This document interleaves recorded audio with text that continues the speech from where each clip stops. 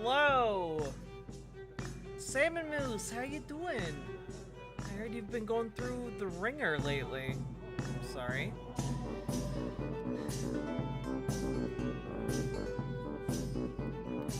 Good evening, Ashley. Hello, Gamer G. Hello, it's Aurora. Hello, Punky Gal. Hello, Vacant Zero.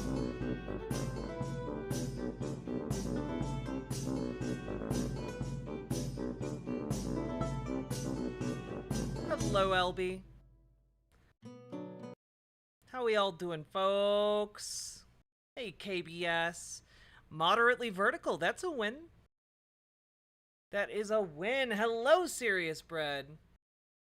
Hello, Archangel DeCab. Hello, VCC TV.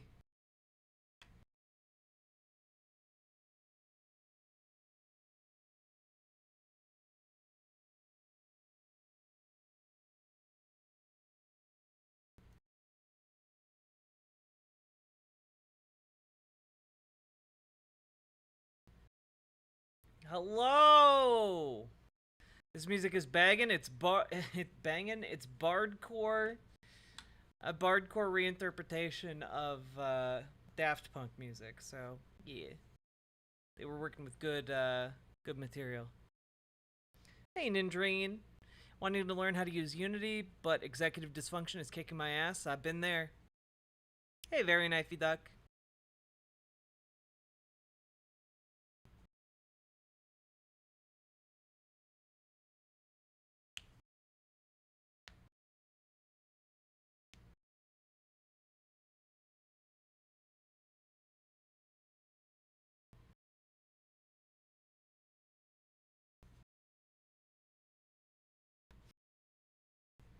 How we doing? Let's see.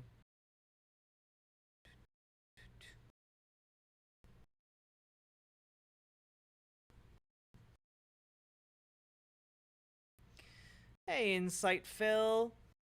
Just got here from Twitter. I know. It's okay, Insight Phil. Welcome. Hey, Irked. I know when you're going to eat. That's when I come. To destroy your plants and everything you love.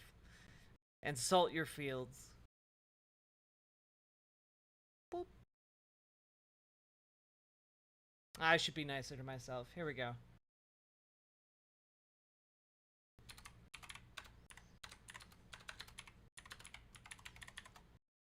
There you go. Also, JBP is going insane. I mean, like, more so than usual. I feel like Pride Month this year broke Jordan Peterson.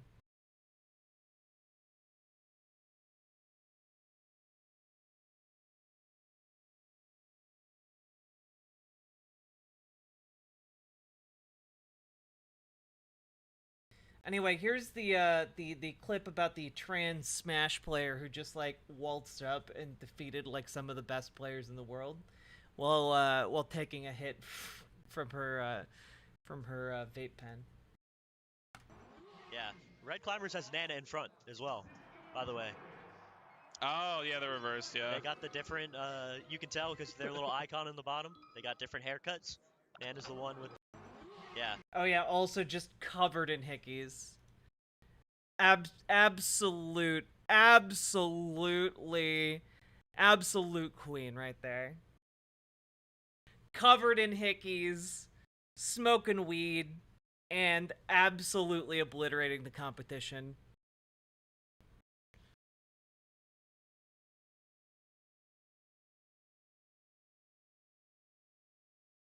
Yeah, the Giga Queen.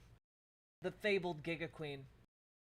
The one to fulfill the prophecy. Also, before we get really started, chat, I wanted to, like, ease into it, but first, just, like... There's this YouTuber named Kidology. I think we went over one of her videos at one point. and she's just fucking weird, y'all. She's weird. She's weird as hell, and I don't know. I don't know if like there's like brain issues going on, or if like I don't know what her deal is. Usually I can get a pretty good read on people, but kidology is weird, and like I'm just gonna throw this one out here, okay? Um a couple days ago she tweeted J.K. Rowling is the left's Dylan Mulvaney. Both sides are obsessed with the caricature of them, deflecting, using them as scapegoats for the real issues at hand. Just like Dylan Mulvaney isn't killing your kids, J.K. Rowling isn't killing trans people. And like,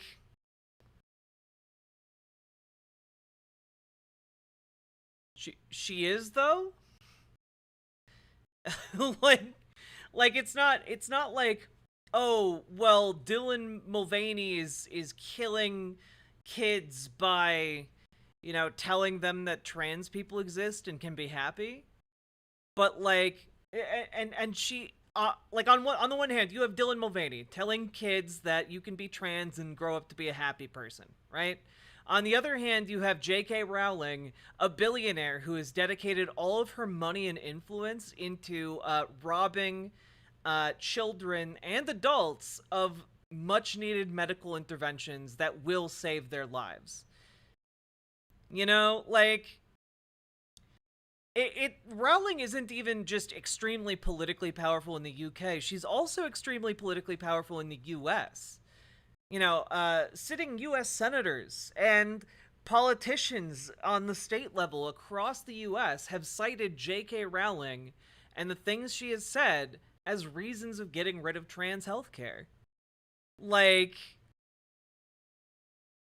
it's not remotely comparable.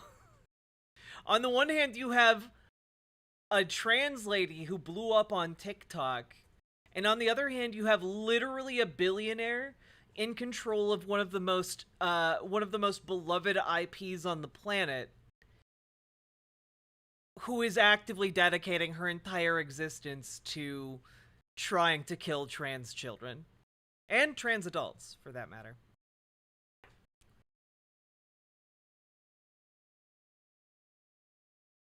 Yeah, did you like the soft food I got you? Like you were a fan?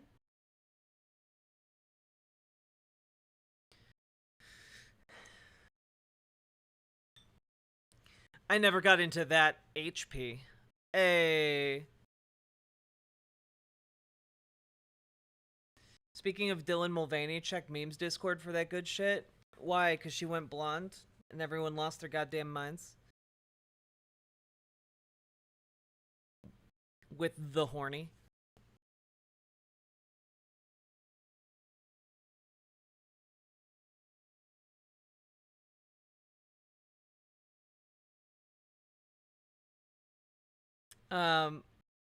She's not pulling the trigger, but she's aiming the gun. Yeah, I mean, like, it's not even stochastic terrorism in Sightfill. When it comes to J.K. Rowling, she's just funding initiatives that directly lead to trans people dying, you know? Hey, Lizzie Nepon. Like, like, yeah, if you're funding and lobbying the government of countries when you yourself have the budget of a small country, like, you're gonna exert some political influence and be able to rob people of their civil rights if you are powerful enough to do so, you know? But she's not a Nazi. Yeah, she just supports, you know, the Barbie Nazi. You know, the Kelly Jean, I think. You know, who had the Barbie, like the Nazi Barbie profile picture.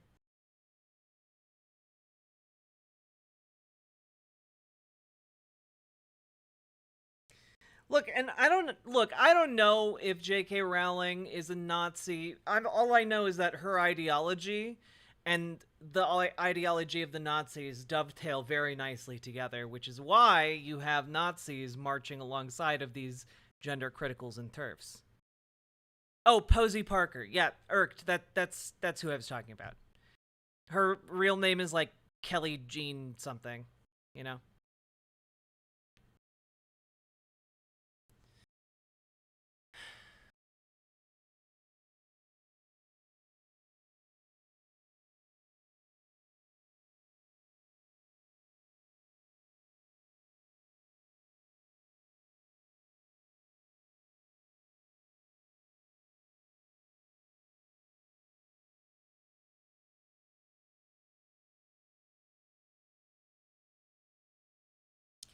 Oh, well, Punky Gal, Meatball Ron isn't a Nazi.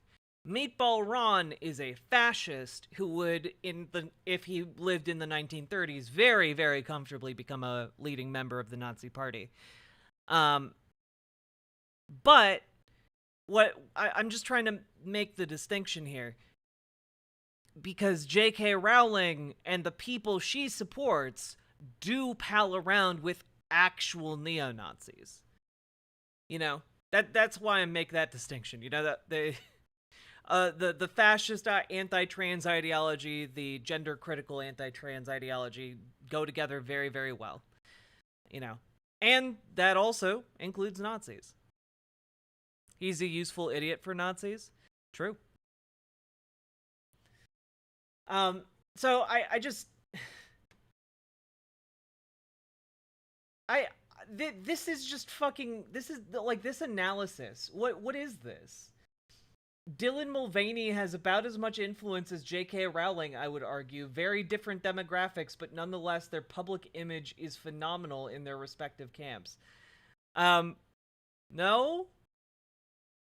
I'm sorry, did Dylan Mulvaney get, like, a fucking theme park ride and 7 of the most, like, expensive and big, box office Hollywood hits of all time?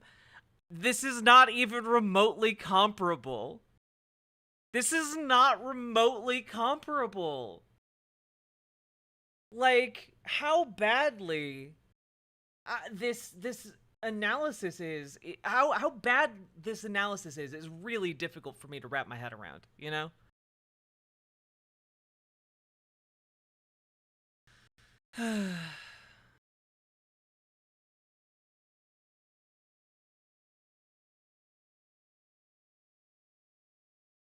Oh, we got friend of the show, Nominal Naomi. This analogy isn't it. Rowling funneled billionaire money into creating a domestic violence shelter which deliberately denies aid to even the most vulnerable of trans women who are victims of abuse, even though there exists no cases of trans women abusing such resources in the UK. I mean, I don't know that this is necessarily the counter argument I would go with. I feel like you guys just heard the counter argument I would go with.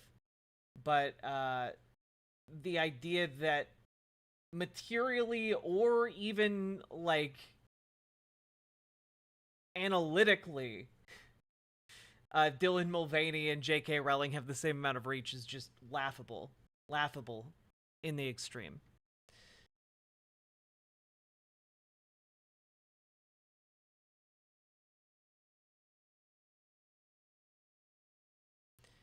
Yeah, I'm not... Chat, I'm not... Chat, is this how today's gonna go? I'm not saying that Ron DeSantis isn't someone that Nazis would flock to. Because of course he is. He's a fascist.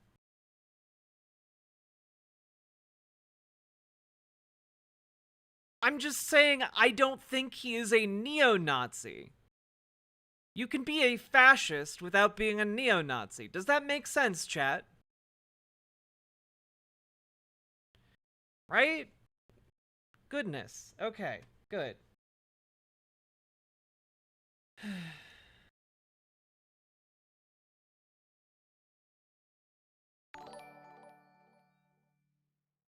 Enlightened centrism as a disease. God damn. Carl Marky Marks, thank you for the tier 4 subscription. That is incredibly generous of you.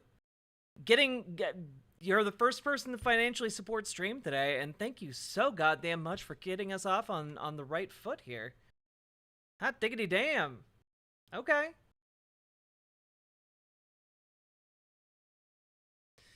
Do do do do do do do do do do do do.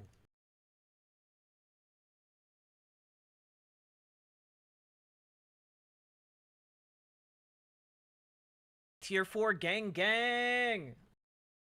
All right. Anyway, there wasn't much more for me to say about Kidology. Mostly just like what a fucking idiot. I'm sorry, like, man.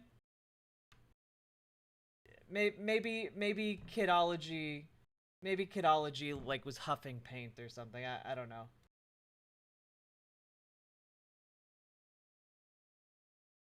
Today, by the way, today I learned that I'm apparently blocked by Kaylin Conrad. Oh well. I know a lot of you people like them. They seem cool. Why? I don't know. I've never interacted with them on Twitter. Who? They're a lefty YouTuber. What the fuck is with all the drama lately? I don't know.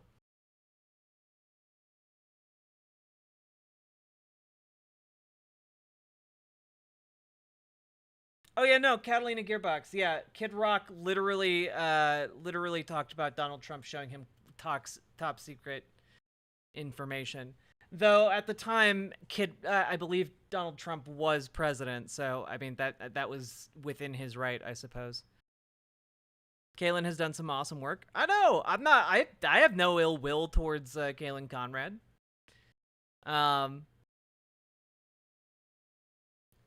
Check out their YouTube channel. Blocklist very likely, I'm sure, at some point.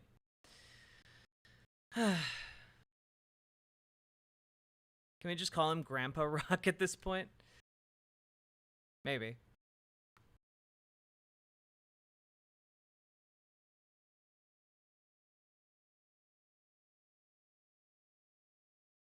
Fascism is the Baskin Robbins of shit. True.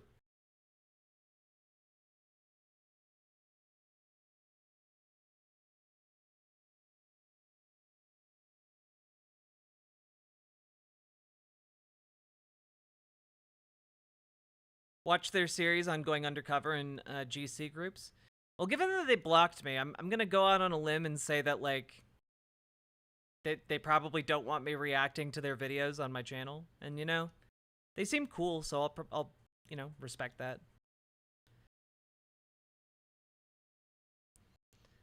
But yeah, I've watched a couple of Kaylin Conrad's videos because of what you guys have said, and they're good. Hello, Metal Kitty Mom.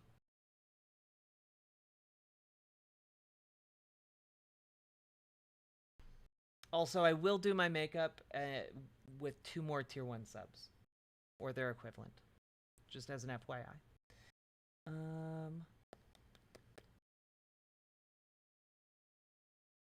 Poggers. Alright.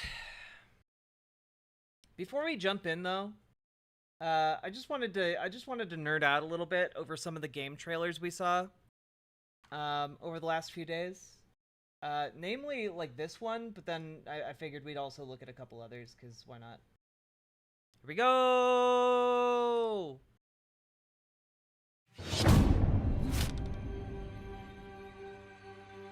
I'm so excited! Cities are incredibly hard to make in RPGs because you have to make sure that every single nook and cranny has something to do. You have to make sure that it's different, so you have to be incredibly creative. Given that the name of the game is Baldur's Gate, the city was really going to be the thing that people were going to be talking about. The city of Baldur's Gate is seamless, which it originally wasn't. You only can judge the game when you have all the components together, and if the mix doesn't work, we start over. At some point, he said, like, can't we just connect everything?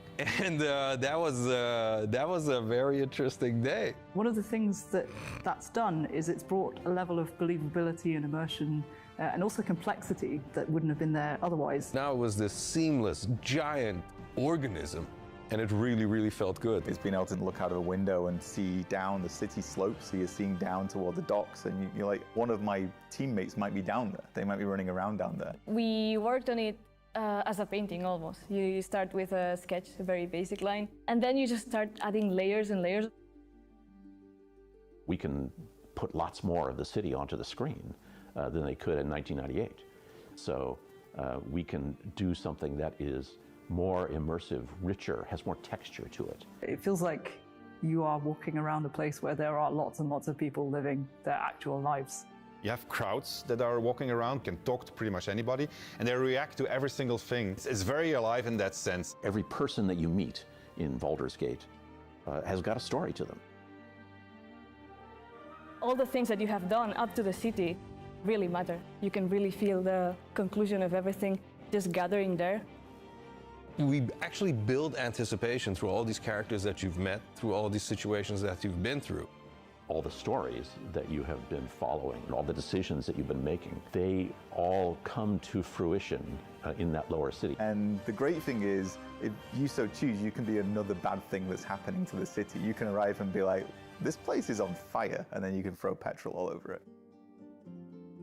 During production, we felt like the city was our destination. We spent, I think, 3 times, 4 times as much effort on the city than we originally planned. But the feeling of walking in there is just fantastic.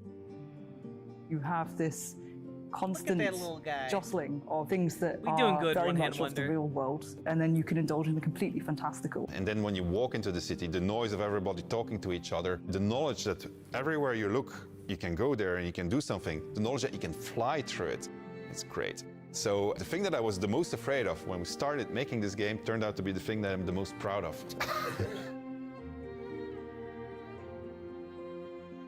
It's just so cool.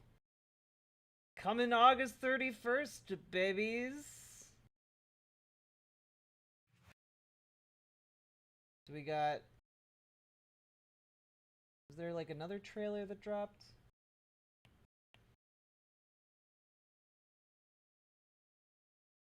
Damn.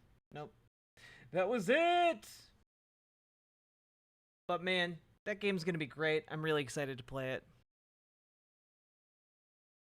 Also, this happened? Finally doing this, are we? Because I was going to make a sandwich. Okay. Let's do it. What do I think about heroes? Well, we've all seen them, haven't we? Swanning about the place with their disproportionately high cheekbones and comically massive weapons. Wanker. Roughing up bandits, because they like to rough up bandits, don't they?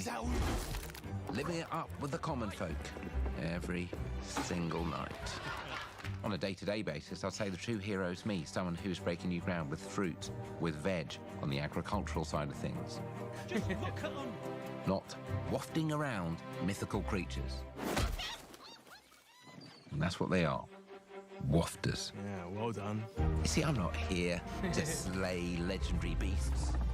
I'm here to conquer the vegetable, not a euphemism.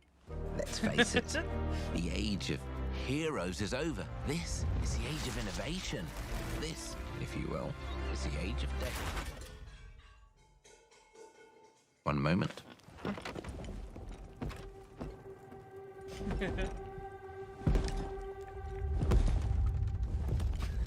This is awkward. Yeah.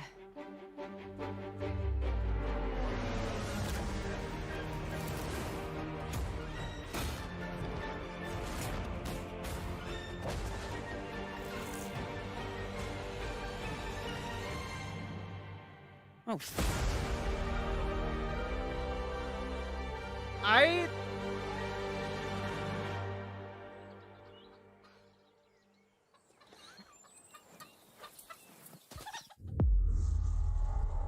Like, I have no idea what that game is. Like, I love Fable. But, like... What was that? Like, what was the actual game here? You know? There's another trailer like this that looks cool, right?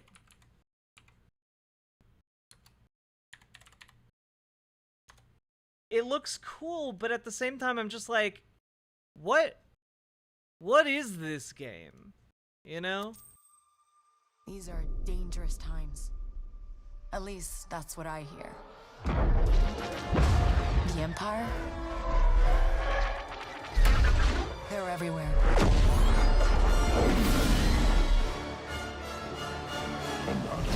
But the world here belongs to the syndicates.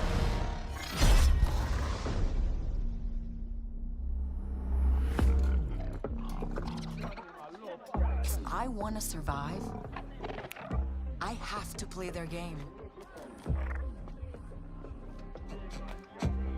Hey, Ragdoll Kelly. Looks like I'm all in. She's in here somewhere. On second thought, I'm out.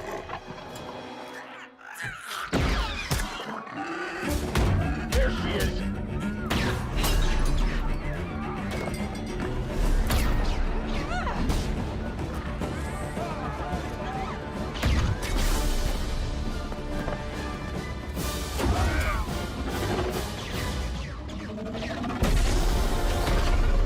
I've been held back my whole life.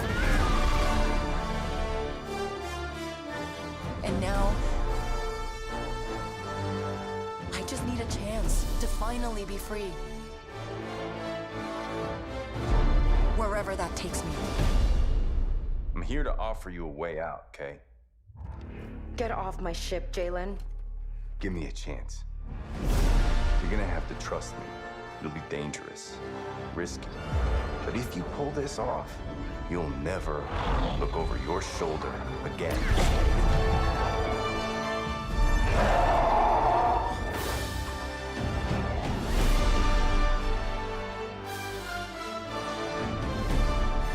The underworld shows no mercy. But it's a big galaxy out there, and I'm gonna risk it all.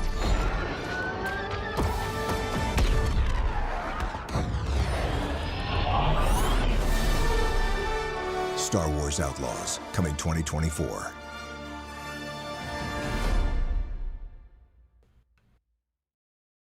And yes, Jalen was from Dark Forces. So they're bringing back like one of the old school.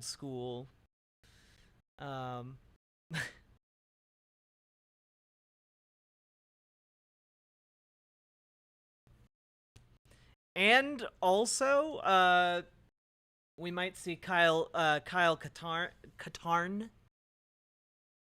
So that could be cool.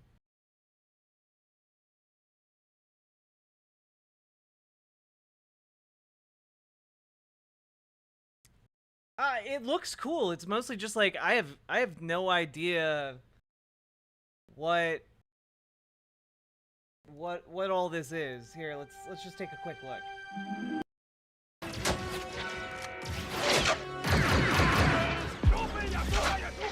Hey, Nick!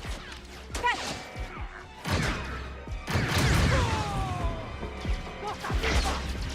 This is getting bad.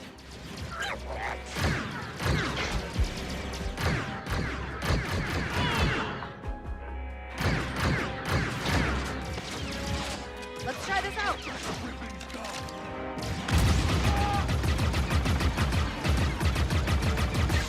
Dick Ferrick! Stop her.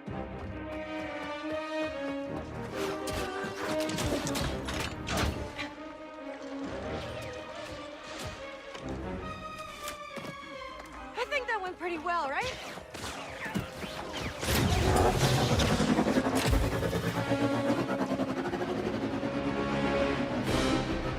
It's pretty cool. Oh, these guys don't quit.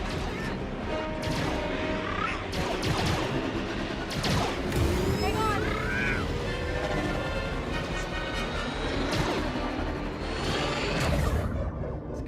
like Star Wars RDR. Yeah, that's actually exactly what this seems like, Stephanie. That was close. ND5, I got the package. Where are you? Waiting for you at Jauntus Hope. Were you seen? I said I got it. What else matters? Should I assume we won't be working for the Pikes anytime soon? Well, they'll probably forgive me. Comforting.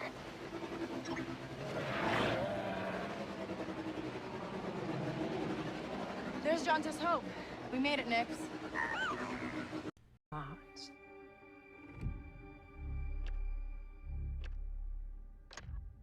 Thanks, but I'm smart enough to get myself out of trouble. You pay the tax just like everyone else. Whoa, kid, let's just relax. You won't make it off to Shara alive. Maybe.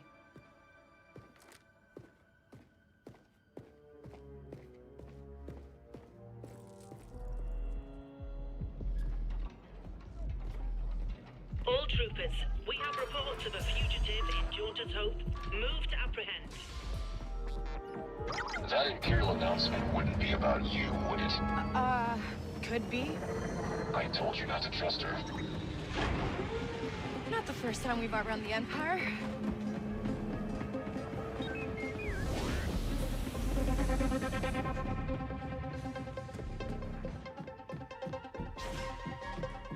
We need to leave. Yeah, no kidding.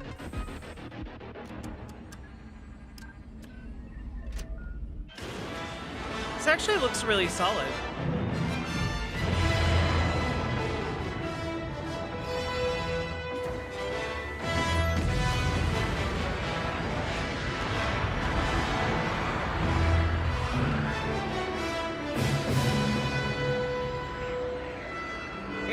It's literally Red Dead Redemption with Star Wars. And honestly, I'm kind of here for it. Oh, are we good? Nothing on the sensors yet. Anybody on the sensors now? TIE fighters on us. Got one. I feel inclined to remind you that we should shake the Empire quickly. Thanks, I'm working on it.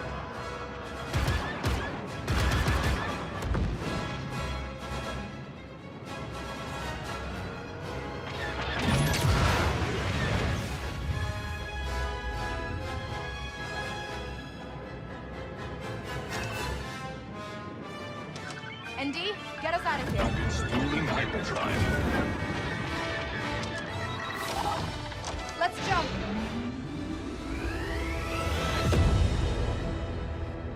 LB, I think the difference would be that this is an open world game. So you can just like dick around. We made it.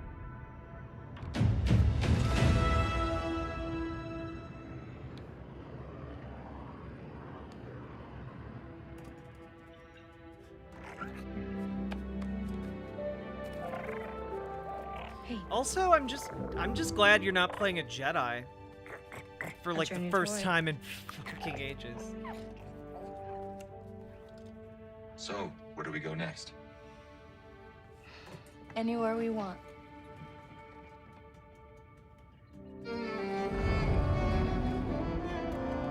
Why is the droid wearing a coat? Why not? Are you some kind of droidist?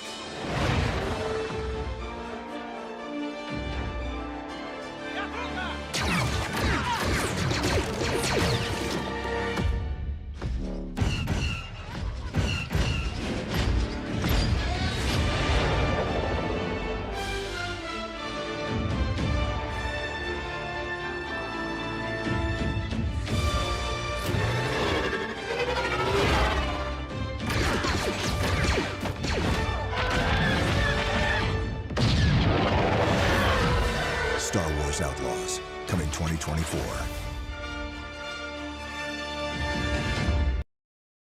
Well, that at least gave me an idea of what that looks like. I like the reprogrammed BDX. I don't know what BDX is.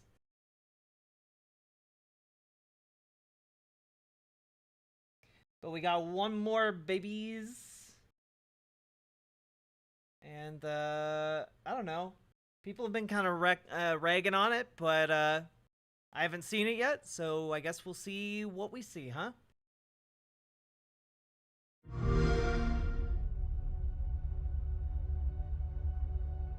Humanity has always hunted for knowledge in the unknown. The wonder is, not that the field of stars is so vast,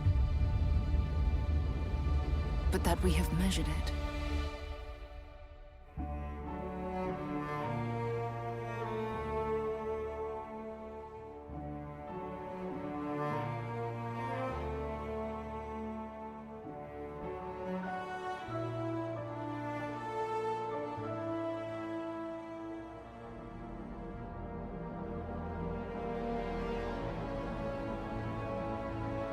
We're all here because we're committed to the biggest question of all. What's out there?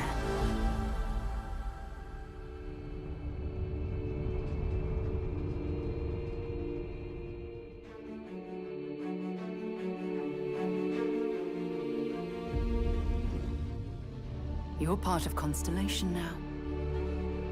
Part of our family.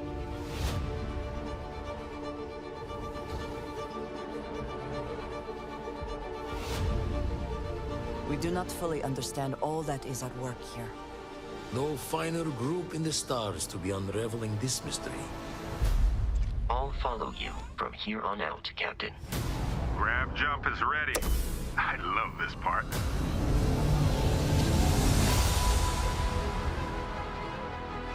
These artifacts could be everything we've been looking for. Another great secret the universe is asking us to unravel. Human settlements throughout the galaxy could be at risk.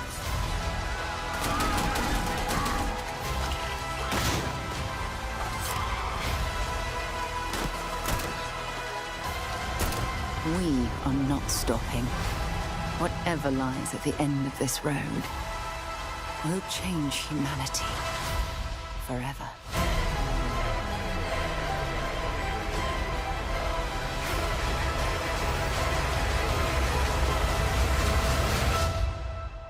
This is where we belong.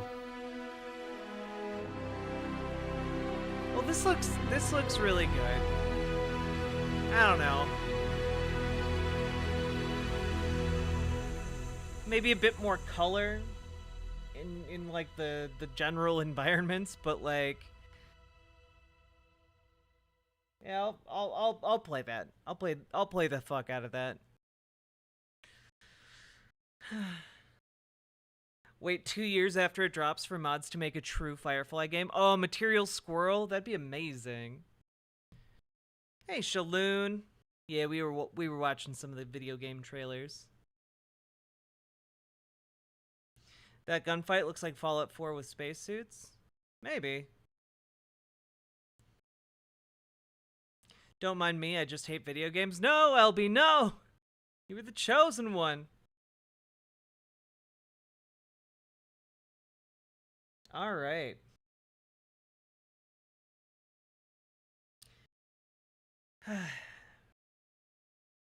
Why does everyone like Firefly so much? 'Cause it's a pretty good show.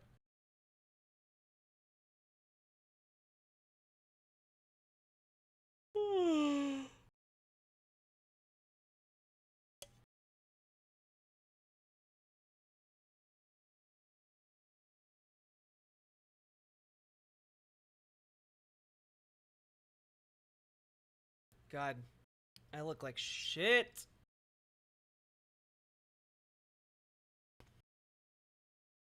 Sorry, folks. All right, how we doing? It's true. Firefly isn't as good as Cowboy Bebop. You look good? Nah, I've done so many things today. I didn't have time to actually make myself look good. It is a Cowboy Bebop ripoff. But you know, that's okay. Well, tomorrow, chat, I know I look fine. I don't want to look just fine when I do my show. But all right, tomorrow, chat, Donald Trump is going to be arraigned. It's going to be an interesting day for sure. Expect a lot of conservatives mauling. And frankly, I will be streaming throughout the arraignment. And let's just get a kind of a preview of what things are going to happen tomorrow, okay? Former President Donald Trump arriving in Miami today ahead of his historic initial $5 appearance dono. in federal court tomorrow on charges he illegally took classified national security documents when he left the White House and conspired with an aide to hide them from investigators as the former president calls for protests. They have to go out and they have to protest peacefully. Security is ramping up at the courthouse. Believe that people should have the right to express themselves, but we also believe in law and order. On the campaign trail over the weekend, former President Trump calling himself the victim of a political prosecution. This vicious persecution is a travesty of justice. While slamming the special counsel in charge who insists we have one set of laws in this country and they apply to everyone. the 37-count indictment accuses the former president of storing highly sensitive materials, including on the nation's nuclear programs, in unsecured boxes in a bathroom and on a ballroom stage at Mar-a-Lago, showing them to people on 2 occasions and defying the government's efforts, including a subpoena to get them Trump will be arraigned at 3 p.m. Eastern time, by the way. back. The former president's ex-attorney general weighing So, in. 2 p.m. If even night. half of it is true, then he's toast. 2024 Republican rivals and GOP lawmakers largely standing by Mr. Trump, pointing to President Biden's ongoing documents investigation. The idea of equal justice is not playing out here. While legal analysts stress there's a key difference in the Trump case. It's the refusal to give them back. It's the obstruction. As the unprecedented allegations roil the political landscape, security officials bracing for a first-of-its-kind courtroom appearance. In Washington, Alice Barr, NBC News. Yeah, we are going to be we're going to be covering this, chat. We will be live taking a look at everything that is happening tomorrow. Even the guy who rigged the Russiagate investigation thinks he's screwed. Damn. Yeah. It's going to be rough, guys.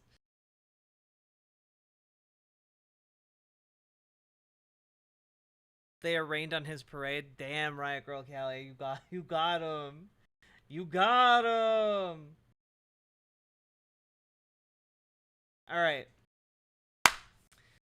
Chat, we're going to start with one of our first stories of the night. Trigger warning, child sex abuse. So, yeah, brace yourselves.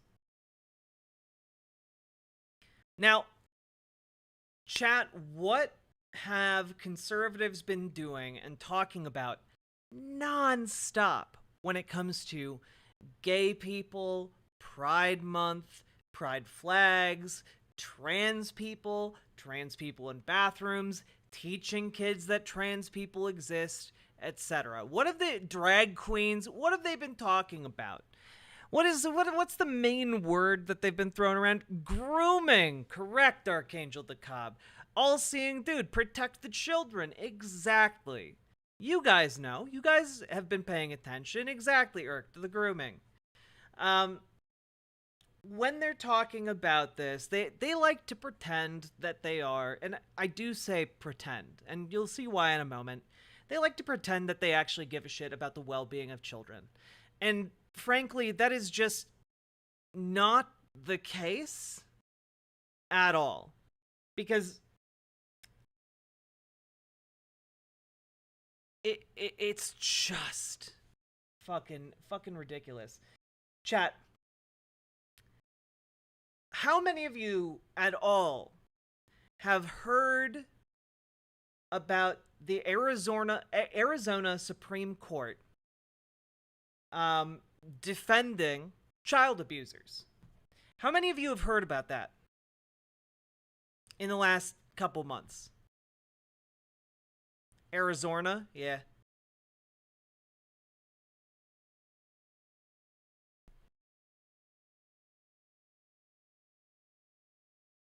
Read about this all earlier? Okay. Think so? Okay, well we'll get into it, okay? Arizona court upholds clergy privilege in child abuse case. This happened back in April, chat. Back in April of this year. And I haven't heard diddly squat about this. Diddly squat. All of these people squawking and posturing like they give a shit about the well-being of children. Weirdly, not talking about this. Weirdly, not talking about the actual institutional defenses of child sex abuse. Let's read on. The Arizona Supreme Court has ruled that the Church of Jesus Christ of Latter-day Saints, Mormons, can refuse to answer questions or turn over documents under a state law that exempts religious officials from having to report child sex abuse if they learn of the crime during a confessional setting. A lawsuit filed by child sex abuse victims accuses the church, widely known as the Mormon Church, two of its bishops and other church members of conspiracy and negligence in not reporting church member Paul Adams for abusing his older daughter as early as 2010.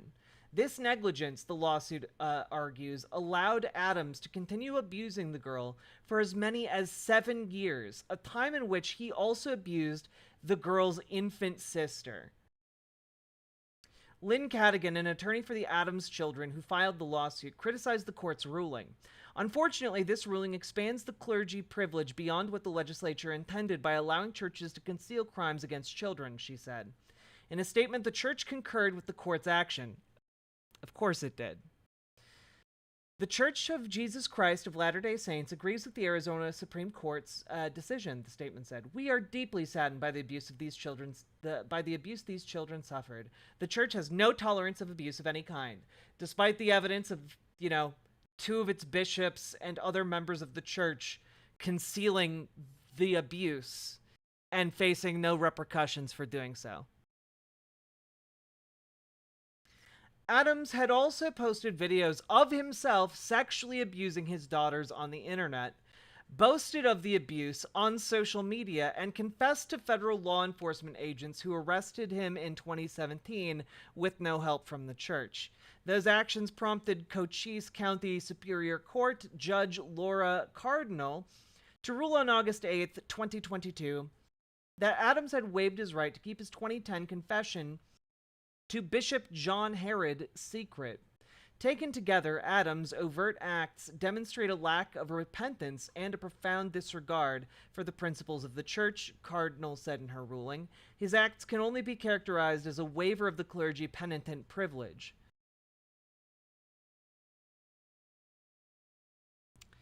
Clergy in Arizona, as in many other states, are required to report information about child sex abuse or neglect to law enforcement or child welfare authorities. An exception to that law, known as the clergy penitent privilege, allows members of the clergy who learn of the abuse through spiritual confessions to keep the information secret.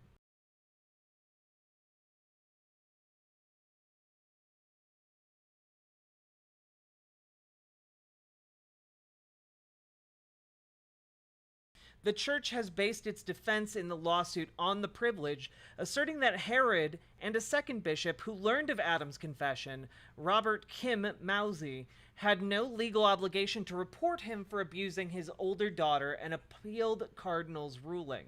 On December 15th, the Arizona Court of Appeals ruled in favor of the church, saying it did not have to turn over disciplinary records for Adams, who was excommunicated in 2013. The appeals court also ruled that a church official who attended a church disciplinary hearing could refuse to answer questions from the plaintiff's attorneys during pretrial testimony based on the clergy penitent privilege. Essentially, chat, if you could reasonably or plausibly claim that you learned information as a result of someone's confession, you can, under this law, simply refuse to testify about it. You can simply not provide any of the documentation related to it. You can simply pretend it never happened. And even if authorities know that it happened, and they know that you're lying, and you concealed horrific crimes against children, well, that's the church's business, not the business of the U.S. government. Certainly not the business of our criminal justice system. So they are just protecting abusers? Yes. Yes.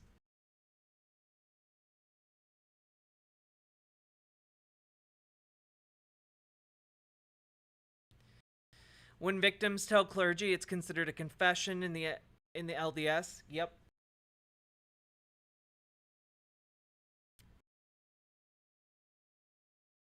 Lawyers representing the Adams girls and one of their brothers took the case to the Arizona Supreme Court, where they did not prevail, according to the April ruling. In an unusual move, Cadogan said attorneys for the three Adams children intend to file a motion asking the Supreme Court to reconsider its ruling.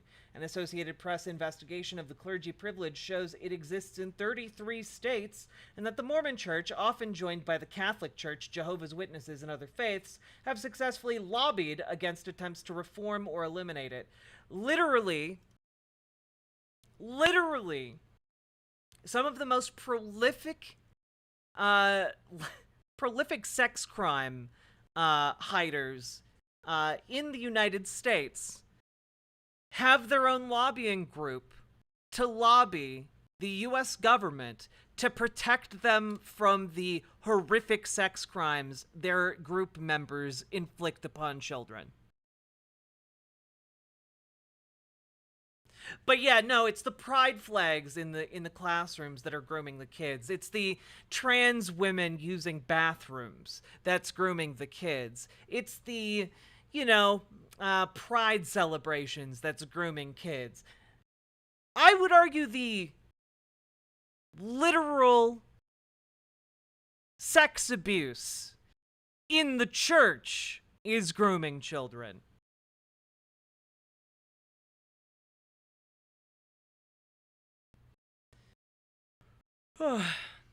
Hollow Knight, you say I'm gay and no one likes that? That's interesting because your mom really liked it last night.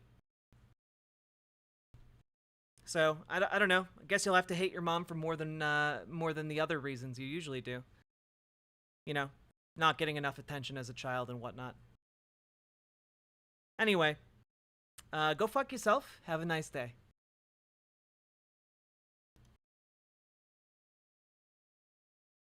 Clergy literally have child molestation insurance now? Oh yeah, of course. Of course they do. Yeah,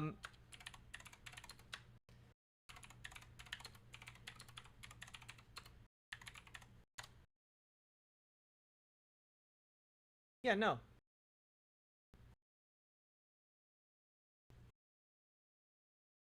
Chat. Let's see, can I turn off my ad block? There we go. Chat. Here we go. Look at this. 7 facts about child molestation insurance coverage and cost. Church molestation insurance is a policy designed to protect churches and religious organizations from financial and legal risks associated with claims of sexual misconduct or abuse. Church molestation insurance typically covers legal fees, settlements, and judgments related to claims of sexual misconduct, abuse, and assault. It may also cover counseling or therapy for victims and can provide coverage for defense costs even if the claims are groundless.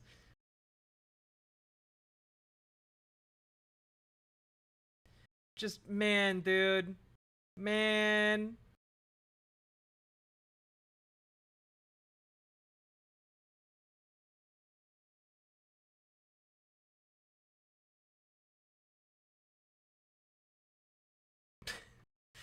Another important benefit of church molestation insurance is reputation protection.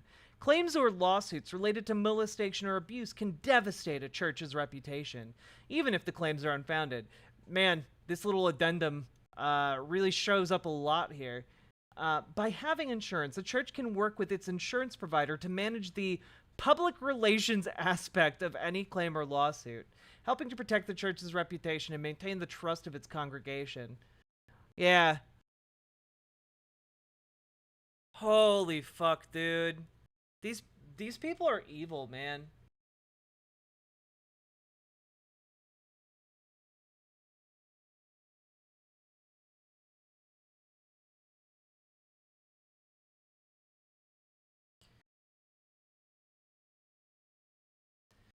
Instead of actually taking any type of responsibility for what the structure of their organization has done, for what horror they've inflicted on their communities, instead of taking any responsibility for that, they just get insurance. Throw money at the problem, I guess.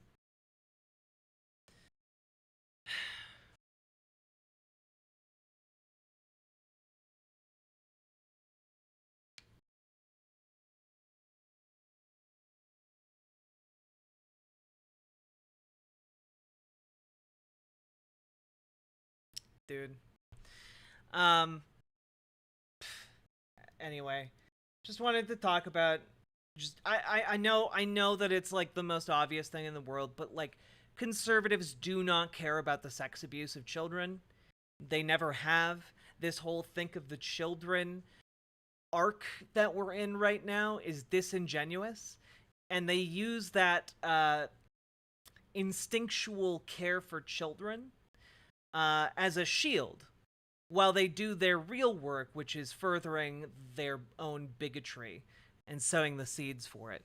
You know, it's the bigotry that makes them point at drag queens and go, "That's grooming children," while just completely ignoring the fact that like their church congregation supports and pays for child molestation insurance at their local church. You know, like they don't give a fuck about this.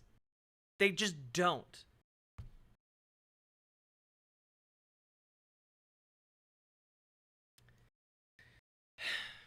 Speaking of, let's talk about a more recent story that also includes the exploitation of minors.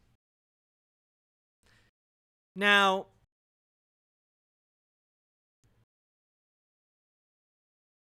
in West Virginia, there is a certain training program called the Junior Trooper Academy, or at least there was until a few years ago in 2020. What that meant was that in the state police of West Virginia Academy, there would be children who were teenagers coming in as part of their Junior Trooper program. Okay? Well, you know what the administration of the West Virginia State Police Academy thought would be a good idea? They thought it would be a good idea to set up hidden spy cameras in the women's changing room. And then disseminate it amongst the higher-ups at the academy.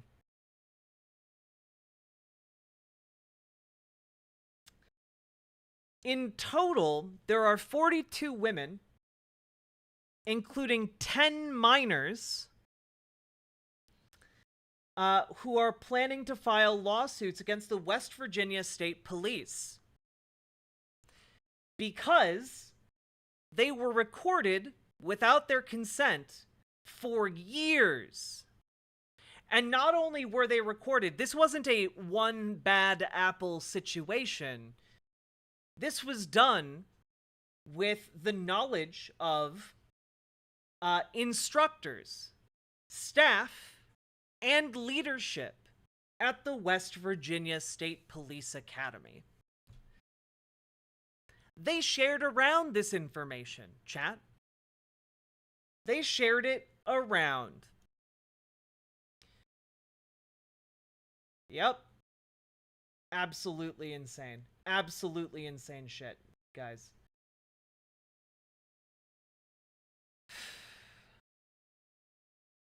On March 20th, West Virginia State Police Superintendent Jan Cahill resigned from his position, and West Virginia Governor Jim Justice appointed Jack Chambers to the position. All of these women were victims of a civil conspiracy perpetrated by instructors, staff, and leadership at the West Virginia State Police Academy, the letter states. Accordingly, these women will bring suit seeking all available damages under law. The lawyer in charge of this case, Torreseva, says these women that were videotaped have experienced varying levels of physical and emotional abuse, as well as the, obvious violation of recording them changing. Yep. So here we go.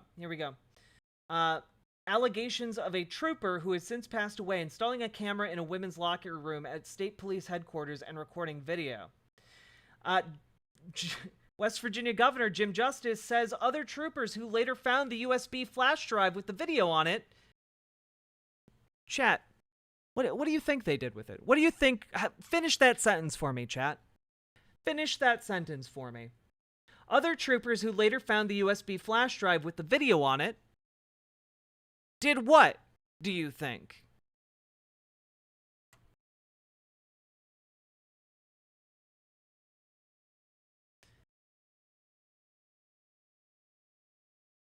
Did they turn it in? Distributed it? Shared it? Sold the content on the dark web? Nope. Mint Kuro got it right. The troopers who found the USB flash drive with evidence of police malfeasance allegedly threw it on the floor and stomped on it, destroying the evidence.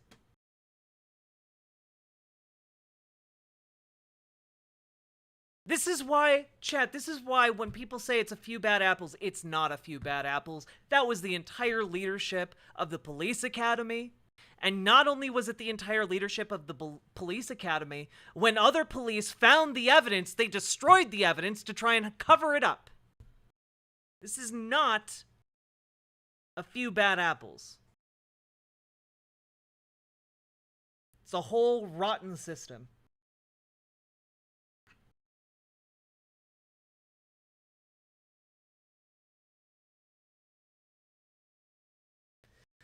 According to Torreseva, the women say they have suffered anxiety, humiliation, annoyance, inconvenience, invasion of privacy, emotional distress, pain, suffering, mental anguish, loss of ability to enjoy life, and other damages. And you know what? I'm sure all of that is true. This is fucking absolutely insane. Would cops really do that? Something bad?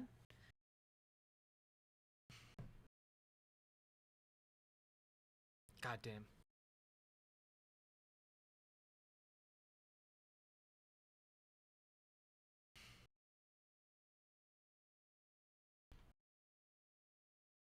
Just replace police with robots? I don't think that would improve anything. I think the robots would kill more people. It's a few good apples? Maybe.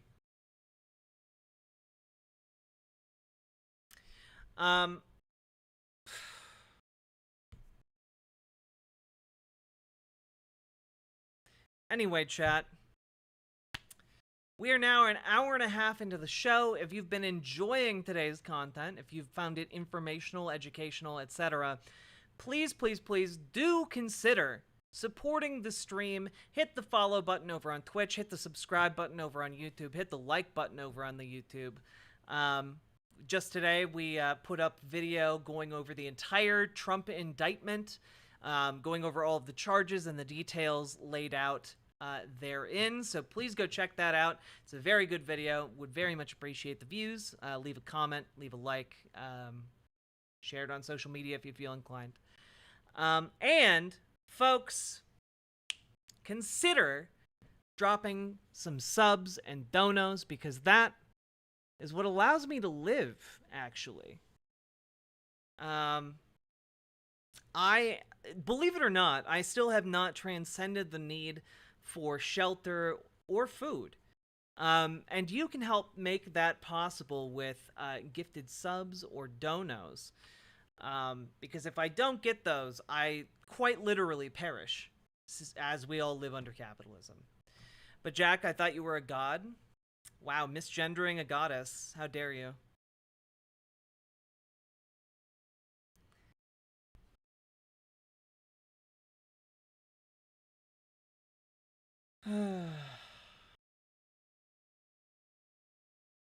And I will be right back.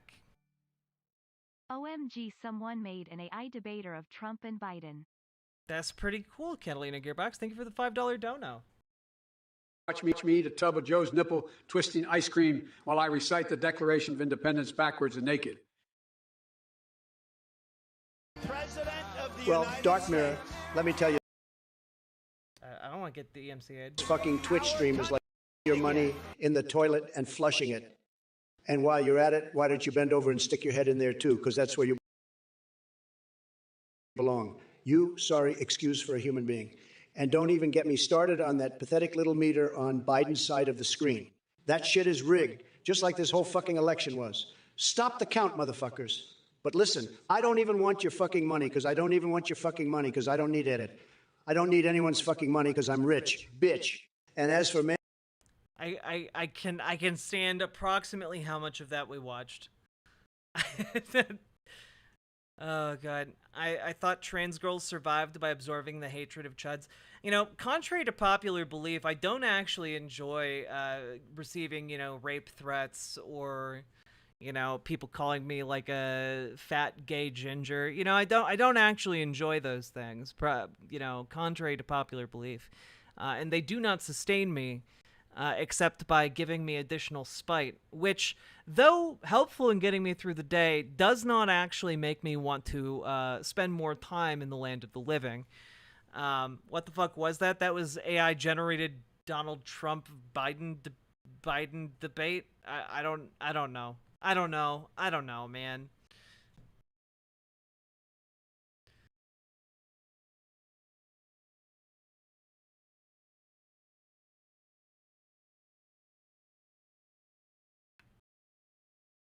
I don't know.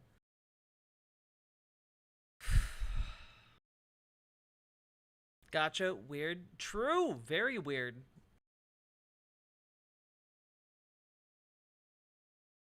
Now, chat. I figured it's been a while since we checked in with our friends at The Hill. So, let's see what The Rising and The Hill are up to these days, huh? You know? Let's see what's going on here. A couple days ago, they did a story about Nike Designs Trans Kids Collection, a report. Huh. I wonder what this is about. According to reports, Nike is set to launch a gender-inclusive clothing line for children this summer called Kids One Fit. The Daily Wire obtained leaked internal email. Oh, good. We're referencing the Daily Wire and the Post-Millennial as sources now. Everything's going well over at The Rising, I see. From the athletic wear giant that disclosed it's part of a pride campaign titled Together We Are Undeniable, spearheaded by Nike United Pride. President Biden slammed the rise in anti-LGBTQ+ laws that are sweeping Republican legislators across the country. Here are a few remarks from Biden yesterday at his press conference with British Prime Minister Rishi Sunak. Let's watch. These are our kids. These are our neighbors. It's cruel and it's callous. Not somebody else's kids. They're all our kids. They're the kids, and our children are the kite strings that hold our national ambitions aloft. The White House unveiled measures yesterday in response to numerous GOP-led bills banning child gender transitions and books showing sexually explicit material. What do you think about Biden's comment that the kids are our kids? It's not a very politically popular message. It basically lost Terry McAuliffe the governor's race in Virginia. Yeah, these are our kids. It's very. As he sniffs one's hair. Yeah, Biden is not the best speaker. We know this very well. I think that a better message from a president of the United States would be, we have a lot of freedoms and rights guaranteed by the Constitution. Are you infringing on a family's right to raise their child by denying them medical care that they want their kid to have or health care that they want their kid to have? I don't think that would be extremely controversial, and it might be better messaging than saying, your kids are my kids too, they're all our children, and we should protect them, and that's why I'm against these laws. I think it's really a bad message from Biden. It doesn't seem like one that was even fleshed out by a team. Yeah, it's not good. I gotta be honest.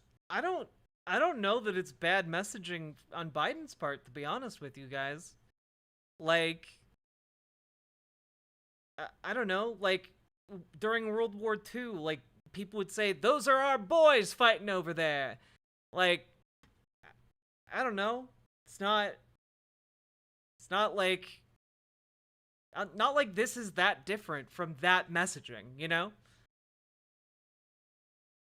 Your message would definitely probably be more palatable to a lot of people who are not as... Like, the main problem with his messaging there was that he's, like, old and delivers things poorly. Like, that's the main problem with Biden's messaging in that one particular instance. But, like, I don't know. It was fine and positive.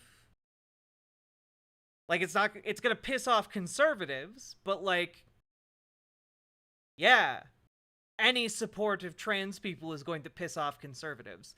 Literally, Biden, like, hung a pride flag from the White House, and, like, every conservative pundit collectively shat themselves in unison. Like, he could hold, like, a little trans pride flag up, and they would literally, like, go blind with rage. Okay? Like, there's no amount of support of trans people that Biden could do that they wouldn't, like, bleed from the eyeballs about. Like, if he wore, like, a little trans pin, like a little trans flag pin on his jacket instead of, like, a little American flag pin, they would call for his execution. You know, like, aggressive on the trans stuff as maybe I am or other conservatives are. But this is like constant messaging from the Democrats that I don't understand why they keep saying it. I mean, Terry McAuliffe saying that parents shouldn't decide what kids learn in school. You have Biden saying these are our kids. I think Karine Jean-Pierre said something similar in a recent press briefing at the White House. And there's a difference between saying that people should be able to have help from the community that they choose to help raise their kids, right? It definitely is a community effort in some cases to... Just as an FYI, holy shit, this is the person that they got? This is the person that they got to host The Rising here. This is Amber Athey? And followed by Jessica Burbank and Crystal Ball. Oh, interesting. Here's the pinned tweet for a book that they wrote. And then here's the first tweet. Literally just saying California bill would charge parents who don't affirm their child's gender. This is evil and demonic. Man, good to know where this person stands. Yeah, you're not as big into the trans stuff, huh? Yeah, no shit, Sherlock. To help raise kids, whether that's your extended family helping you out, daycare, etc. But the idea that the government owns kids is a fundamentally creepy concept for most Americans, and they don't want people like Joe Biden or other... Joe Biden didn't say we own your kids, for fuck's sake. Language comprehension, do they just not teach that in schools anymore? Members of the Biden administration having so much say in their decisions related to their child.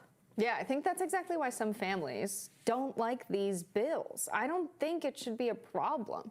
If there's a family, they're raising a child, and the child says to them, I think maybe this should be a part of it, that it's definitely coming from the child, which I can't imagine a scenario where there's ever a parent that says, we're gonna go through a gender transition where the child themselves doesn't want it. However, a minor can't make big medical decisions like that for themselves in the eyes of the law. The parent needs to be involved. That makes sense. I think there should be nothing wrong with putting a child on puberty blockers if they feel that they don't identify with their sex assigned at birth.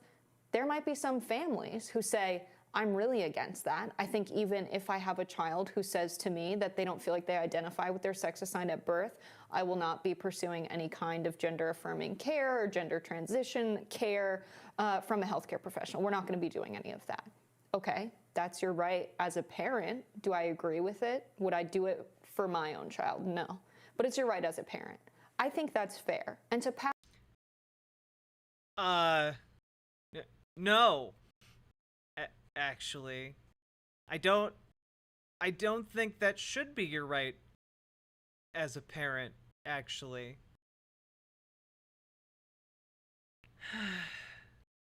Like, if you are denying your child medical care that they need in order to live and survive, I think that should fall under child abuse. The same way denying your child food or water falls under child abuse. Like, you don't have the right to emotionally abuse your child. You don't have the right to neglect your child's real and verifiable medical needs.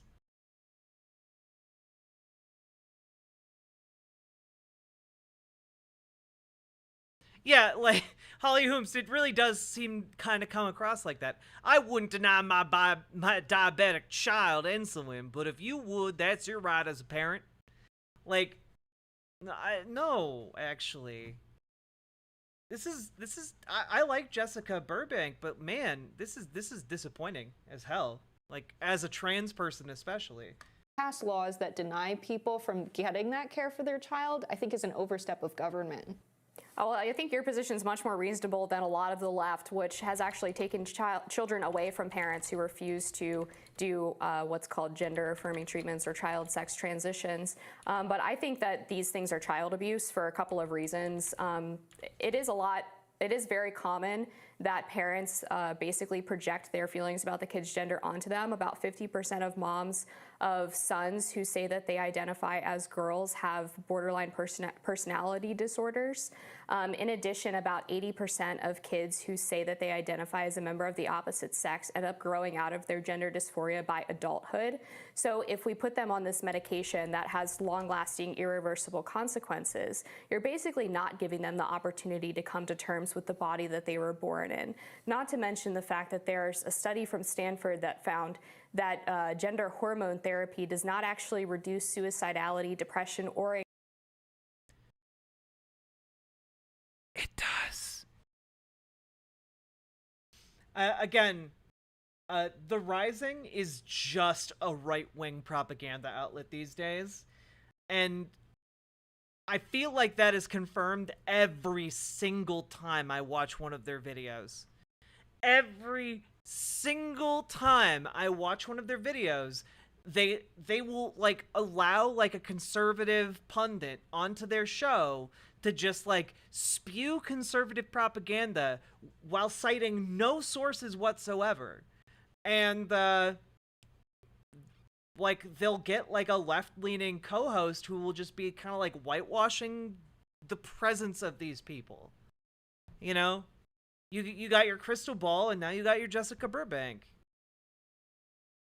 Anxiety in children who get on it who suffer from gender dysphoria. So not only do these treatments not work, but they also have permanent consequences for children, whether it's sterilization, brittle bone syndrome, or mental fog and brain development issues that come. I just want to point out, by the way, I was curious about this because I know Jehovah's Witnesses refuse blood transfusions on religious grounds, right? Sometimes even though it means like their own death, right? They'll refuse blood transfusions.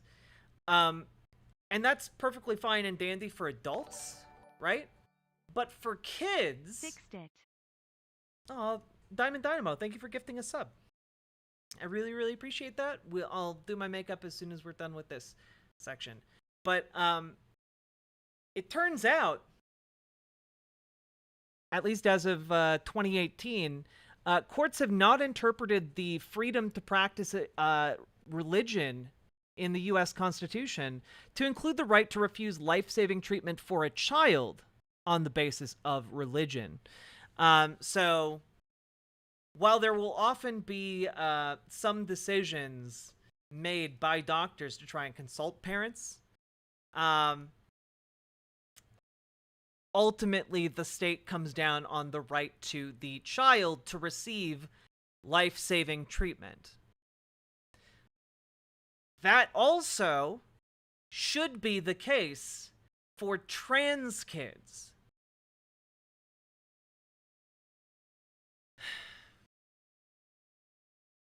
From transitioning from puberty blockers to hormone therapy.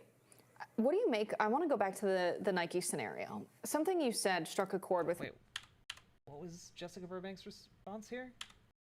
Whether it's sterilization, brittle bone syndrome, or mental fog and brain development issues that come from transitioning from puberty blockers to hormone. Fun fact, did you know that being depressed can also give you severe brain fog? Did you know that, like, fucking hating existing within your own skin because of gender dysphoria can give you a lot of brain fog, actually? Hormone therapy.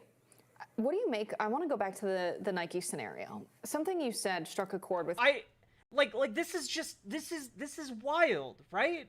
Like this what's her name? Like something Athe. Athe just like goes on a long rant, right?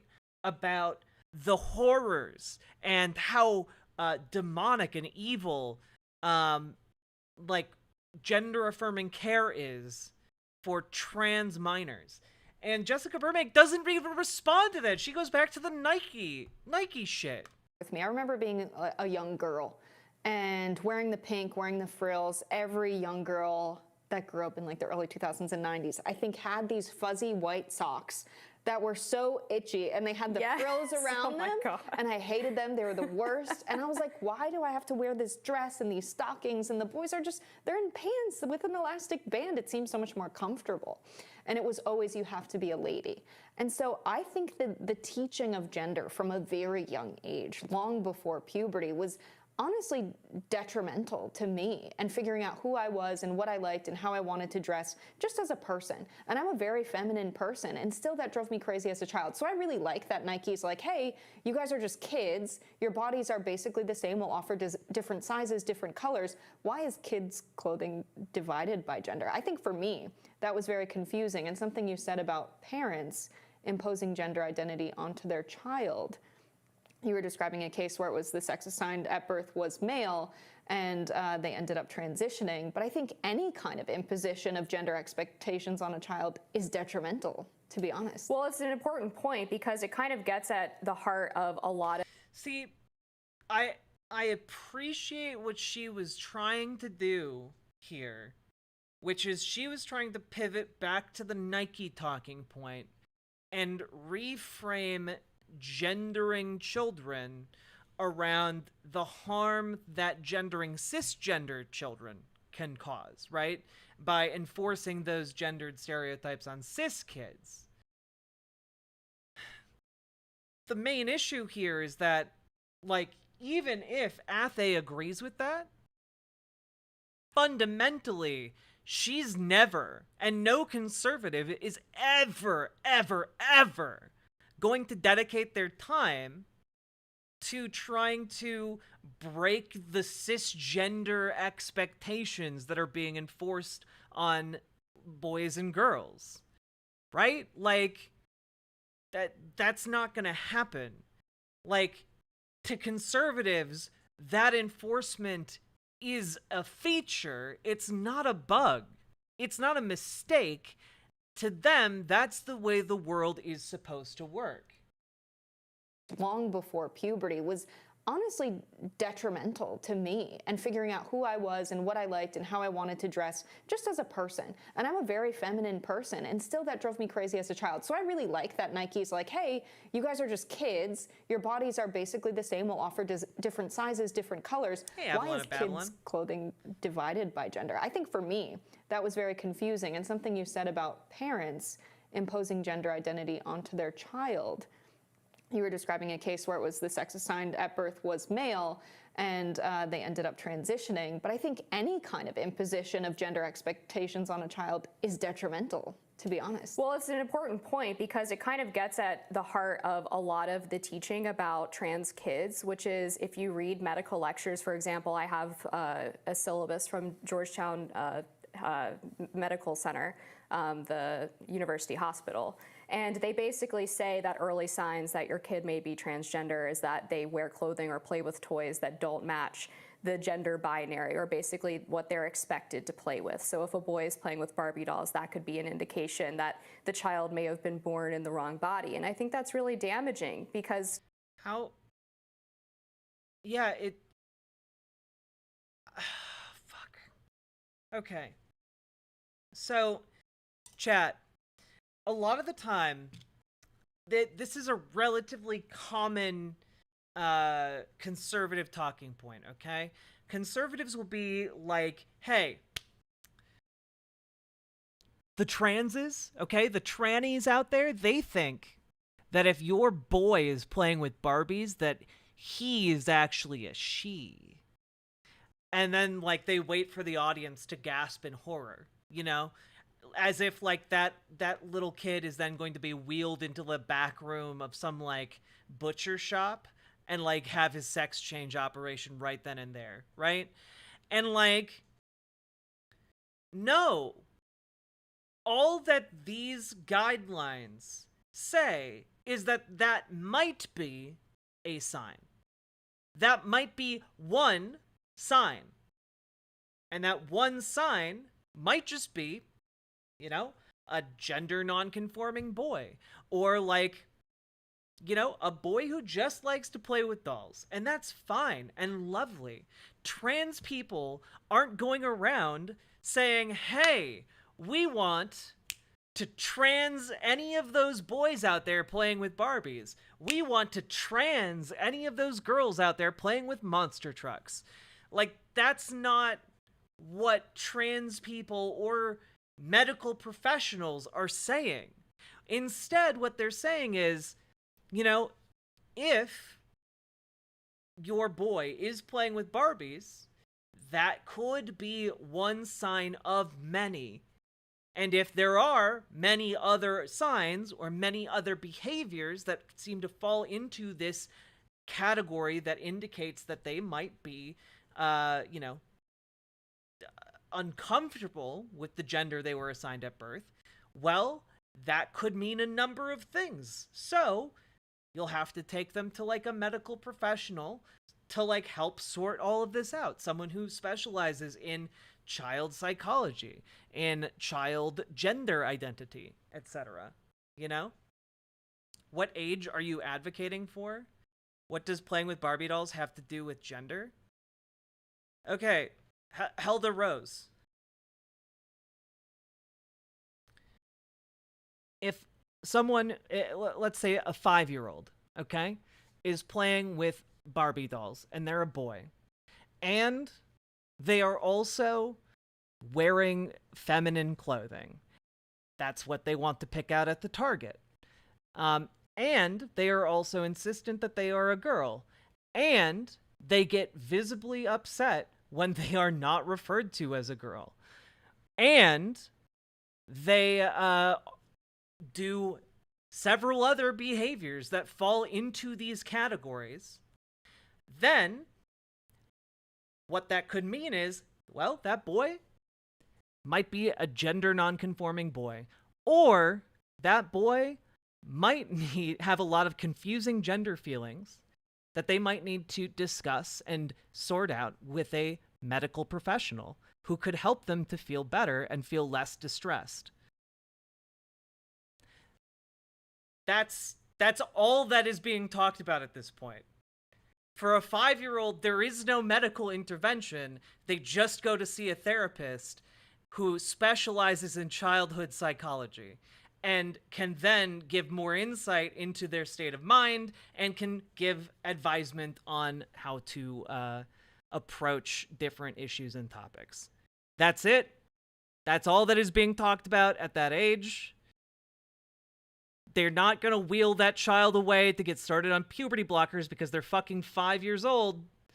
And they're not going to be wheeling them back into a butcher shop to, like, chop off their genitals. Those are entirely different signs? No! All of those signs have something to do with gender identity. Fucking hell, dude.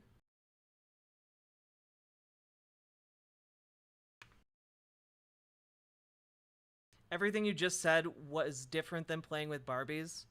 No, there are expected boy behaviors and there are expected girl behaviors in our society. Ignoring that is just brain dead as fuck. Goddamn.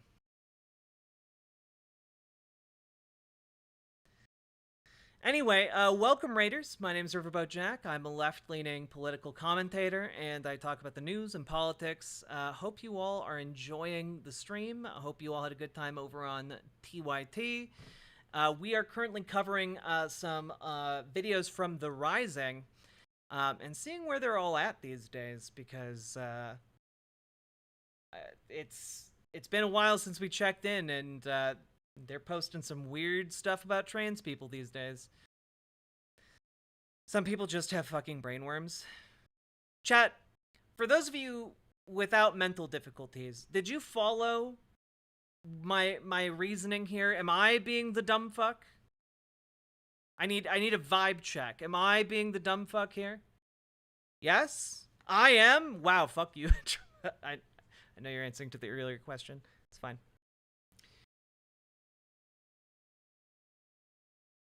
Yeah, exactly, Shaloon. Much like you can have chest pain, and that could indicate a heart attack, it could also indicate, you know, a muscle spasm. It could indicate you pulled some muscles. It could indicate that you are actually having some breathing trouble, you know?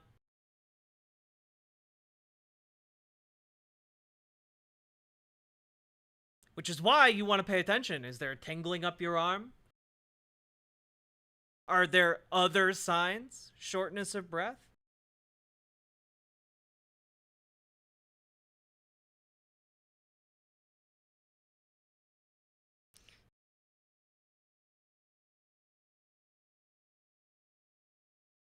Hey, Spitfire.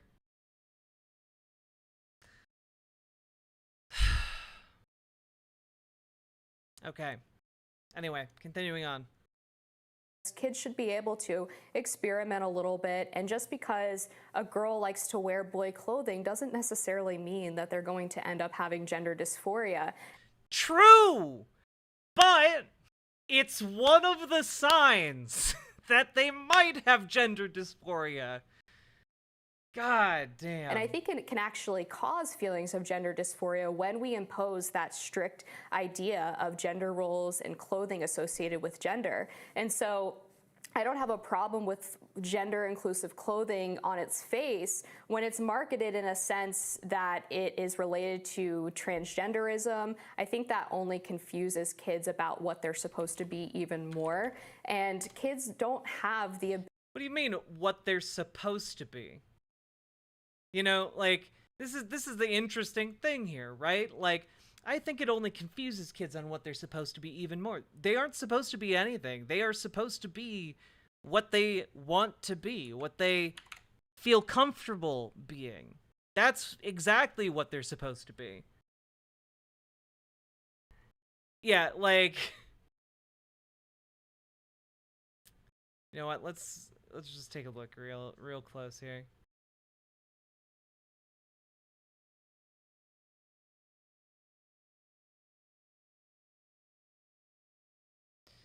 Yeah, this lady, very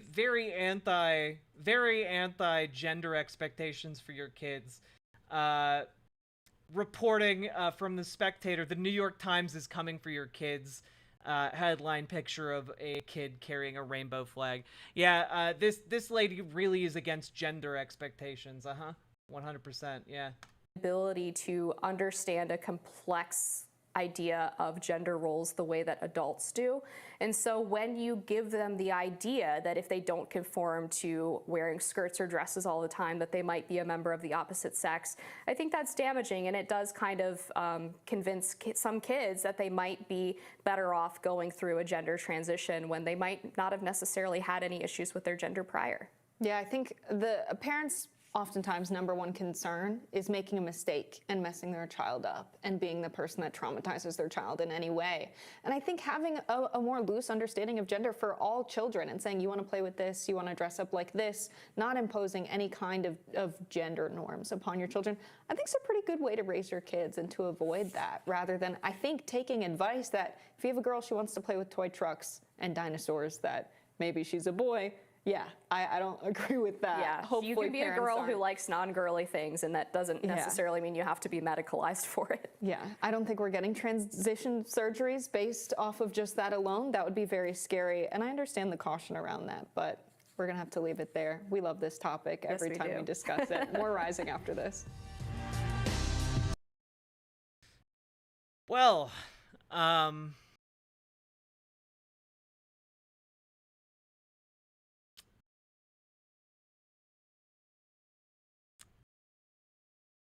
I just have to reiterate, I'm disappointed that Jessica Burbank is allowing herself to be used to whitewash blatant and horrific transphobia. I think she's a good person, but like I think that the Rising is like systematically designed to use good people until they're not useful for the purposes of carrying water for conservative propaganda.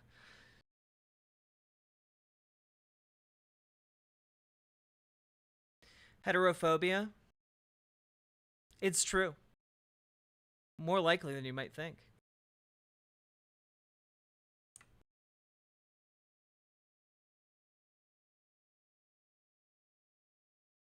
Rising is owned by a huge Trump donor. It's always been a conservative whitewashing project. Can't we just get along?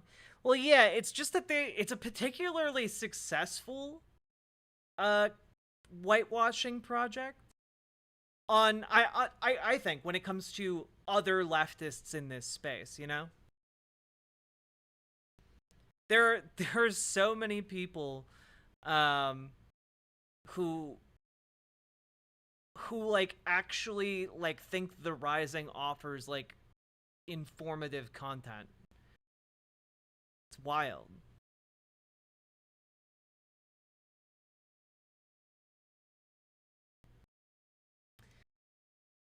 Anyway, let's also take a look at, we got two of the hosts of the Rising.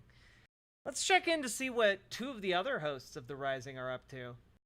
In a video titled New York Times covers for Nazis, Azov Battalion apologist piece stuns Bree and Robbie.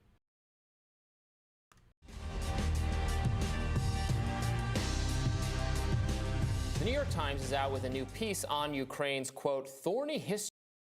Wait, hijack as a youngster who was basically forced to go hunting and fishing for the first 20 years of my life because I was girl-like. Now I'm transitioning vegetarian. Well, congratulations, Adastarazor. And thank you for making the jump over to riverboat.gg. History with Nazi imagery in its military. Quote, troops' use of patches bearing Nazi emblems risks fueling Russian propaganda and spreading imagery that the West has spent a half-century trying to eliminate. Journalist Glenn Greenwald commented on the piece, tweeting, amazing article from New York Times about the rather uncomfortable fact that photos of Ukrainian soldiers and leading battalions so often include Nazi symbols and flags. For a decade, the Western press warned Ukraine's fighters were dominated by Nazi units. Yeah, this article exploded on the internet yesterday because, frankly, as we well know, for months, viral image after viral image has been circulating of Ukrainian soldiers with various kinds of Nazi symbols on them. There was the incident where Jon Stewart was awarding a medal to someone who ended up having a Nazi tattoos. It's the incidence of this happening in high-profile photos on the front cover of these major newspapers, et cetera, is so bizarre that it leads one to the conclusion that you can't escape, that this is not some incidental, accidental, small, marginal number of people in this military force who are openly touting Nazi ideology. But this article feels like the New York Times is finally forced to confront that reality after having published so many images of Nazis themselves. And instead of taking it head on, the article itself reads as apologia for what it's trying to describe. Yeah. So people have been ripping this apart. They say, well, the Nazi symbol, the swastika symbol, was once a Hindu symbol, so maybe these are just Ukrainian Hindus. I guess is supposed to be the implication. They raised the Confederate flag, saying, well, just like some people in the South say the Confederate flag is just about their pride in history. Maybe some people think that the swastika. U.S. liberals usually call BS on that argument. Exactly. In every other context. Sorry, someone just came to my door. That was weird. They say, no. We don't care, why your whatever twisted logic or rationale you've come up with to defend this imagery. Scared the fuck out of me. My door was locked and the door handle just started turning. Weird shit. We know what it actually stands for. One would think that's the same thing with Nazi imagery, but because, again, liberal, Democrat, mainstream type people are so bought into the Ukrainian war effort against Russia, you have to look the other way or pretend it means something else and all that, or apply all sorts of greater contextualizing that never happens in cases of hate crimes and graffiti of like hate symbols in the U.S. context. No, that's the worst thing you can do. There's no further exploration of what it means, or well, think of the context. The media never does that. Yeah, and the reason is because Putin has been saying that part of the project is to denazify Ukraine and to acknowledge that there are a non-trivial number of... Yes, we should definitely take the authoritarian dictator of Russia, who also said he was waging a war on Ukraine to rebuild the glorious Soviet Union empire. Yeah, we should definitely take him at his word about him just really caring about denazifying Ukraine while also utilizing one of the largest neo-Nazi paramilitaries in the world to invade Ukraine. Yes, indeed. We should just take him at his word. Of course, why Vladimir Putin, former KGB, would I don't know, bend the truth, to put it lightly, as an authoritarian dictator. Why would he do this? Who can say, really? Nazis in Ukraine is to them validating Putin's narrative. Now, I would argue that everywhere needs to be denazified. That doesn't necessarily mean it justifies an invasion. Not by an invasion at gunpoint. But it kind of seems like you were using that to justify an invasion, though. It does kind of seem like you brought that up specifically to justify the invasion. I'm not going to put myself in a position as arguing in favor of Nazification. So another thing the article does is... Yes, because as we know, Zelensky on one side, very pro-Nazification. Yeah, the Jewish president of Ukraine, very pro-Nazification. What the fuck are you talking about? What the... actually, what the fuck are you talking about here? Use the fact of Zelensky being Jewish as a counter-argument. How could his bodyguards be Jewish? How could the people surrounding him wearing swastikas and... Oh, what did the person in chat say? Like, I don't know that we've ever actually IP banned anybody.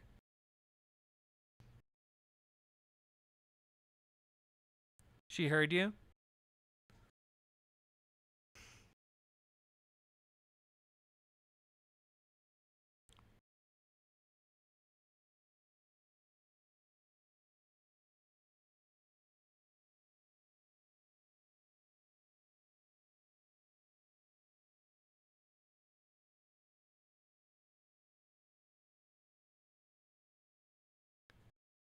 Trans Nazi Ukrainians? What?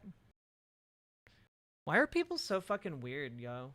Other kinds of Nazi paraphernalia be Nazis if they're protecting someone who's Jewish. You don't need a PhD to realize that those things can exist in the same time.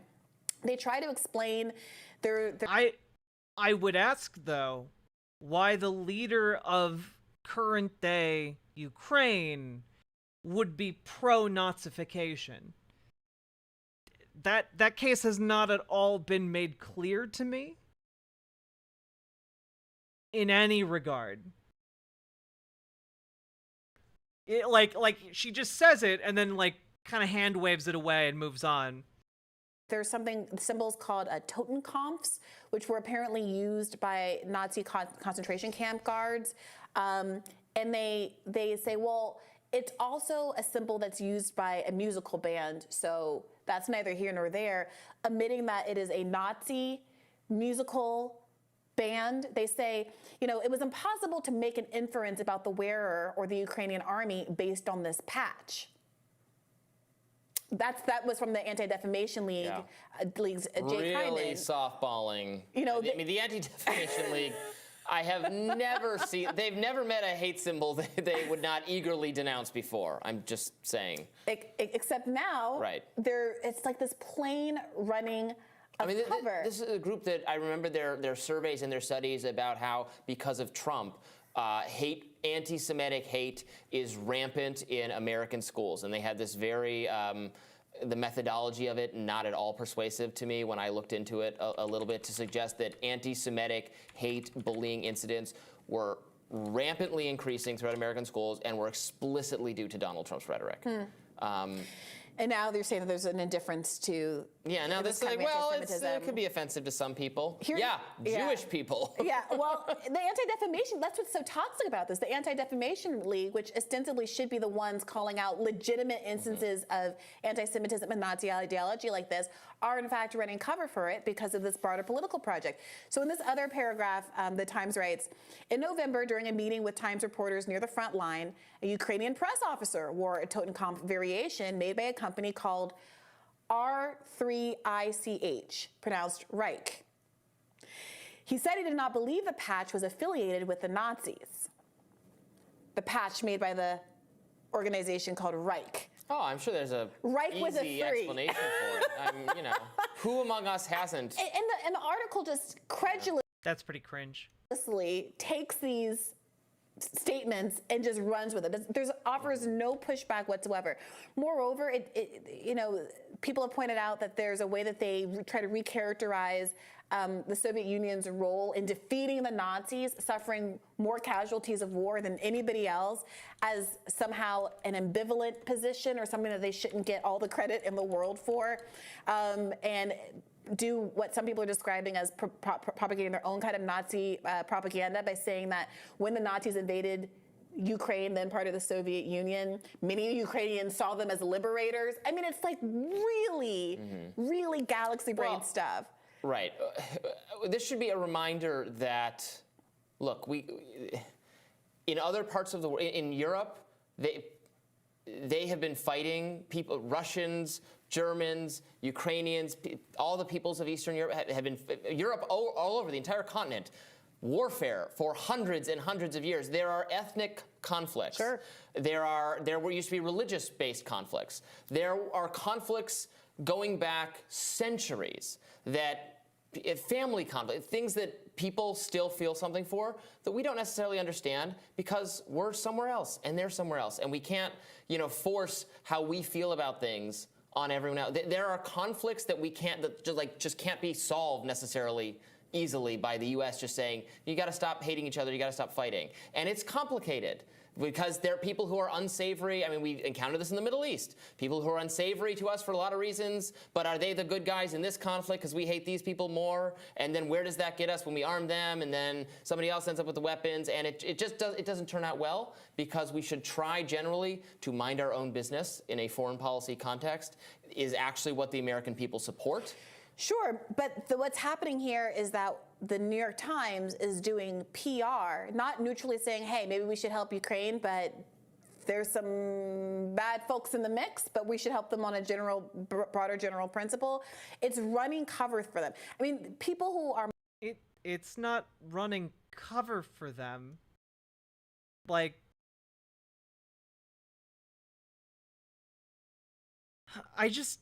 Man, guys, the brain dead takes today are taking their toll. You know, like, if they're Nazis, then it's good for them to be fought, right? It's good for them for this conflict to drag on for as long as possible in the name of denazifying Ukraine, right? Because the longer the conflict draws out, the more Nazis die, right? On the flip side, we should support Ukraine because they are being invaded by an autocratic dictator with a nuclear weapons arsenal who is crazy and interested in destabilizing the entire world in order to achieve his aims.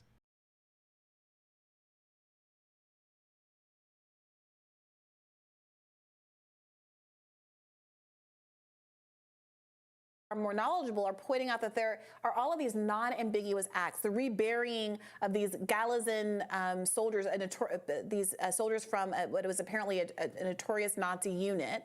A ceremony was done by the Ukrainian Orthodox Church to rebury them just a couple of years ago. These symbols abound. And these folks are being characterized in the book, in the article as historical groups, some of which may have been Nazis, but that wasn't their main bag. And over again in the article, there is this very explicit effort to acknowledge, but downplay what so many people in social media and in independent news have been reporting on as a real problem for years. And frankly, I think the effect is that it makes Ukraine look worse than if the paper had just acknowledged the reality of what's going on in the country at the top. Because now it looks like a cover job, and the implication is it's so much worse than just the people who are showing up with the odd badge or tattoo or what have you. And again, it's worth noting just the sheer number of incidents that are cataloged in the context of this article, much less beyond. Right, it clearly goes beyond, like, just there were just 3 people in 3 photos that got photographed with Nazi regalia. It seems like it's a more significant aspect of the Ukrainian army than readers of the New York Times have previously been led to believe. Yeah. So I am glad to see a little bit of acknowledgement, even if it's kind of, I agree with your criticisms of how they framed it, but I think even this article is going to be something of a revelation for a lot of people who only get their information from the New York Times. I mean, chat. Maybe. I'm just going out on a limb here. Maybe there might be some additional symbolic meaning here going on for soldiers in Ukraine who use these symbols as a way of showing their defiance towards the invaders of their country. Like, it seems like maybe, considering that the Red Army, the Russians in this case, fought against the Germans in World War II, that the two were enemies, that is still within living memory, that perhaps, maybe, the spread of this nationalist sentiment, along with this symbology, is somewhat linked not to the ideology necessarily of Nazism, but to, instead, the symbolism of resisting or fighting against Russian occupation. Why are they leaving out? Well, Gamerg, Brianna Joy Gray mentioned it earlier, but just kind of hand waved it away by saying, you know, like, something along the lines of like, well, he's Jewish. Well, that doesn't mean he can't be pro-Nazification.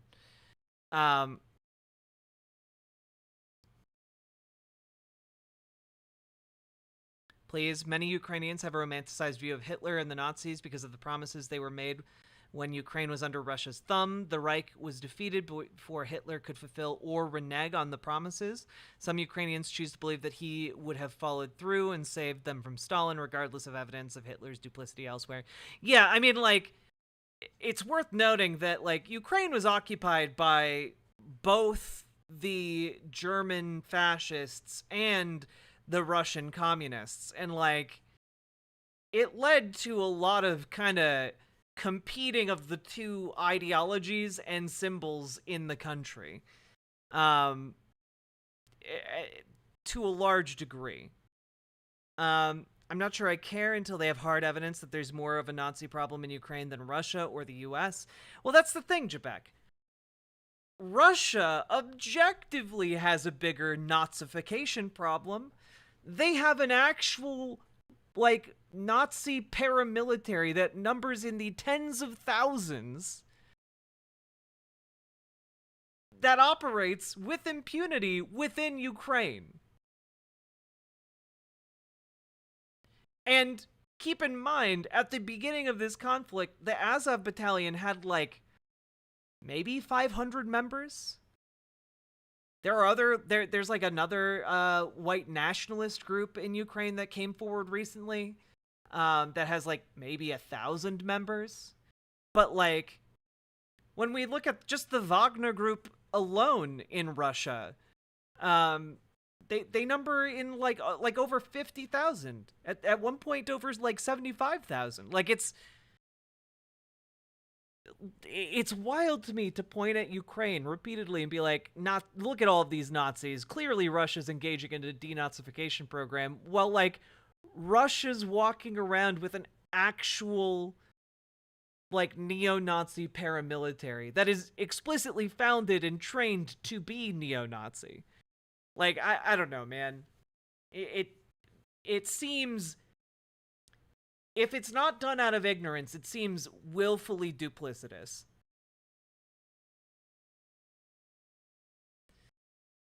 We're like, what? There's Nazis in the Ukrainian army? Yeah, What is well, that's a Putin talking point up until this time. And right. There are Nazis in the U.S. army. like, should Russia invade us next? I mean, maybe these people would be in favor of it. I don't know. A friend of mine noted that a lot of the Ukraine articles don't have comments on them in the New York Times because it was part of like an ongoing news update section that didn't allow comments.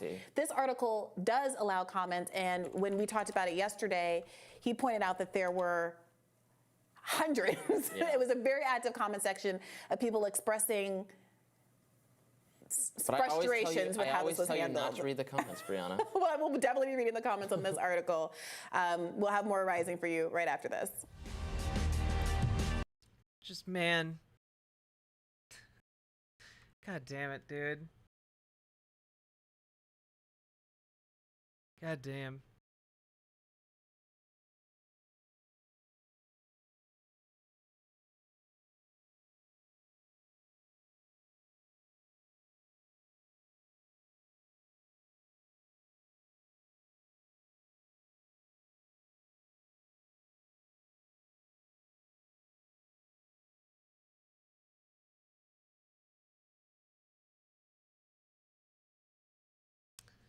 Oh, here, this is interesting. Here's a investigation by DW News, the German outlet.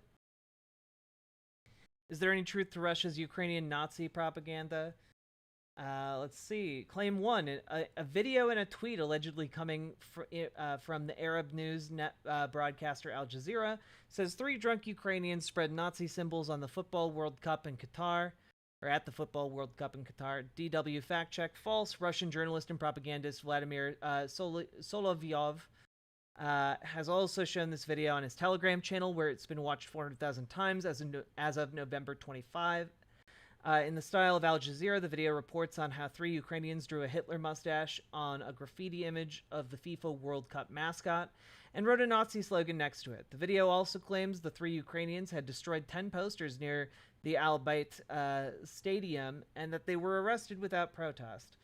The video and its claims are fake, as our research has shown, and Al Jazeera itself said in its own fact check. Interesting. In the clip, one can see the Al Jazeera logo and fonts that are very similar to the authentic videos of the broadcaster. Video itself does not show the 3 specific alleged Ukrainian fans, but only general images of Ukrainian supporters. Although that is a usual procedure in journalism, it is interesting that no more specific details are given on the men, which is cause for suspicion, as men aged between 18 and 60 have not been allowed to leave Ukraine since mobilization was announced there. What's more, the Ukrainian team did not even qualify for the World Cup. Claim number 2. Some Ukrainian fighters wear the slogan Jedem da Sen, to each his own, a slogan written on the main gate of the Buchenwald concentration camp, editor's note, as a sign on their commitment to neo-Nazism. The above-mentioned Alina Lip writes on her Telegram channel, publishing a photo that is meant to serve as proof. The photo has clearly been manipulated, as our research shows. The slogan was superimposed on the soldier's helmet using image processing software, a reverse image search reveals. What's more, the original photo is turned about as a mirror image. The men on the photo are also not unknown. They are from the Ukrainian band Antitila, which no longer just sings but also helps defend Ukraine against the Russian invasion. The band became known internationally when they recorded a remix of the song Two Step with the musician Ed Sheeran. International media such as the Washington Post used the photo, showing the band members in soldiers' uniforms as a featured image. Crazy. Claim 3, the Ukrainian shopping mall. There is a staircase with a big swastika on it that is implied by the video that is spread by this Twitter user, among others. DW fact check misleading. The video, which has often been shared on social media, shows a huge LED swastika shining on a staircase with a big red heart further up in a shopping center called Gorodok in Kyiv. The video is indeed authentic but misleading. According to a statement by the shopping center that was published 3 days later on Facebook, the incident occurred back in February 16th of 2019 at around 1:30 p.m.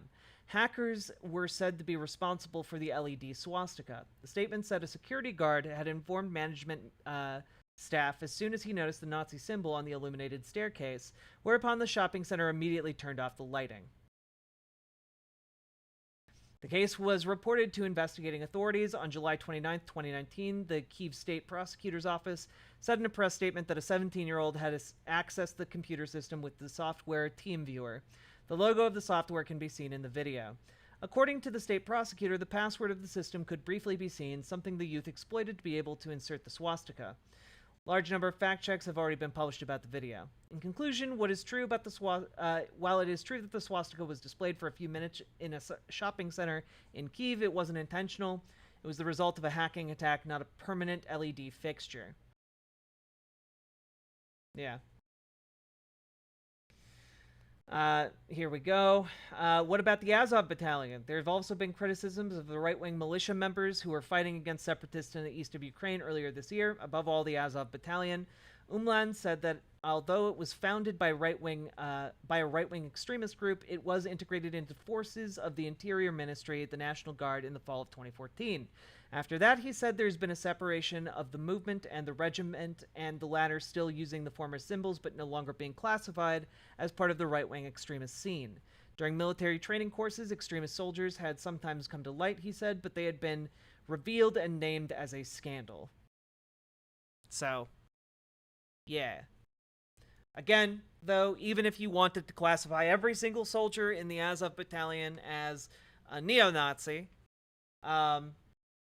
it would still be a small number of the larger armed forces of Ukraine. Dude. Honestly, Chelsea is okay. Yeah, let's send all of our neo-Nazis over to fight on the front lines, okay? I have no problem using them as human cannon fodder, okay? Honestly, probably the best use of fascists.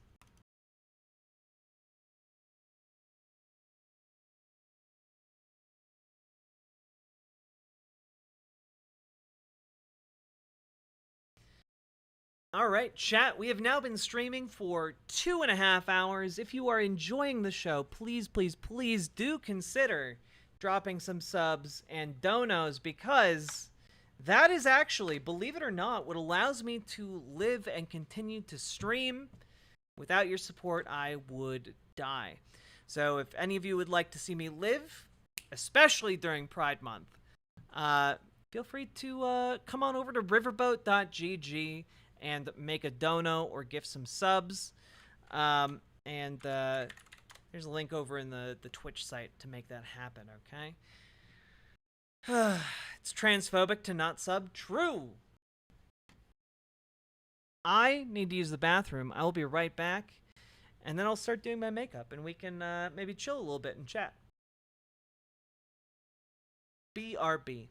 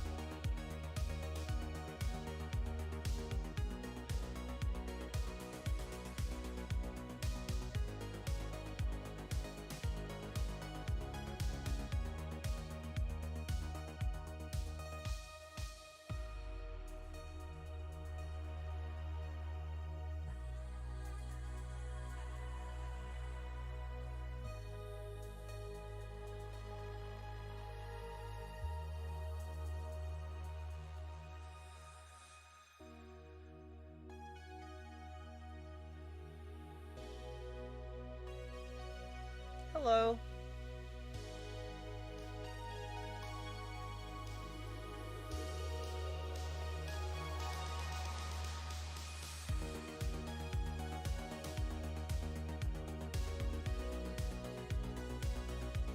Metal Kitty Mom, you haven't lost your chat badge.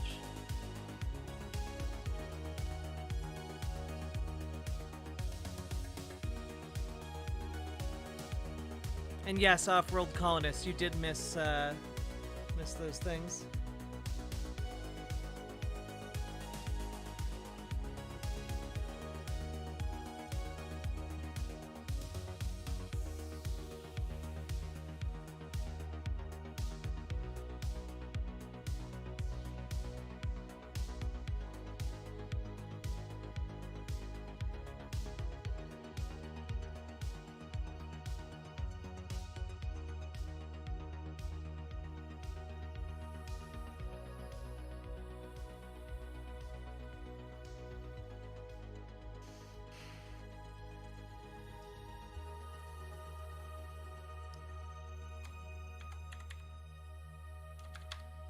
Sure, I can try and figure out the commands to unban.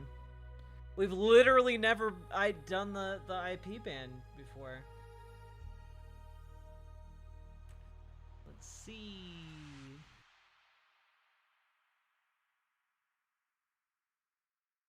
Do do do do do do do do do.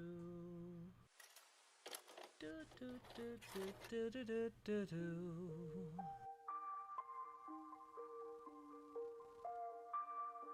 KBS, I don't know. Why do you have to go to Target tomorrow?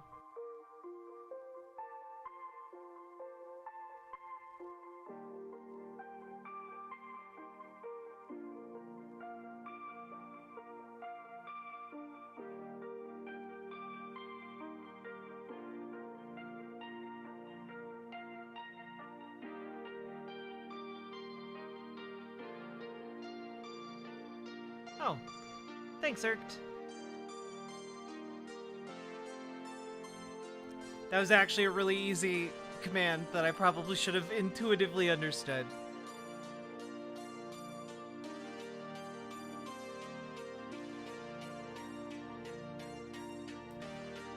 And yeah, don't be too hard on the mods. We've had a lot of like actual freaks come through recently. They're just a bit protective. Like literally like yesterday somebody like sent a rape threat through chat, you know?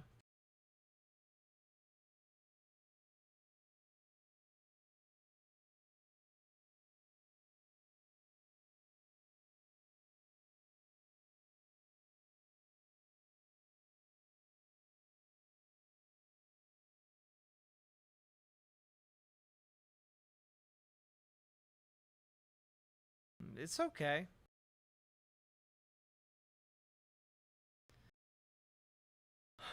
You got nothing to apologize for.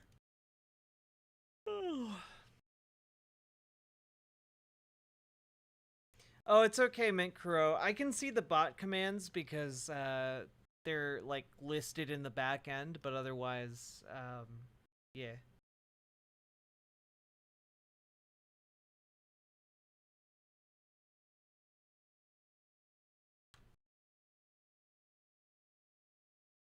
Yanni Jack, I am so exhausted, chat, but I did tell you I would put on makeup for you guys, and I will do that, okay?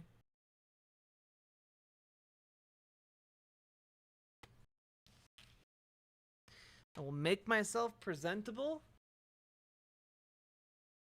and also make you guys suffer due to the lack of subs. Hollow Knight tonight? We'll probably play some Hollow Knight tonight.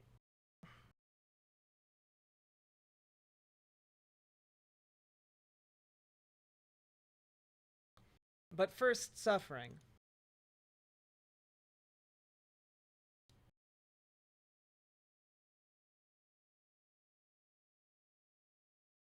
The people who are actually promoting this stuff, propagating it, intentionally confusing other people, recruiting kids into it. Dylan Mulvaney went to the White House and was promoting gender mutilation of kids. So the people who are promoting it deserve scrutiny, mockery. No, not that suffering. Criticism. I mean, I told you, this it'd stuff be is so evil that suffering. in my mind, there's very little you could say about the people promoting it that I would think goes too far.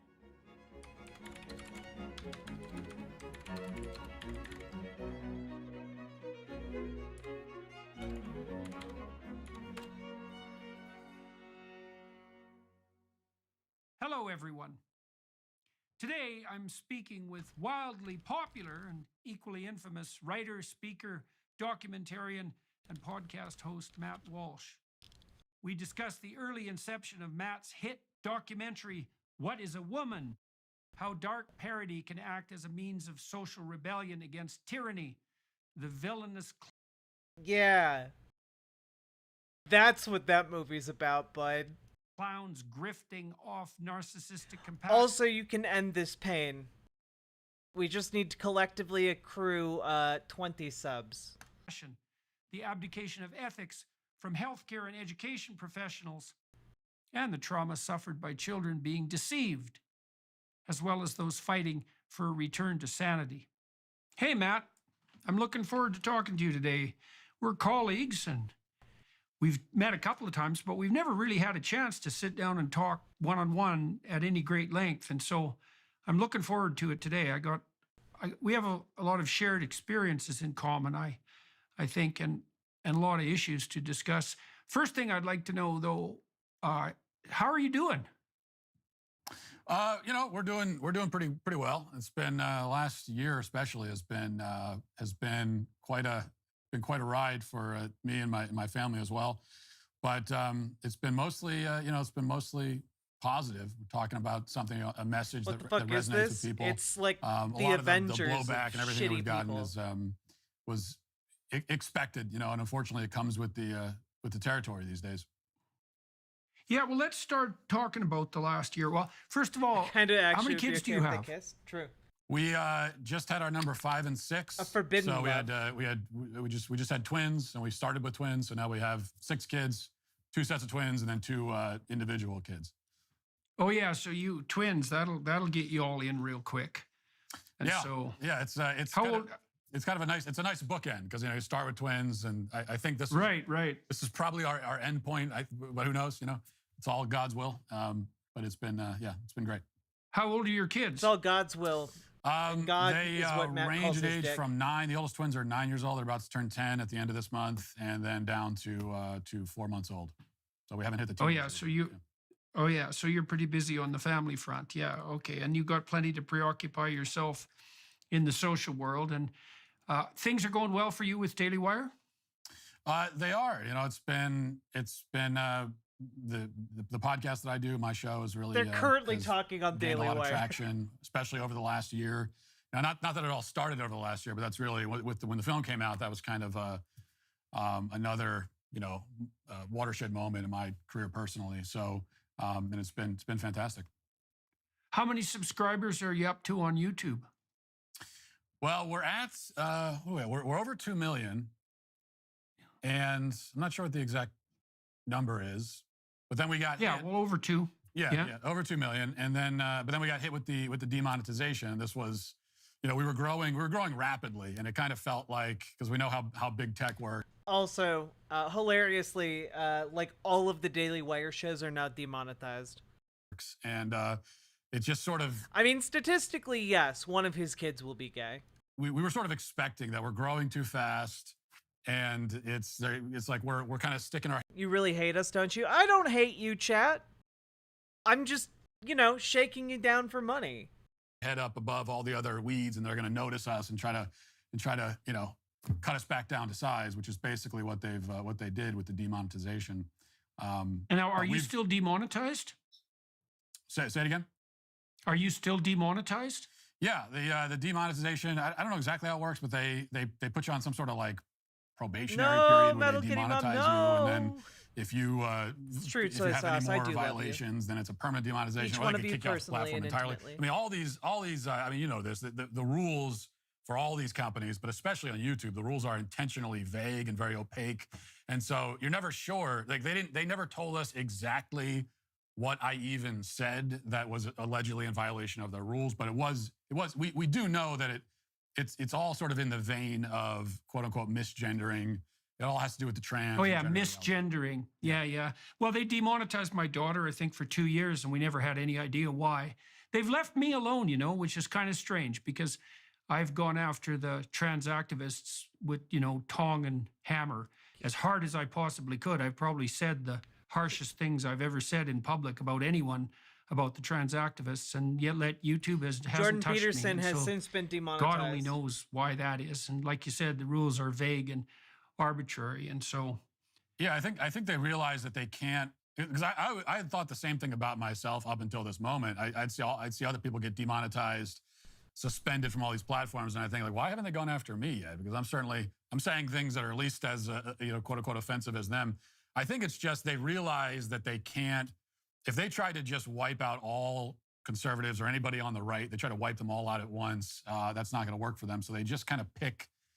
It's like every year they have a new person that they pick to make an example of, and this year was me. Yeah. Well, on YouTube, I called for the liars and butchers who are pushing the trans surgery agenda and the counselors that are facilitating them to be imprisoned, and called them criminal, and so I could do that. Dude, like. This is like a group therapy session to, like, oh man, it's so hard being transphobic, dog. Free. Although, I have a feeling this is bait and that Jack will have something worse if she gets paid off. BWAHAHAHAHAHA. No! BWAHAHAHAHAHA. Oh no! Haha. What? What? Wait, why? Why did it read off all of the letters instead of, but one of the bwahahas was read off as a word? Why does the bot work like that?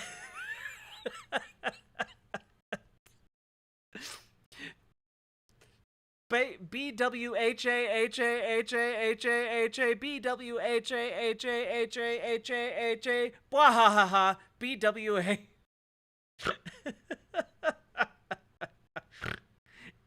No, it can. It can read bwahaha. It read the last bwahaha.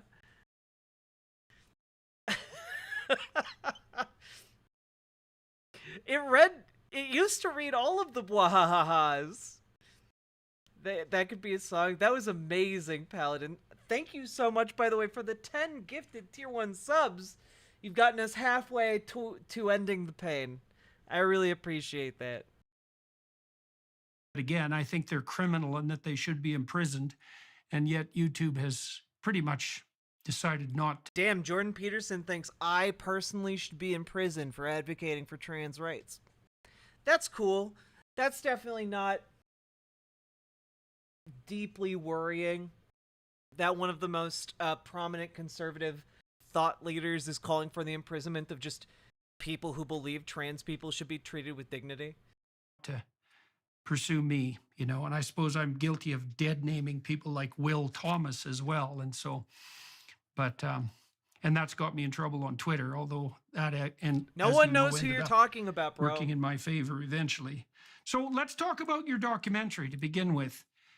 What is a woman? And so that's caused all sorts of misery and grief around the world and made people happy as well to have someone finally come out and make what was essentially a kind of black comedy about this preposterous state of affairs that we happen to find ourselves in. And so tell us about the genesis of the idea and why you thought that was your problem. People ask me, well, why does this trans thing bother you? Why do you care? Like, what's up with you? Why can't you just leave these poor people alone? And I mean, my answer to that is because they're cutting the musculature off the forearms of children to build penises that don't work. That's one of the reasons that I can't. You, dude, what? Minkuro, thank you for gifting 1 sub to 10 subs. Can't leave it alone. There's many other. Oh, that's Leah Thomas's dead name. Gotcha. Man, only like deeply, deeply transphobic people would even understand what he was just saying. Others, which we can get to, but in your situation, why did you decide to go after this particular topic? Why did it grip you? I think, well, the reason that you gave is a very good one. The fact that they're mutilating kids. Like, you really don't need, there are so many reasons why this issue matters and we ought to be engaged on it. But you don't actually need to go past the simple fact that they're mutilating and butchering and abusing kids. So that is one of the motivations for me on a personal level. The fact that I am a dad and I do have 6 kids, well, 4 kids at the time when we started making the film. But the fact that my kids are inheriting this culture that has forgotten some of the most basic facts of reality is really distresses me and troubles me. And I hear stories all the time, and I'm sure you hear these stories too, constantly from. If Matt Walsh ever has a trans child, like if one of his kids turns out to be trans, like I really hope they get out of that household safely. You know? Like, there's a decent chance if Matt Walsh, like, found out that they were trans, he would beat them to death.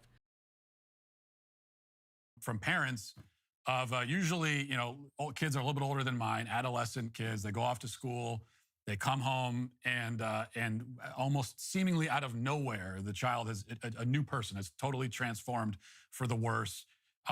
Doesn't, you know, maybe your daughter comes home, declares, "Oh, I'm a boy," and that's just called growing up, Matt. And then I've heard these kinds of stories so many times, and it's terrifying, it's harrowing, and so just on a personal level, I'm worried about my kids being in that kind of environment. But then also underneath, honestly, I feel like if Jordan Peterson like had an additional child, like he would fucking go like he's already crazy, right? Like, if he had another kid, it would break him in, like, a way that I don't know that he could, like, function in public, you know?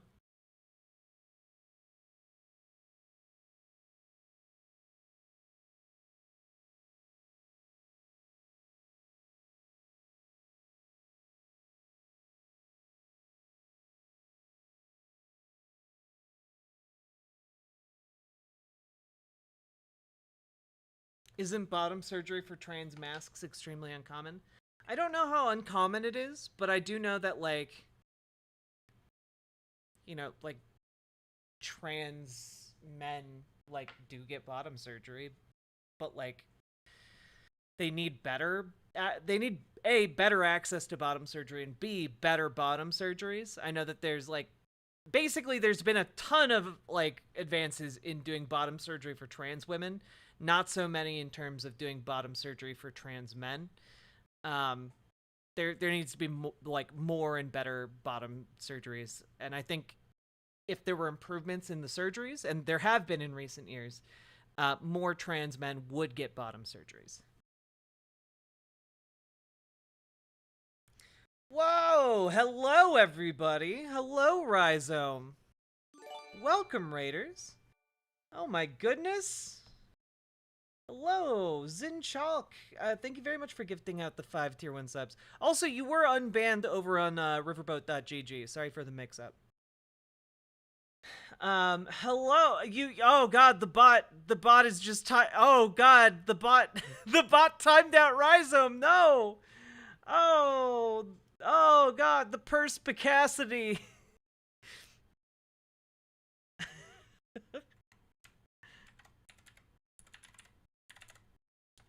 Oh, thank you. Hello everybody. For those of you who don't know who I am, my name's Riverboat Jack, and I talk about the news and such. And also we have a chat bot that's active that will fucking time out your ass for spamming caps. Sorry. Sorry, folks. I'm sorry. Oh, God. How you all doing? What'd you guys talk about? How was the stream? It will yeet you? Yeah. How you doing, folks? I'm in the middle of doing my makeup. Don't judge my face. Don't judge my face, please. I know it's hideous. I know I shouldn't be perceptible, but I am. So I can provide you the news. Or the commentary. as the case might be. Hello, everybody. I love getting yeeted in Riverboat Jack's stream. Yee. Hey, Ocelot LK. Hello, Chris the Nerd TV.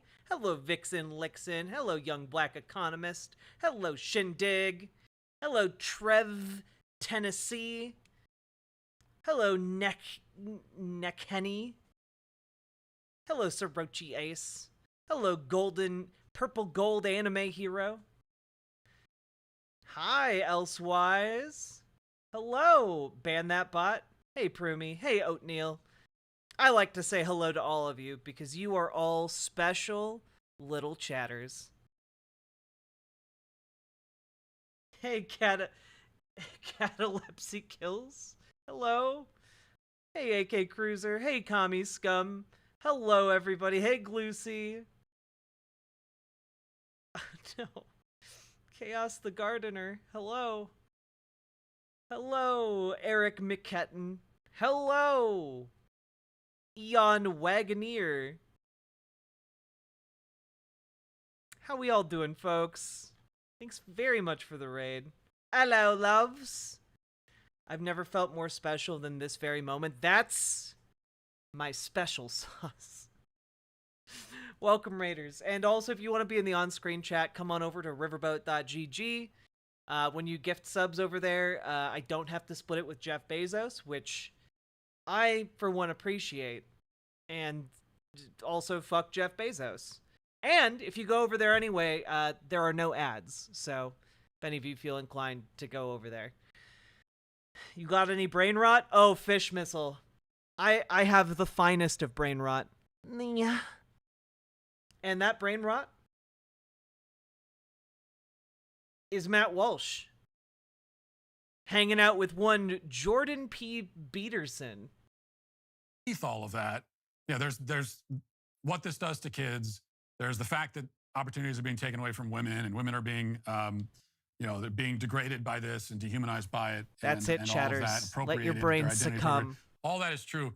But what is underneath it, the underlying issue under all of that is that this is just an attack on truth itself. So the reason why I really care about it, first and foremost, is that it's not true. Like we are being told that we must accept something that is not true, that we must go along with something that is not true. And I care about the truth, because if you don't care about the truth, then what's the point of anything? Like, what's the point of anything that we're doing or saying or any of that if we're willing to discard the truth? And when I first noticed this trans issue becoming kind of mainstream, which was probably around, it's hard to pinpoint a year, but 2014, 2015, around the time when Bruce Jenner, declared himself Caitlyn Jenner was. How's my voice doing? My voice is doing well, actually. And doing any acting right now? Not so much. But if we get around to playing Hollow Knight, I will be doing some more voice acting, because I do like voicing those silly little bugs. Crowned Woman of the Year. I think that was kind of the that's not where all this started, but that was the moment, if there was one particular moment, where it surged into the mainstream. And I remember that quite vividly. And I also remember being distressed by the fact that so many people who I thought were on my side thought that this was kind of a sideshow distraction. They didn't think it would go anywhere. They thought it was a fad. It wasn't important. There were a lot of conservatives who just went along with it because they were trying to be polite. And well, conservatives do that a lot. They do, and it's unfortunate, because in some ways it's a good impulse that you want to be polite. It's true. Conservatives should strive to be even more insufferable. That's really what we want. We want them to be the most annoying motherfuckers. Have good intentions. You don't want to be mean to somebody. You don't want to make them feel bad. I'm sorry, AK Cruiser. And those good intentions are exploited to a great extent by the left. But that was when I noticed people on the right completely dropping the ball on this subject, or refusing to pick up the ball to begin with. Like, they didn't want to play this game at all. That's when I felt personally compelled to, step up. And is that step when up you and make a started to lay transphobic the groundwork documentary for making the film? When did you actually start working on the film proper? It would have been about a year and a half before it came out. So it would have been in like mid 2021. The groundwork for the film, though, was just this question, which obviously I didn't invent the question, what is a woman? But it occurred to me. Well, it's such a stupid question. I mean, the fact that we have to ask that question. You know, I was looking at this on the biological front. So sex is older than nervous systems by almost 1 billion years. That's how fundamental it is. It's probably more fundamental as a biological reality than up or down. In terms of the stable phenomena that our nervous systems have actually adapted to. I think you could make a very strong case that there is. Hey, Jordan Peterson, what do you think about funguses and molds having like 500 different sexes? What do you think about that? Anyway. There is no bit of reality that's more bedrock than sexual differentiation, not least because any organism that propagates itself sexually, and that's pretty much any complex organism for all sorts of complicated reasons, if an organism can't tell the difference between its sex and the opposite sex, then it doesn't propagate. Hey, Jordan, I grew these tits myself. Like, I just grew them out of my body. Is that not a sexual characteristic? Is that not a sex characteristic, Jordan? Did I not alter my sex in some sense in order to achieve that? No, clearly it's just spitting in the eyes of God. And so failure to propagate might constitute the most fundamental of category errors, right, in any biological sense. And so if you do believe that there's biological reality at all, which the hedonistic, narcissistic, postmodern... Also, again, it's so weird how it always comes down with these people to, like, oh, sex differentiation. Yes, you know, it's the need to propagate, really. Okay, but what about women who are infertile or men who are infertile? What about those people? Well, you know, they're just, yeah, they're wrong. You know, they were just, you know, they wound up being unable to do that, and you know that's just wrong. You know. Types like to deny, although good luck to them.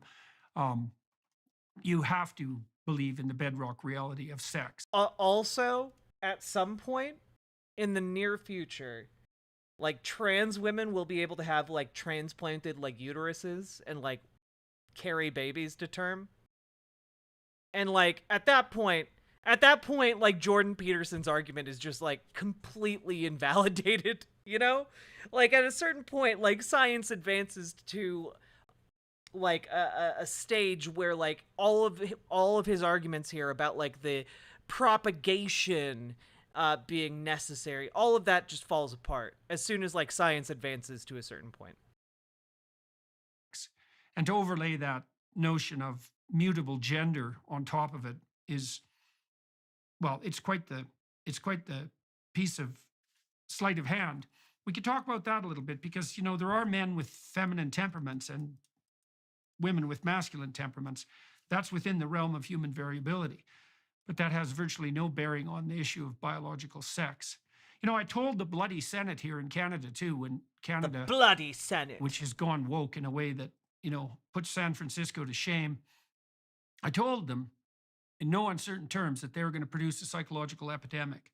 Because I knew the literature on psychological epidemics, which has been traced back about 300 years, not least by a man named Henry Ellenberger, who wrote a great book called The Discovery of the Unconscious. And multiple personality disorder, for example, is cycled as a psychological epidemic for almost 300 years. And there's been epidemics of cutting and bulimia and anorexia and Tourette's. In very recent years, there was an epidemic of paranoia about satanic ritual daycare abuse back in the 80s, and that really got seriously out of hand. There's a great book on that topic called Satan's Silence. Man, it's really weird how he's saying all of this and not realizing he is the one propagating currently hysteria and fear in a moral panic. The lack of self-awareness is interesting. Lawyer and a social worker detailing out the absolute hysteria that emerged around the possibility that children were being abused, in these underground caverns when that happens, underneath towns trans is what to steal women's by their uteruses. daycare personnel. thanks, Catalina The Gearbox. FBI invented an entire new category of sex criminal, by the way, a category that doesn't exist, which is late onset female serial sexual abuser, right? That doesn't exist. That doesn't happen. And so I knew that. What? It doesn't happen, so the FBI just invented one for no reason? Like, what the fuck is he talking about, bruh? That the possibility of psychological epidemic was real, and the best way to cause a psychological epidemic is to confuse young women in particular, because as a general rule, it's young women who are prone to psychological epidemics. Ah, yes, the feeble-minded woman. The moon is full, you see. They have the lunacy. They have the touch of the moon about them. They're just so easily swayed. It's the gravitational waves affecting their brains, the poor dears. For whatever reason, higher levels of negative emotion, I would say, and probably earlier onset of puberty and more dramatic transformation. All of that seems to tie together to make young women in particular more susceptible to psychological epidemics. But, nonetheless, we've run down that road like mad, and now we have a psychological epidemic on our hands. And of course, what's happening on the ideological front is that all the people who deny that an epidemic is occurring say, no, we've just freed people to pursue their own identity, and now they don't have to be afraid of being who they are, which is, of course, I can tell you partly why that's false, by the way. So about 20% thereabouts of oh my God, Jordan young Peterson's just now, gonna hypothetically like I don't know, a good 75-80% of this is just going to be Jordan Peterson on long-winded rants. This is going to be wild. Identify as somewhere on the LGBT, etc. alphabet spectrum, and but there's no indication that their actual sexual behavior has changed. So if you look at the girls, for example, who identify as bisexual, and I suppose that's the most common of the identity transformations, they're no more likely to have had a same-sex partner than they were 25 years ago. That's pretty interesting, because you'd think that human sexual behavior might be mutable because of social pressure to some degree, and what you say about yourself, that's obviously more susceptible to psychological pressure than what you do. But you might expect that what you do would move a little bit, but I haven't seen any evidence at all that actual sexual practices among young people have changed, except that there's pretty compelling data to suggest that young people are actually having a lot less sex than they were, say, 20 years ago. And that's reached out. Well, yeah, if you don't have Riz, that's true. Yeah. If you don't have the Riz, you're going to be struggling, okay? You got to get on those dating apps. You got to put on your Rizzler face. All right? That's what the kids are looking for these days. They aren't looking for hotness. They aren't looking for attractiveness. They're looking for the Riz. Epidemic proportions in places like Japan and South Korea. And so, anyways, these are all the fun things that happen when you start blurring the distinction between men and women, and then, of course, confusing kids who are already hyper confused because of where they are in their developmental progression. All right, so you started laying the groundwork. By the way, this is all just a derivative of the same tired idea and argument that oh, the gay kids are just going through a phase. That if you're gay, honey, it's the 1980s. I understand it's so trendy to be among those AIDS-ridden homosexuals. Okay?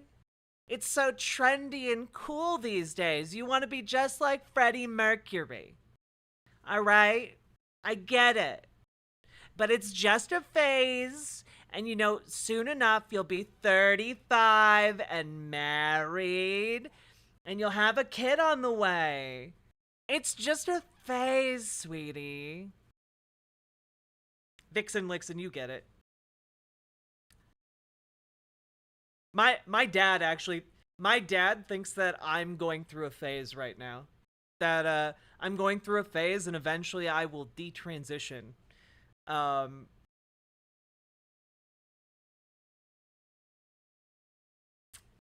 Something tells me I don't think that's gonna happen.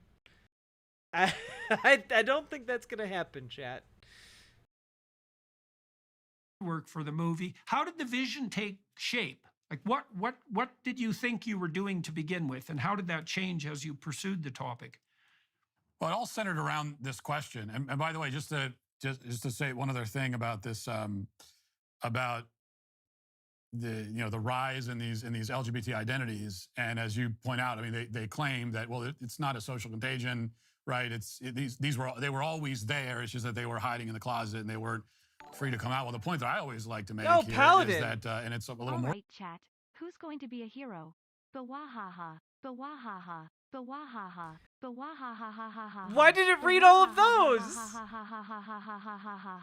BWA. Why? It read all of those. Why didn't it read the ones before? I'm so confused. Also, Paladin, thank you for the 5 gifted tier 1 subs. Carrying this stream on your back. Good golly, Miss Molly. Thank you so goddamn much. And yes, for one more sub, we will end this misery. Okay? Oops.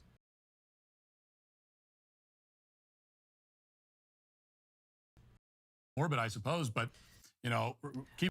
Please gift your subs over on riverboat.gg so I don't have to split the money with Jeff Bezos. I would very much appreciate that. Keep in mind that what the left also tells us is that if we do not aggressively affirm people who identify as trans, or really anyone in the LGBT, under the LGBT umbrella, if we don't aggressively and like systematically affirm these people, then we're going to have suicides and they're going to kill themselves. Well, so what that should tell us then is... Well, Matt, it's not that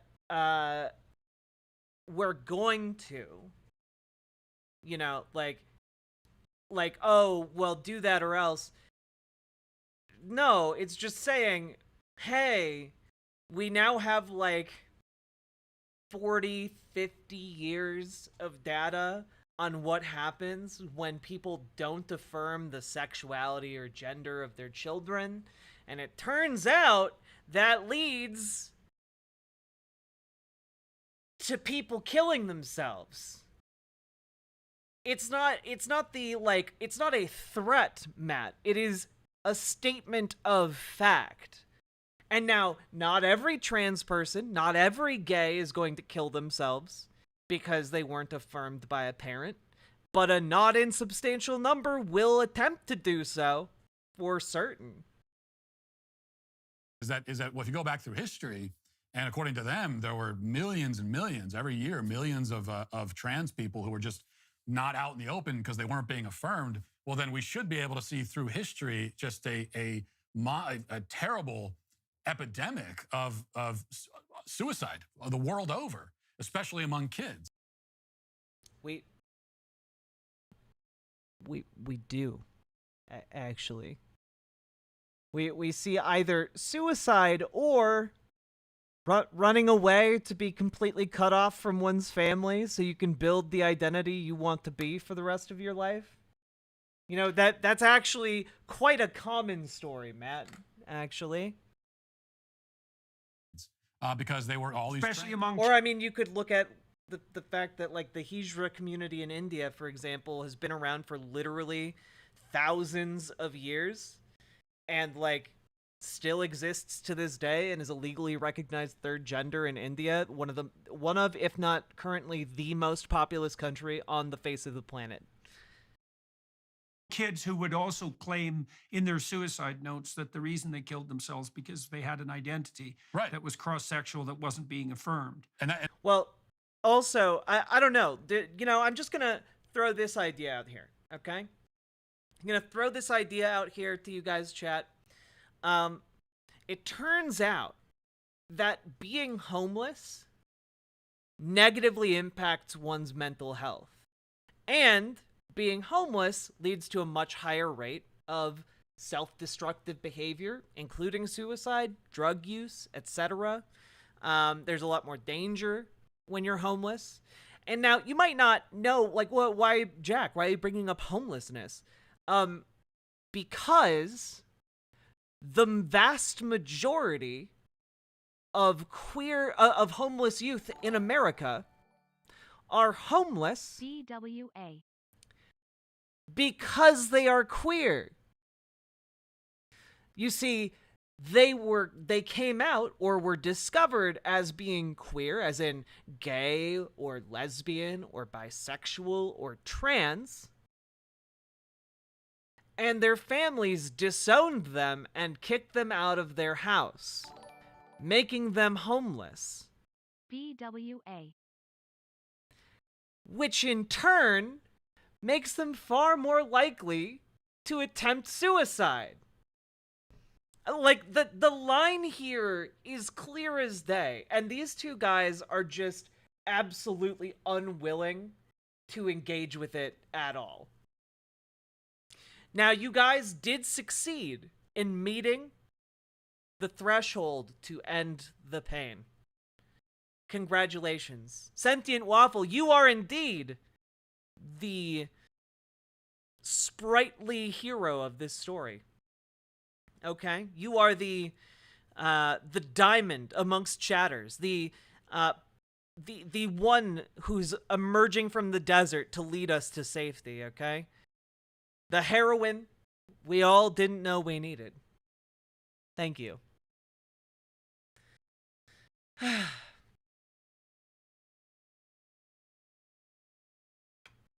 Let's see. And we are done with this video. Because frankly, I also didn't want to watch it for another hour and 15 minutes.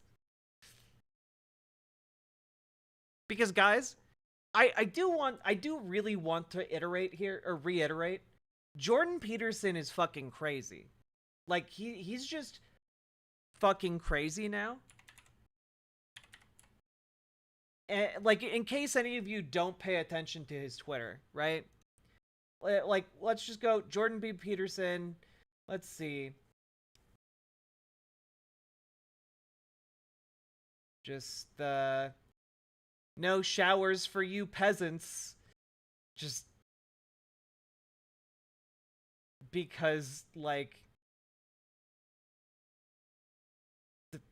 the Toronto Star tweeted out about dermatologists talking about how multiple showers a day can harm your skin. Like, like, this is his most recent tweet. He's like literally like brain molding in real time. Like,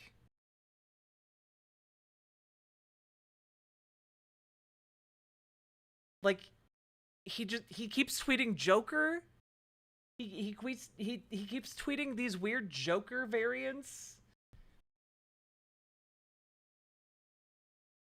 This is the one not super weird tweet. It's just a cool volcano eruption. Oh god. Yeah, he's also very much against anything that might help the planet not kill itself. God, dude. Also, all of the tweets you've seen so far are within the last hour. Like, he's just, like, literally, like, every minute, he's sending out one of these tweets. He's fucking cracked, y'all.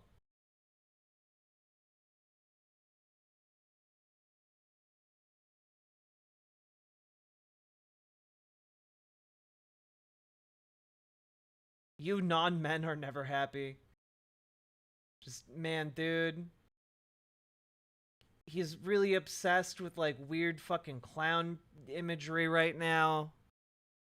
Yeah, in the last hour, chat. We're still within the last hour. Well, I guess we're in the last 2 hours. This was approximately, like, an hour and a half ago? Yeah.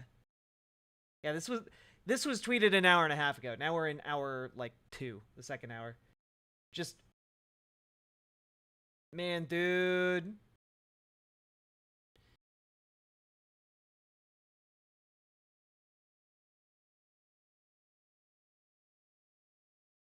Just, like, dude, tweeting out, like, being against, like, pride flags. Peasants are to be sacrificed to the planet.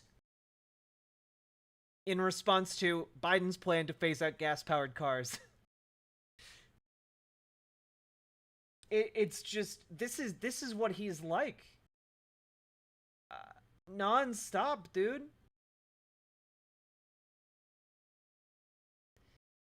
The United Nations tweeting out against misinformation, disinformation, and hate speech. His response, this is the language of tyranny.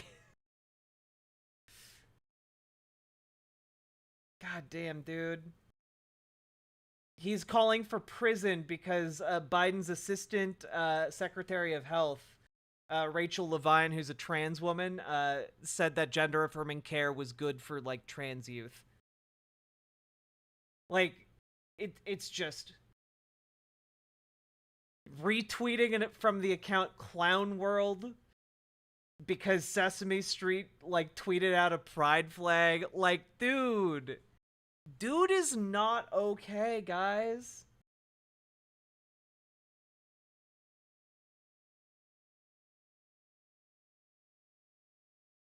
Yeah.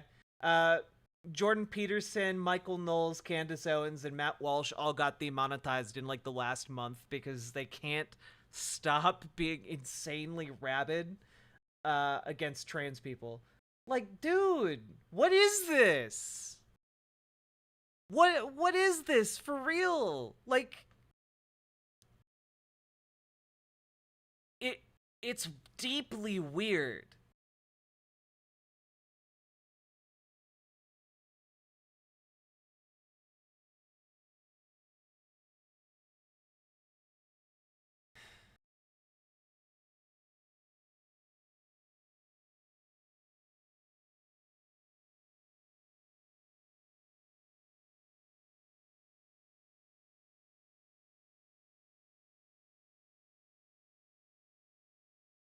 Oh, yeah. He's also pushing the lion diet, which is just beef, lamb, bison, salt, and water. Dude, God. It's so fucking gross, guys. On the left, not wearing makeup. On the right, wearing makeup. The lion diet allowed her to learn how to use concealer. It's crazy.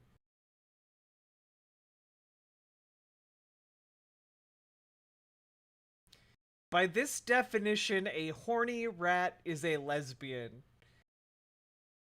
Dude, this guy's considered like some sort of philosophical luminary for conservatives, and his response to, like, Johns Hopkins, like, University's LGBTQ glossary is horny rats are lesbians. Also, man, dude. Also, the horny rat lesbians get laid like crazy. We don't need to, like, we don't need to argue about that one.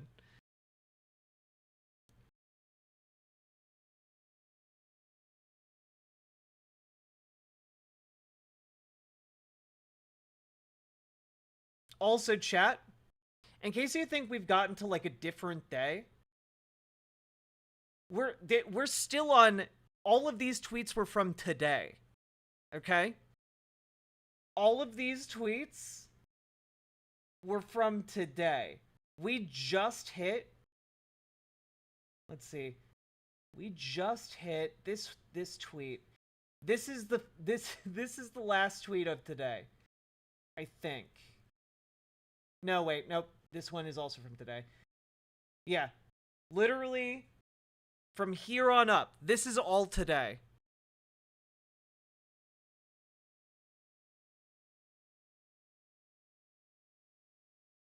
This is all today, chat.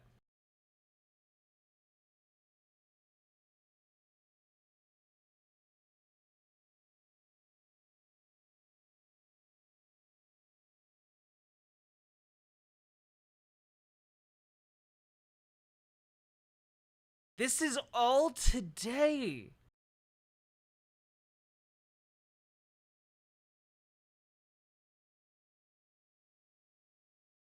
Dude is not okay. Dude is not okay.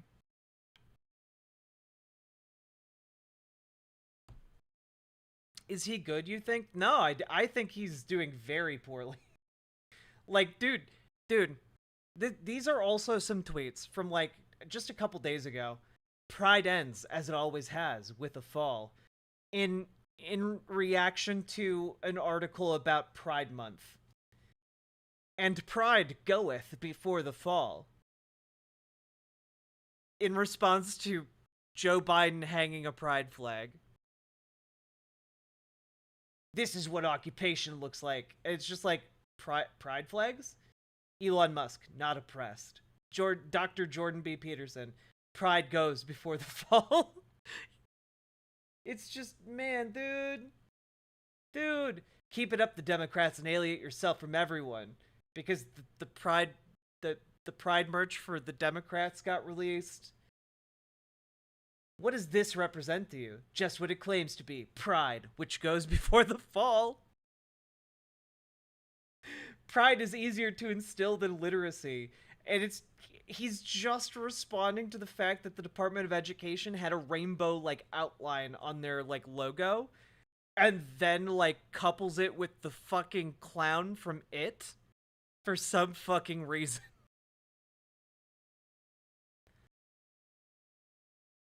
Dude is not okay. In response again to the president, pride, sir, is the cardinal sin, and it goes before the fall. Oh, God, dude. Someone needs to put him in another Russian coma. Like, for his own good. God.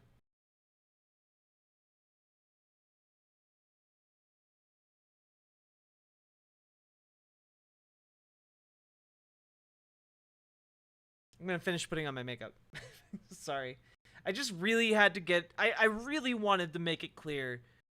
My man over here not doing okay. Like, at some point, this is turning into elder abuse, right?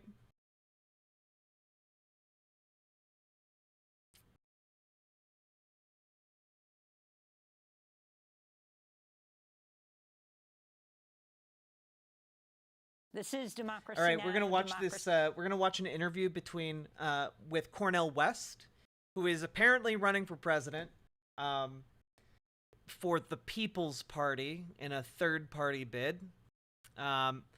Is it Hollow Knight time? Not quite yet, LB, but soon. And he went on Democracy Now! We like Democracy Now! For the most part. Let's see what he had to say.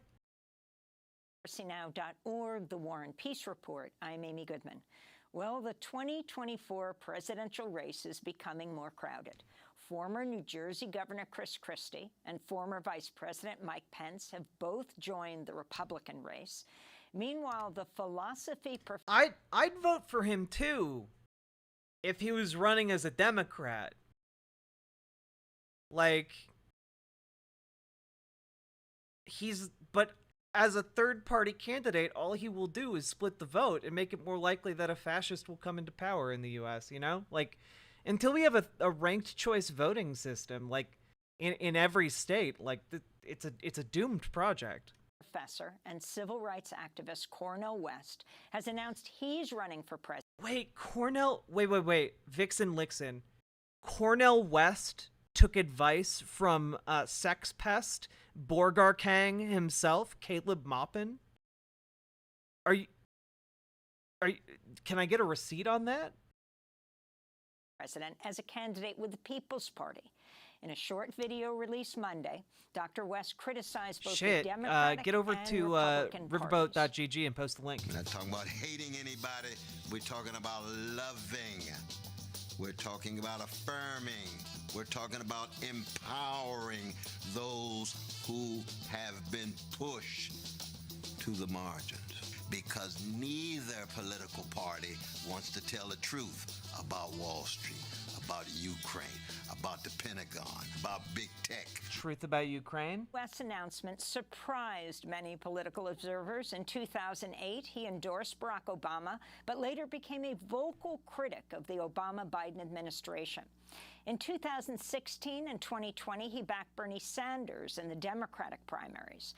Cornel West is now running as a member of the People's Party, which was founded They only by have a ballot former access in staffer of Florida? Sanders after the 2016 election as an alternative to the two-party system. This will be the first time the party has fielded a candidate for president. According to the New Republic, the People's Party has ballot access in barely a handful of states. Also, as far as I know, like, the People's Party hasn't run any candidates. Dr. West is one of the nation's most recognized public intellectuals. He's a professor of philosophy and Christian practice at Union Theological Seminary. He formerly taught at Princeton and Harvard universities. He's joining us now from Irvine, California. Cornel West, welcome back to Democracy Now! It's great to have you with us. Can you talk about why you've decided to run for President of the United States? First, Sister Amy, I want to salute you. You are an exemplar of longevity, of integrity, and consistency. And, you know, we go back many, many decades. So I just want to always begin on that note. You're putting a smile on Brother George and Sister Dorothy's face, your precious pet. I feel like Cornel West got suckered into this, and I feel really bad that his legacy is going to be tarnished by this.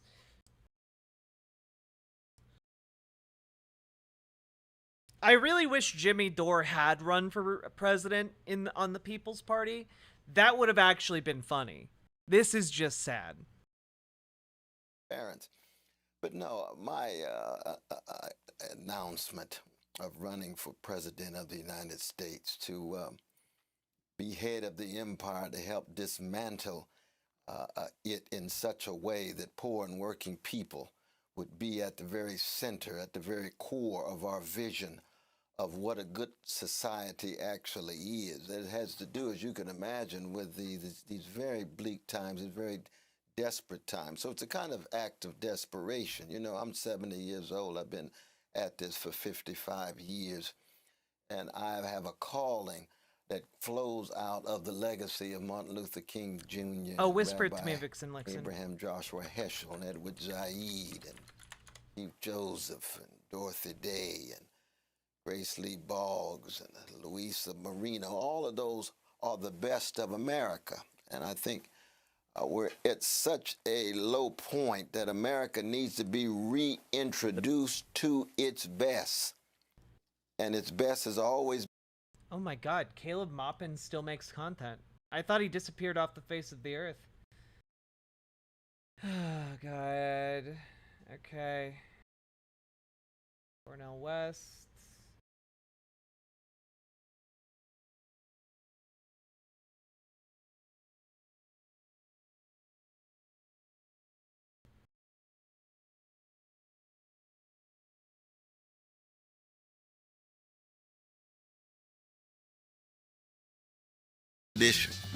Do we have what it takes? Met Cornel West once or twice in my life. I've been at events where he's at and stuff.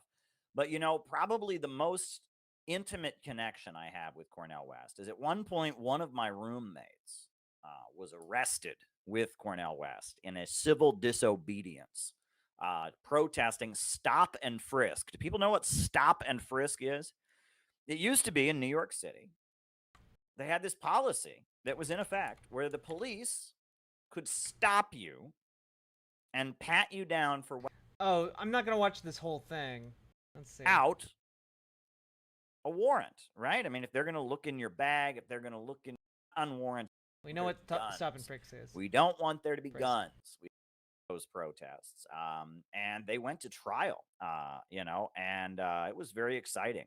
You know, it was important. It was an important piece of activism that they were engaged in. in the black community who is holding Obama's feet to the fire, calling out Barack Obama for the disappointment that he was, emphasizing and setting the stage for the Bernie Sanders surge, demanding. Caleb Maupin is reminding me of some kind of he's reminding me, I think, of one of the guys from Trailer Park Boys. No, maybe not Trailer Park Boys. I don't know. Ricky? Yeah. He kind of looks like Ricky from Trailer Park Boys, dudes. But like, there might be another character that looks even more like him, but I'm struggling to think about it, you know? Medicare for all, free healthcare, free college for all. He's a longtime member of the Democratic Socialists of America, a well-respected academic, who is in academia, criticizing capitalism and raising issues around racism and such. And I think this is a great development that he's running. He's going to run against Joe Biden in the 2024 election, right? So now we've got RFK running against Joe Biden. Social media is already being rigged.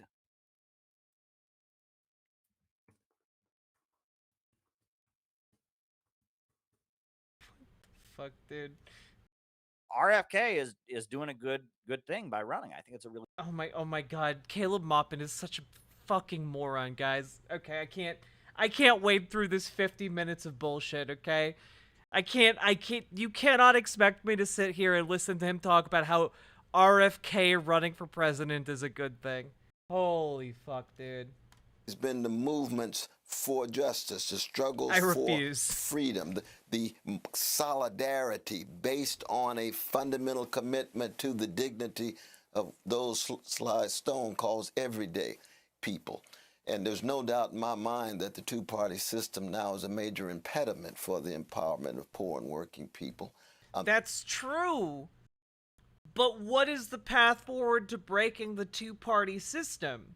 Because it's not try to go against them with a third party without any way of actually getting elected, because the first past the post system precludes the possibility of a third party coming to power at elections.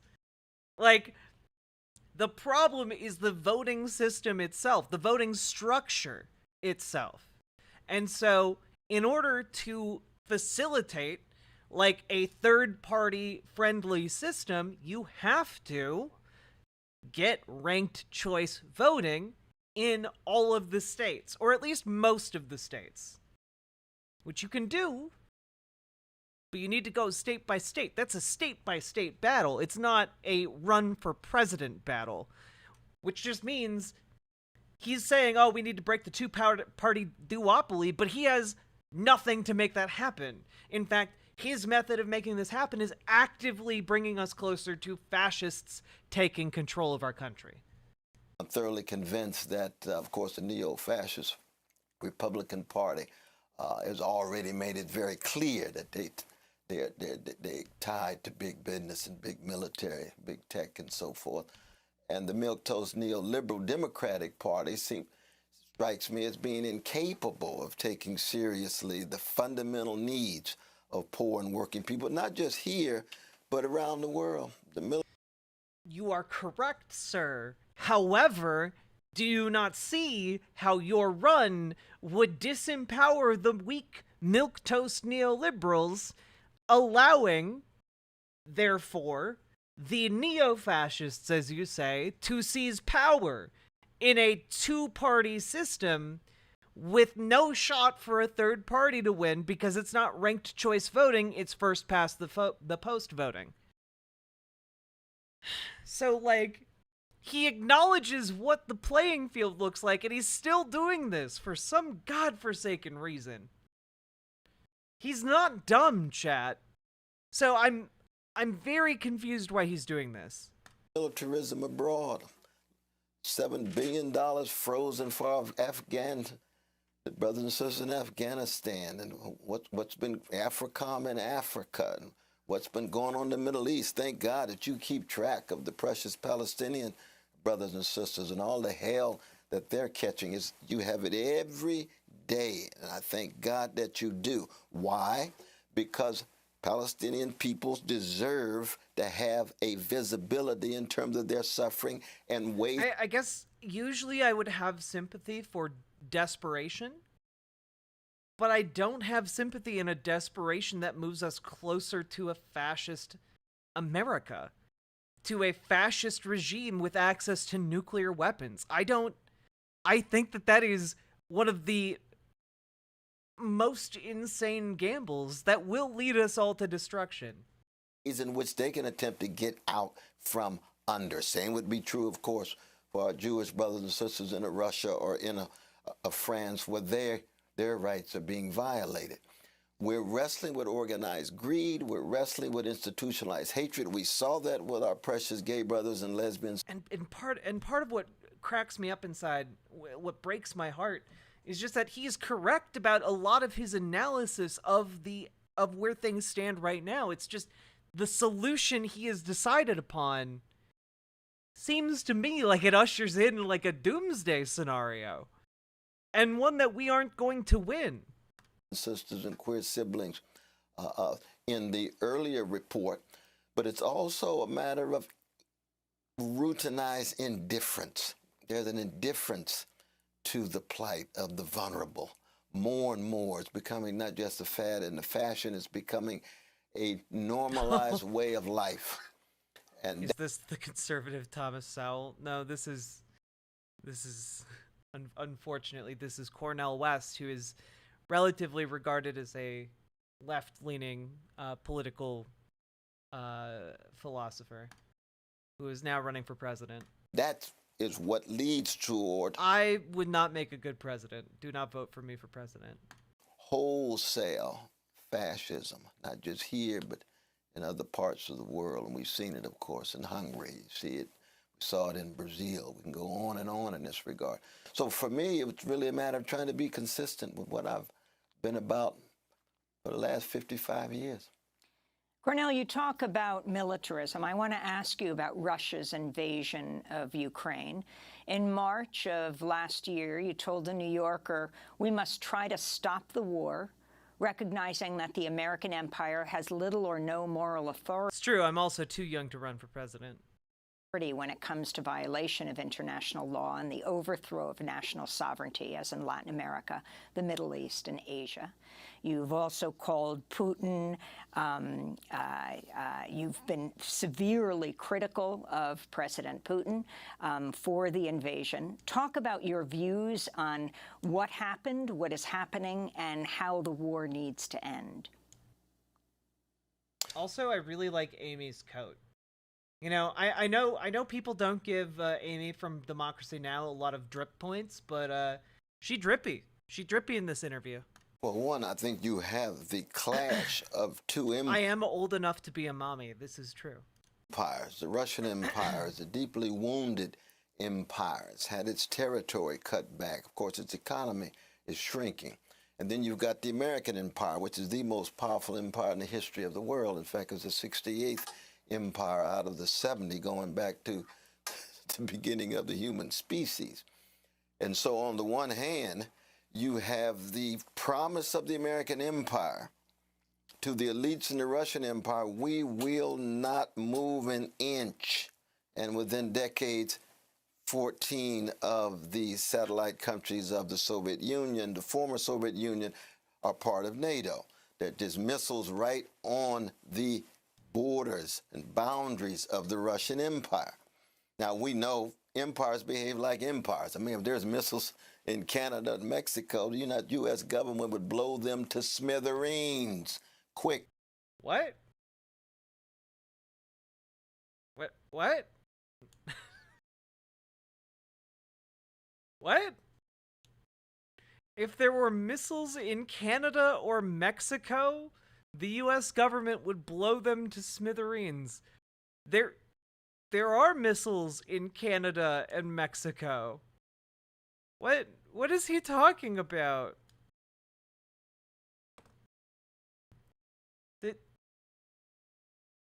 there are also missiles all over the border of Russia and every other country it borders. He's saying Russian missiles? I don't think that actually we would blow them to smithereens, even if they had Russian missiles pointing at the US. Like again, if we had missiles pointed at the US, and they were nuclear missiles from a hostile power, why would we then attack those hostile powers who would then nuke us? Again, this just brings up the concept of mutually assured destruction. And guess what? We didn't actually follow through on that. Thank goodness. We saw it in Cuba in 1962. Yeah, he is thinking of so Cuba. that empires behave like empires. They're greedy. They're driven by predatory capitalist dispositions. That is They're true. obsessed with hierarchy. They're concerned with domination and conquest. The Alexander the Great, associated with a grand empire. So that in that regard, there's no doubt in my mind that the expansion of NATO has played a crucial role in the wounded Russian Empire with all of its repression, all of its...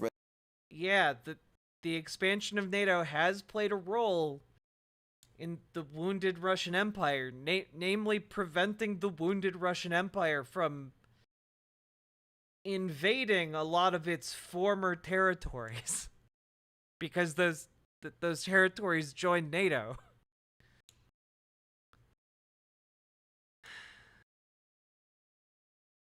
Regimentation. Let us never forget about the thousands of Russian brothers and sisters who are going to jail in opposition to gangster Putin's criminal invasion. True.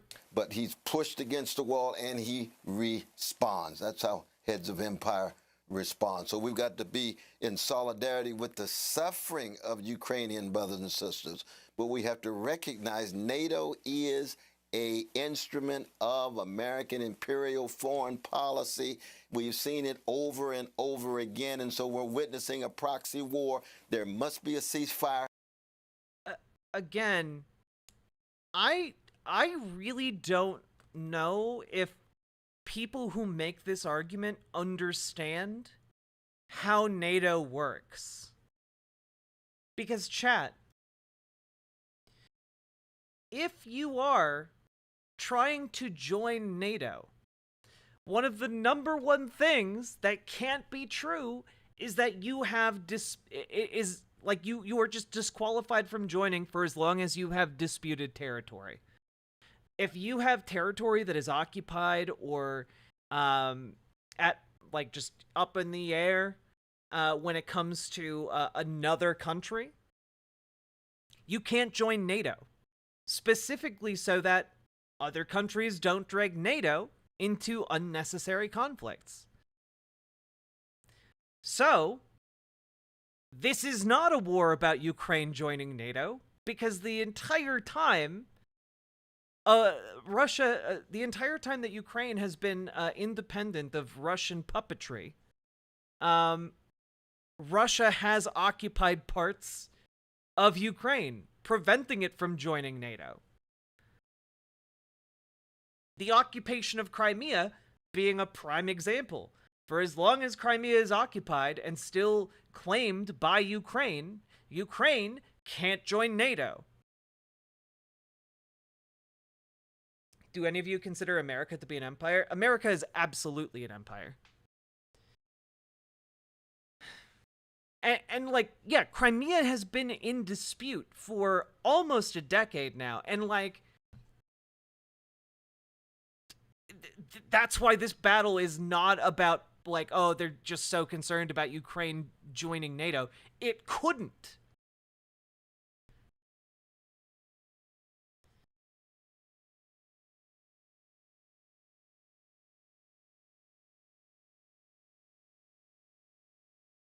I mean, like, America literally invented the term banana republic because we kept invading other countries in order to set up our fruit plantation interests in Latin and South America. So, like, yeah, America's an empire. Yeah, pretty solidly.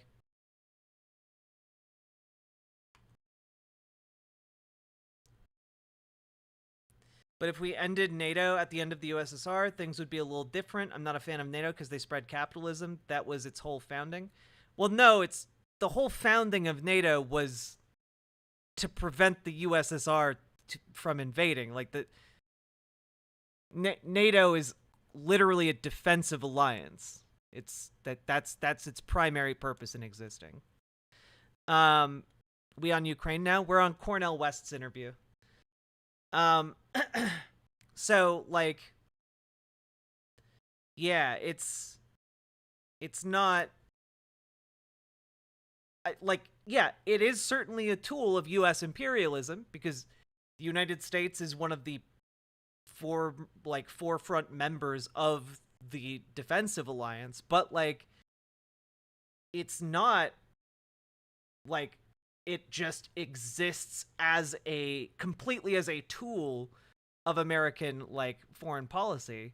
It also exists as a tool for other countries' foreign policies.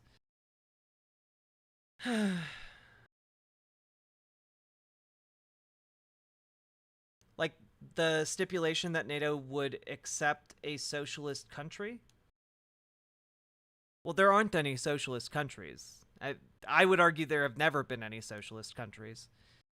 For that matter. NATO defends against imperialism, and imperialism aids capital.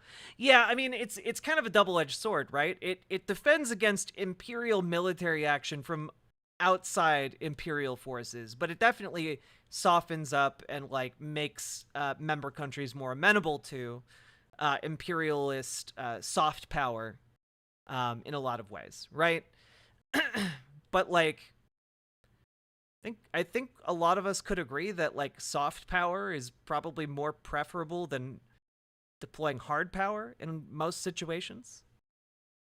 You know, solving things through diplomacy and economic trade, probably more preferable than, like, I don't know, bombing the shit out of a country until it agrees to do what you want. I don't know. Anyway, I'm rambling. There must be a stopping of that war. Why? We're on the road to nuclear war. That's the last thing we want to see, my dear sister. And as president. Okay, again, if the concern is nuclear war, then the first and primary consideration should be, A, making sure that the United States doesn't elect an unstable fascist authoritarian as a leader, and B, weakening the authoritarian proto-fascist regime that is currently in charge of Russia. That also has nuclear weapons. Both of those things should be done. What exactly would you do to stop that war? Oh, one is I would pull back on the U.S. military support. I would sit down with... Well, yeah. Here, HGB guy, NATO is one... I would argue that NATO is primarily used as a tool of soft power to kind of, like, coordinate a bunch of member states. But there are also, like, other soft power, like, tools, like a lot of them. And I would argue that you're correct. The World Bank is one of the most powerful soft power tools available to, again, primarily capitalism and also primarily America, due to the fact that the World Bank primarily deals in US dollars. Got it. Not a Nick Merckx still gets ads on this platform? Jesus. Come on over to riverboat.gg. There are no ads, even if you aren't subscribed. The elites from the Chinese empire, given all of their forms of regimentation and repression in their own context. Think about our precious Muslim brothers and sisters in China, the Uyghurs. But I would sit down with the Chinese. I would sit down with Ukrainians, I would sit down with the Russians and say, we're going to stop this war and we're going to come up with a plan. Yeah, IMF loans are incredibly predatory. And also, like, they're like poor countries are put in a real bind when it comes to financialization, because like their options are usually just get a loan from like the IMF or get a loan from China. And China has actually given a lot of really not great for them loans, and is currently in the middle of like a financial crisis directly tied to their like previous 10 years of the Belt and Road Initiative that they've been operating under. China's in a bit of an economic slump right now, and that is in turn causing a great deal of problems due to all of the loans that they gave out to countries that are now being like defaulted on, because again, COVID hit everybody, and the economic downturn really fucked up world economies, you know? So it's just like, man, the soft power systems have been encountering some problems recently. Not just on the American end, but on pretty much every end from the major powers on the world stage. And a process with a variety of voices heard to make sure that the suffering stops and we understand and we're honest about the larger context of the war. And unfortunately, we just don't get this kind of perspective, you know, in corporate media. Thank God for democracy now, and thank God for a few other venues that try to tell the truth about this. Because you know, my dear sister Amy, that I'm a jazz man in American politics, and jazz is about blues, and blues is about catastrophe, lyrically expressed and candidly confronted and artistically transfigured. And the catastrophes have to be wrestled with. It can be ecological ones. It could be economic ones of grotesque wealth inequality. It can be social ones, political ones, psychic ones. And then there is swing, which is a different conception of time. So we have ways of authorizing a better future given what seem to be all of the closed roots, all of the foreclosures, all of the alternatives trumped. So you have to make sure that the vitality and energy that you have swings in such a way that you never lose hope in having solidarity with oppressed people around the world. And of course, the third element is improvisation. And improvisation.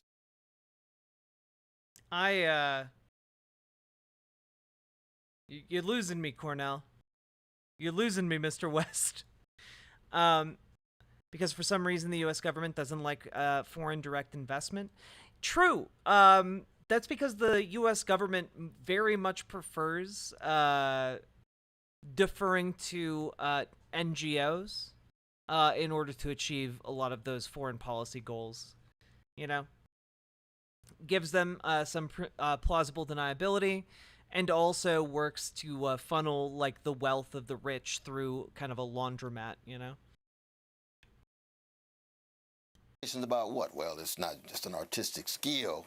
The Ron Carter's geniuses like that still alive remind us. It's also a form of practical wisdom. As freedom fighters, we got to be improvisational. We got to be flexible. We got to be fluid. We got to be protean. We got to learn how to listen. We can't be dogmatic. We can't be ossified. We can't be. I disagree, actually. You should choose the policies that you believe in and fight for them.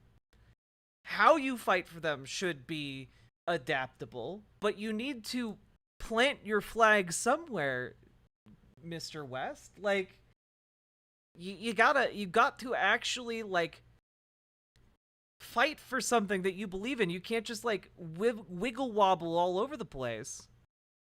Good night, Catalina Gearbox. Petrified in how we look at the world.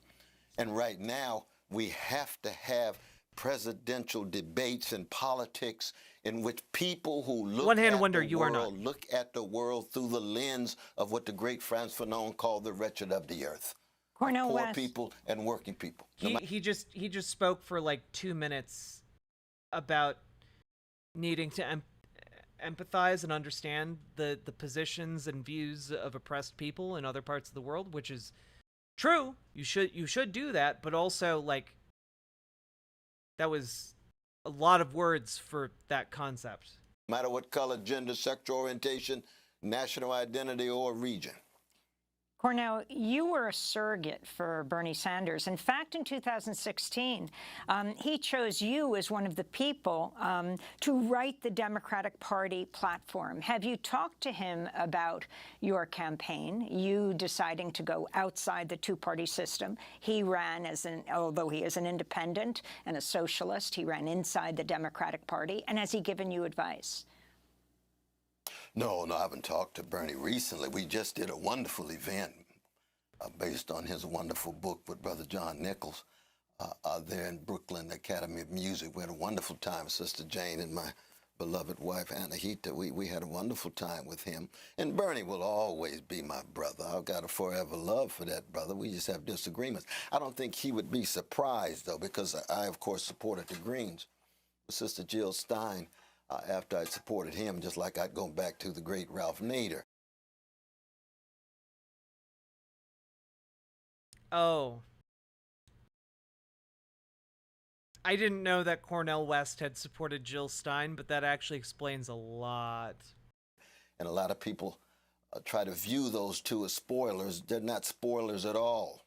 You had mediocre neoliberal candidates who could not galvanize the public, so you don't blame it on the weaker parties. And we will never actually be able to deal with the escalating fascism in America with milquetoast neoliberalism. You just end up with caretaker government. You end up with postponing the collapse of democracy, as my dear brother Jeff Stout says. Well, you have to get at the roots of fascism, which means I'm going to Trump country, Sister Amy. I'm going to talk to those white brothers and talk to those white sisters and say, quit scapegoating the most vulnerable. Let us confront the most powerful. I don't have a minute for any kind of xenophobia, but at the same time, I know you're catching hell. I know many of you have been losers in corporate globalization. Man, you've been pushed against the wall by big monopolies and oligopolies. You have difficulty trying to engage in any kind of unionization. You have to transform and transpose. And Boy Meets Minnie, thank you so much for the raid. Welcome, Raiders. How was your CRT times? Did you guys have fun doing some critical racing theory? Filter your fears through different means rather than following a neo-fascist Pied Piper. We got to be able to speak to these folk directly and as fellow citizens, and I plan to do that. Now, of course, I come out of the black tradition, and so I've got to wrestle with my own black bourgeoisie. I got to wrestle with my own black politicians who reinforce the neoliberal hegemony in the black community, and I got to do it lovingly, but I'm going to do it in a very direct way that they in many ways have given up on the legacy of Martin Luther King Jr. They've become intoxicated too often with the felicities of bourgeois existence, intoxicated with the wine of the world, as the great Negro national anthem, Lift Every Voice, says. But we got black poor, black working people catching hell, mass incarceration.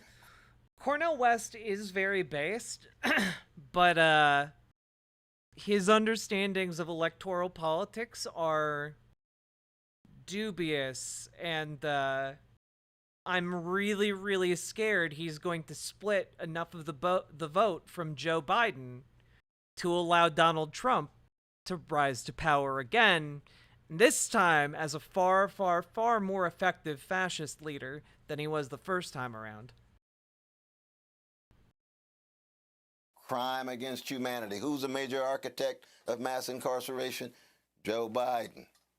Invasion and occupation of Iraq. How many precious Iraqis killed? At least 500,000. Iraqi life has exactly the same value as a life anywhere else in the world, as a Palestinian life. Now, given what I know of Cornel West one hand wonder he's not saying black folks are acting white. I think he's saying black folks in the bourgeoisie are like forgetting the black working class. I think that's kind of more what he's trying to say. I think it was a class analysis linked to race rather than a black folks are acting white argument. Jewish life, a Lithuanian life, an Ethiopian life, Mormon life, whatever. Professor West, I wanted to go to one of your first campaign videos, which features a clip of an interview you did with podcaster. Oh, Fiddlin' Nero. Oh, God, why can't he be doing that? Oh, he could absolutely topple Jim Clyburn in South Carolina. Oh, God damn it. Joe Rogan. Last year, Spotify faced a wave of calls to remove Rogan from its platform for promoting misinformation about COVID-19, but also after this video resurfaced. Well, but here's the thing, Sentient Waffle. Donald Trump can still run for president from prison. And if he does run for president from prison and he does win, he can pardon himself. And I think that's basically what he's going to be going for.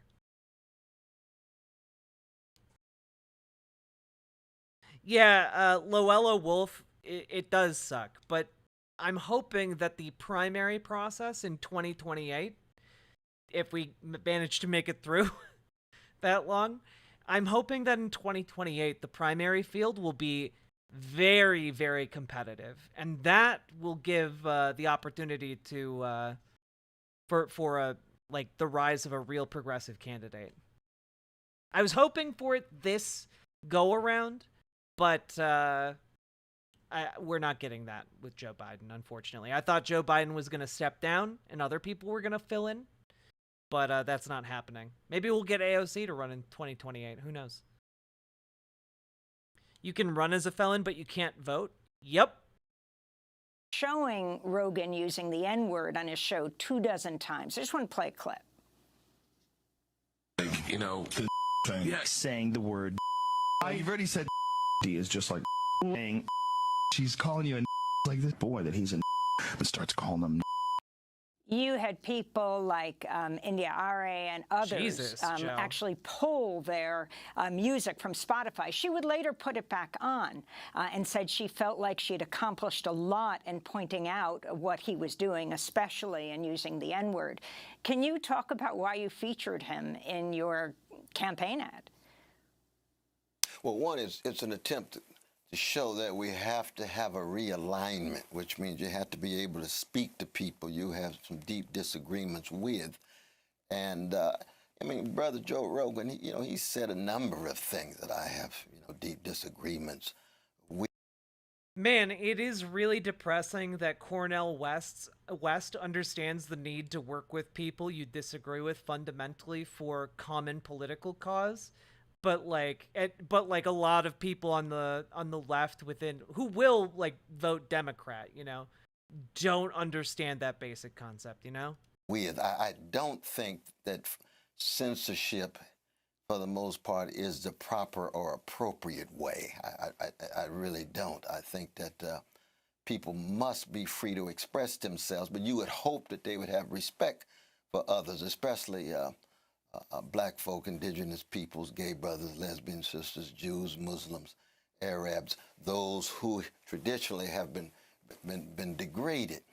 But I think it's very important that we have conversations across ideological and political lines, and therefore they're going to say sometimes some things that we have to call into question. We keep them accountable. I'm glad that the great Indian Ari did that. That's a beautiful thing. That she has a right to do that as well, to keep him accountable. But I am suspicious of this censorship because usually the censorship in the end zeroes in on freedom fighters, love warriors, the wounded healers. You think of the great Paul Robeson, you think of Claudia Jones, you think W.B. Du Bois, you think. Man, it really sounds like he's making a slippery slope argument here, which, man, okay. Luisa Moreno, who I'd mentioned, one of the greatest of the Latino freedom fighters in the last 150 years who was deported to Guatemala because she's supposedly... Oh, yeah, like, the People's Party is just, like, a rotten political organization, too. Like, we talked briefly the other day about how, like, the person who founded and runs the People's Party, like, sexually assaulted one of the board members of the organization, and then, with witnesses, mind you, and then when, people tried to, like, call him on it, he just fired everyone from the organization who, was trying to, disagree with him, and called it an attempted liberal takeover of the organization.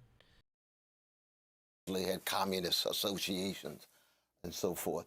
So that kind of censorship is something that I'm very, very suspicious of. I've got deep libertarian sensibilities in that regard.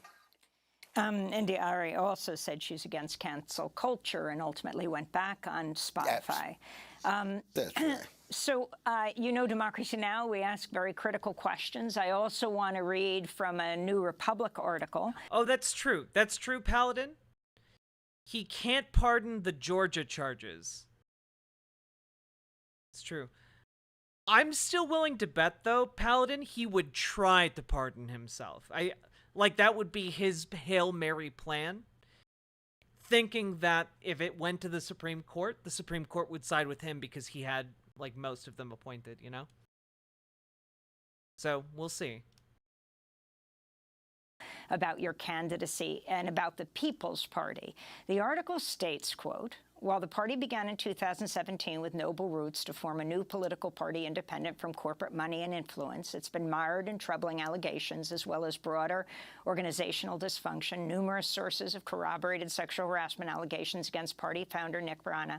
Last year, former party member Paula Jean Swearingen said she'd witnessed Brana try to force himself onto former party executive director Zana Day, who confirmed the allegations herself. Numerous party board members were apparently forced out for encouraging investigations into the allegations and questioning whether Brana was still fit to lead the party, unquote.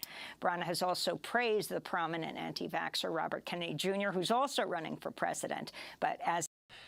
God bless Amy Goodman. Amy Goodman, like, she's friends with Cornel West, but, like, she's still willing to, like, ask the hard questions here. A Democrat. He described Kennedy as a, quote, courageous leader whose environmental and vaccine advocacy has illuminated issues that few dare to confront. So he's the founder of the party that you're running with, the People's Party. Talk about why you chose the People's Party and if you would like to respond to those allegations. And also the bigger point of why you didn't choose, for example, if you wanted to be outside the race, the Green Party, which has more ballot access. But that's a lot there, Cornel. Yeah, no, indeed. And I appreciate that question, too, my dear sister. I mean, I have a great love for my Green Party brothers and sisters. I've worked twice with them, and so I have nothing against their third-party operations. It would be nice if we had even a coming together, but that's something that is for a different show. But in terms of the history of the People's Party, you know, I was there at the founding. There's no doubt about that. And I've been a kind of honorary member of the board, even though I haven't participated, so I haven't followed all of the insides and outsides of what has happened. It strikes me that there's been some very bad and ugly moments. There's no doubt about that, but I don't want to adjudicate as to who actually is guilty or who's actually innocent, because I just don't know. But that might be something that you want to look into and come up with an answer for, Cornel, before you commit to running for president in this particular political party, actually. There has to be accountability, and especially when it comes to sexual harassment in terms of sisters of any color, those are very, very important issues to wrestle with and very serious charges in that regard. But as I said before, that for me, I wanted to be able to bring a serious critique to bear on the corporate. Those are very serious charges, but also I don't really care that much. And I'm not going to look into it because I want to break the corporate power duopoly despite the fact that this is not actually a vehicle that can do that because of the systematic way that we have first past the post voting. Duopoly. And the People's Party, in its inception and in its vision, is a populist one. So you got a number of different voices, heterogeneous. It is very. But how does it break the two-party duopoly when it just functionally can't? Unless you think that the People's Party can just get enough support from the left, the right, and all of the non-voters in this country with, like, a thimbleful of resources compared to the mountains of resources that the two-party duopoly has.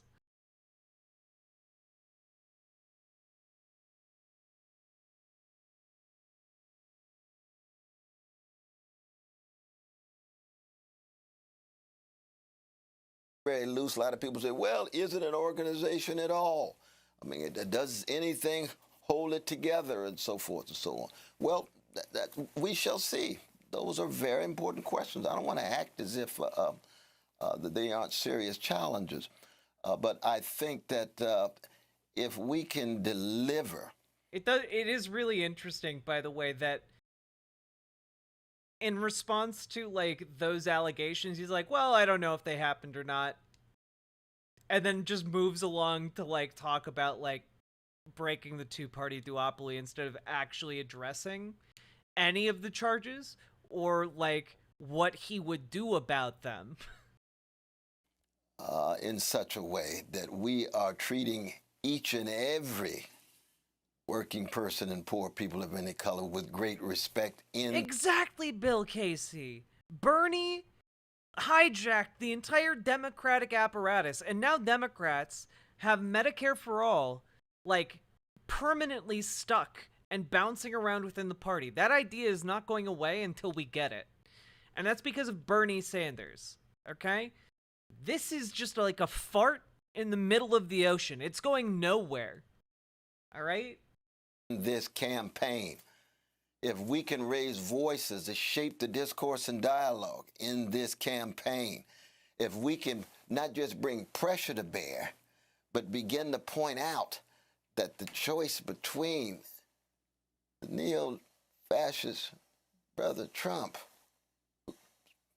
criminal in so many ways, and the milquetoast Biden, who's so tied into corporate wealth and corporate power, they can have austerity in the recent debt ceiling agreement and still allow the military expansion, that we might be able to go much further than a lot of people think. But that history, you know, has to be. Yeah, much farther than a lot of people think. Straight into getting Donald Trump elected because you're primarily pulling left-leaning voters. Wrestled with. I don't want to downplay that at all. I just hope that we really do keep the focus, though, on what can be done at this particular moment, not to erase the history, but to make. Yeah, what can be done at this particular moment about the allegations about the person currently running the political party on which you have built your run for presidency. Make sure that as we make history in this moment, that we are doing all and everything we can. So, Cornel West, what would you do? Poor people and working people are at. Well, that's the thing, Forlorn.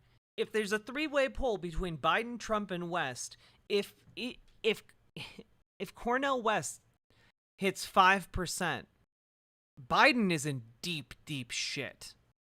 Like, deep, deep shit. He's not, like, West isn't gonna win, but he can certainly get enough pull to absolutely devastate Biden's chances of winning. Now, maybe this is like a fourth dimensional chess game where, like, if that winds up being the case headed into the election, Cornel West and his team will like negotiate with Biden to like get more progressive policies on the ticket, but I somehow really doubt that that's going to be the case. And what would you do about immigration rights right now in this country, about reproductive rights right now in this country, and about this incredible threat to the country, the greatest domestic violence threat, which is white supremacy? TPP. You were at the Unite the Right rally in Virginia, not participating in it, but there when you saw the neo-Nazis march threatening you. Absolutely. I mean, Brother Martin used to say that the bombs that we drop abroad land at home. The militarism around the world comes back to haunt us, and we've got police departments that are militarized. You have to break the back of the culture of silence of the police department. I mean, primarily, Sentient Waffle, if I'm going to put on, like, my realist hat, I think a lot of the people behind the People's Party and influential in the People's Party are primarily left-wing grifters who supported things like Force the Vote, which became a vehicle only to push their influence and power within, like, leftist politics, within the money-making apparatuses of leftist politics.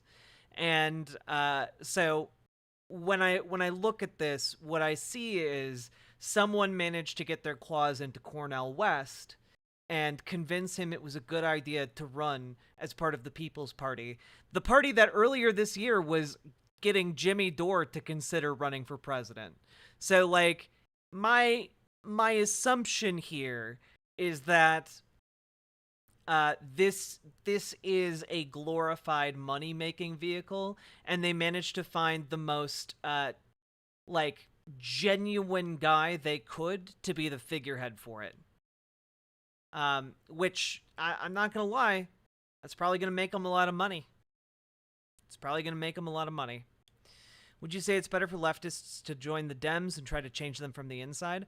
Marco DeSoon, yes. My current stance on electoral politics is in a couple parts. One, get involved with the democratic process. Get involved with the Democratic Party. Gain power as much as you can within that apparatus, within that power, to change it from the inside. And while you are doing that, we also need to be pushing on a state level for ranked choice voting. Because when states adopt ranked choice voting for their presidential campaign ballots, for example, that then opens the door. Every time a state adopts those ranked choice voting policies, every time a state does that, it opens the door wider and wider for third-party runs. Okay?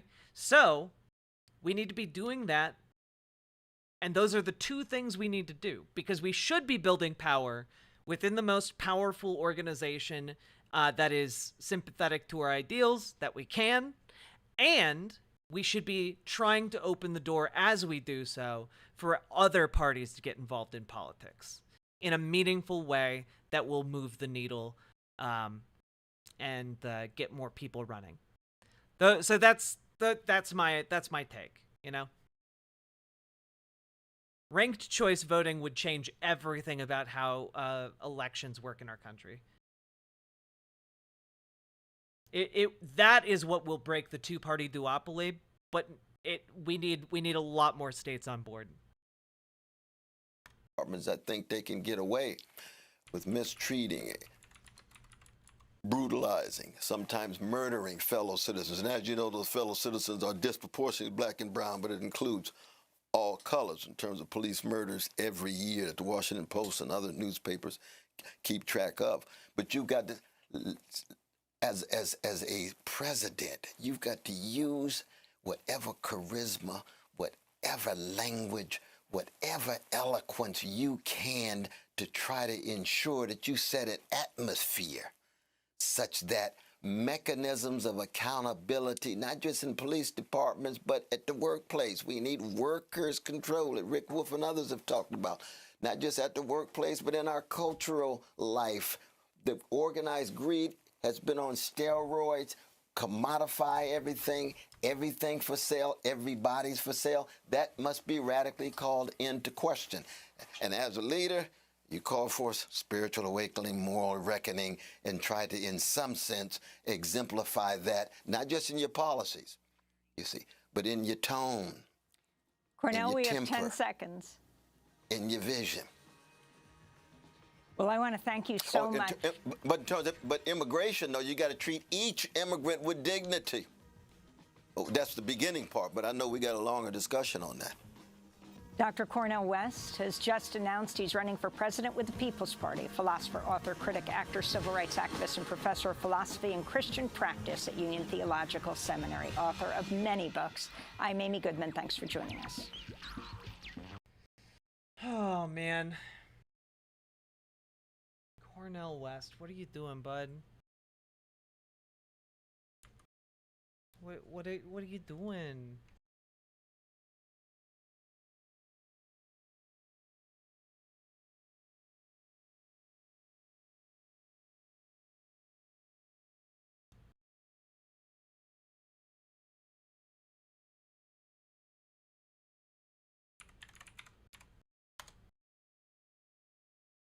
Good night, all-seeing dude. There we go. And, folks, I hope I made all of my thoughts on this clear. But, folks, if you want to be in the on-screen chat, come on over to riverboat.gg. There are no ads over there. You don't have to subscribe for no ads. The only thing subscribing gets you is a colorful name in my chat and more emotes. And, yeah. Also, when you subscribe over there, you support me more effectively. Your entire subscription goes to me instead of being split with YouTube or Jeff Bezos on Twitch. Yeah, consider doing that. You can also drop some donos. Remember to like the stream, either on Twitch or YouTube. Hit the subscribe button, all that jazz. How are we doing? How are you all doing? Okay. Also, Boy Meets Mini, thank you again so much for the raid. You know? I got wolf rolled? What does that mean?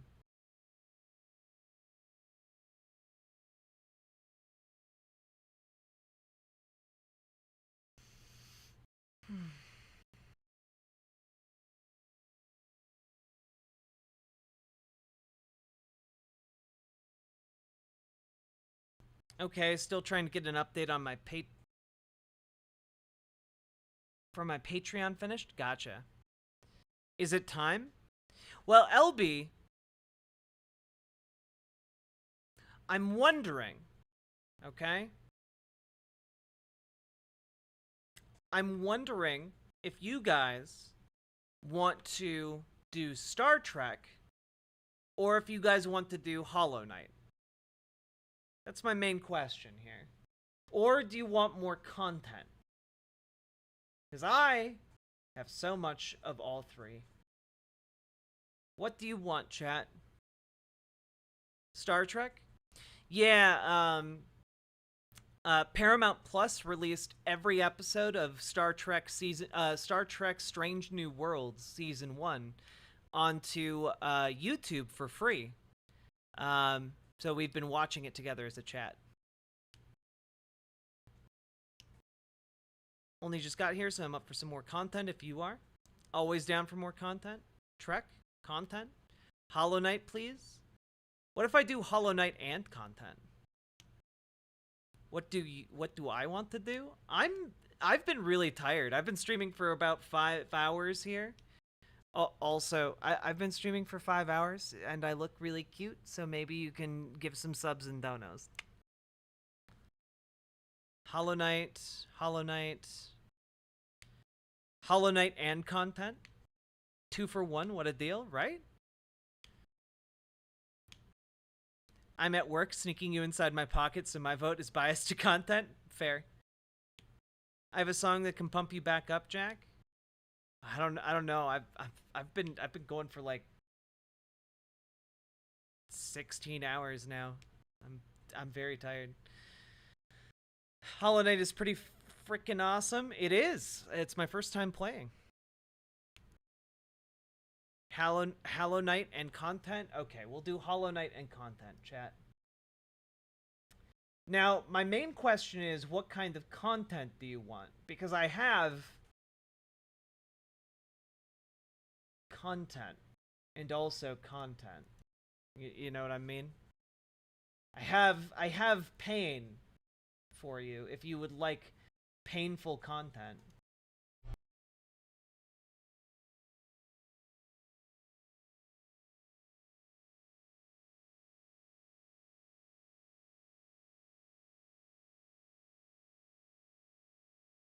Got any urbanist content? I don't have any urbanist content, no. Jack puts on Jubilee. I would never just put on Jubilee. How dare you? I'm going to put on a spin-off channel of Jubilees called... I shit you not, it's called Tubilee. And, hey, they have a discussion between a former conservative and a former liberal. And that former liberal is a paid propagandist for PragerU. Yay! Pronouns? She, her, baby.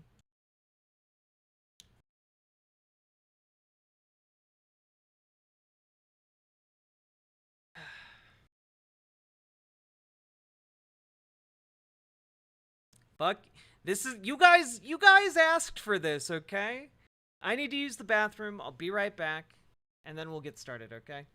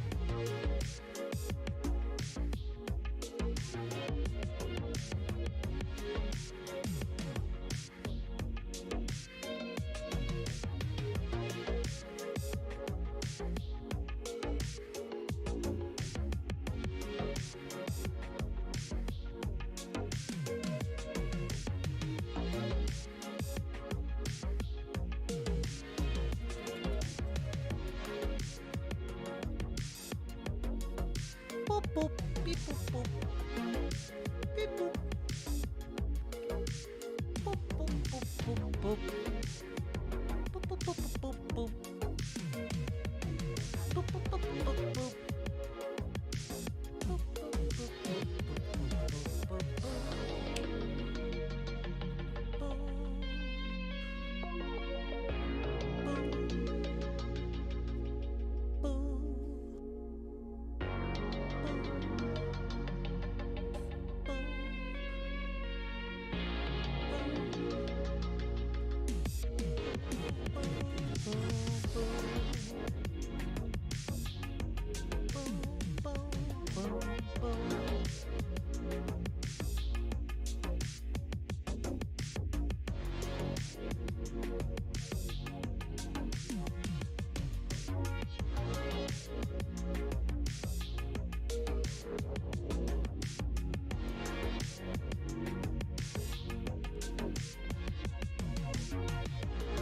Also, chat, before we get into content, I just want you all to know I stepped outside of my comfort zone today. I love that shirt. Where did I get it? Oh god, I think I got it. This might have been Forever 21, to be honest with you. But chat, I stepped outside of my comfort zone today. I went to the pool. I went to the pool in like a bikini top and like a little swim skirt situation. And I had a really good time. It's my first time like going to a pool, you know, publicly as like a trans person. So like I haven't been to like a public pool in probably like 15 years, you know? It was really fucking scary and I definitely cried before I went. It's really fucking scary. Yeah. It's a fact that trans people love swimming, but we like avoid pools like the plague because it's so fucking scary.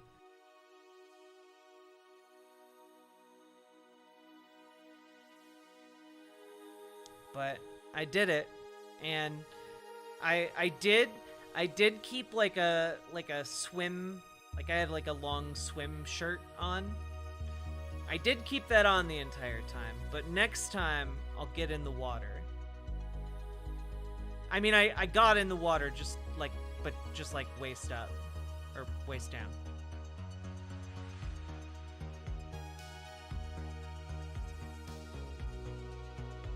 Did you get some tan? Oh, I'm sure I got some tan. I also got a headache. If I'm in the sun for too long, chat, like two plus hours, my body literally rejects the sun. Like I get like a horrible headache. It's awful. Maybe I am a vampire.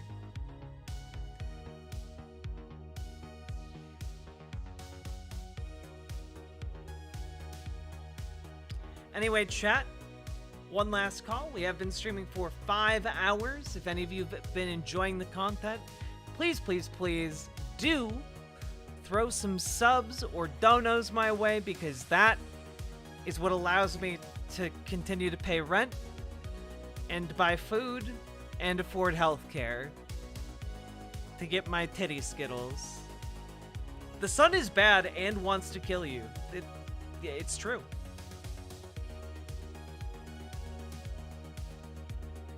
Pool or beach, but are you even near any sort of beach? Lakes? I live in a state called the Land of 10,000 Lakes, so I am always near a beach.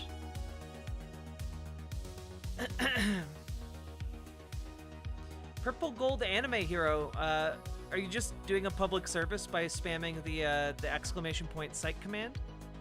Or are you having trouble accessing the website? Either way, like, cool, but if it's the second one, I want to help you. That's a lot of lakes? It is. We have a lot of lakes in Minnesota. There used to be a gigantic glacier over it, you know, a long ass time ago.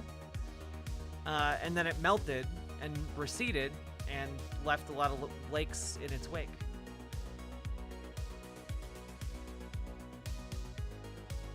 All right, Mint Kuro, here we go. Boom.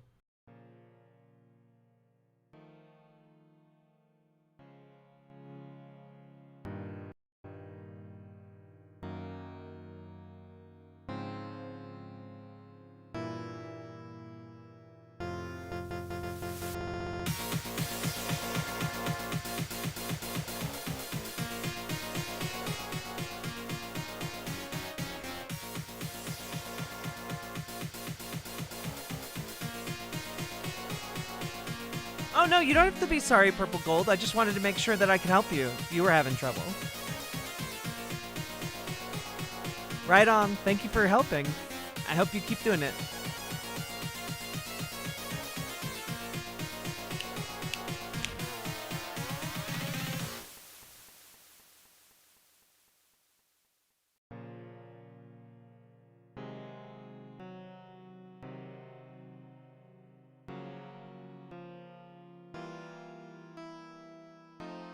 True, Alex Rivas.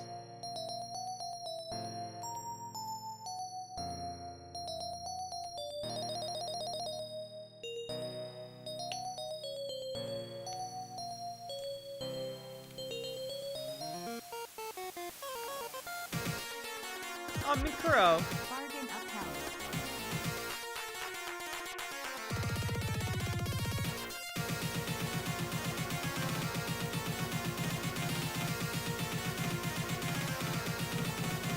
Here we go.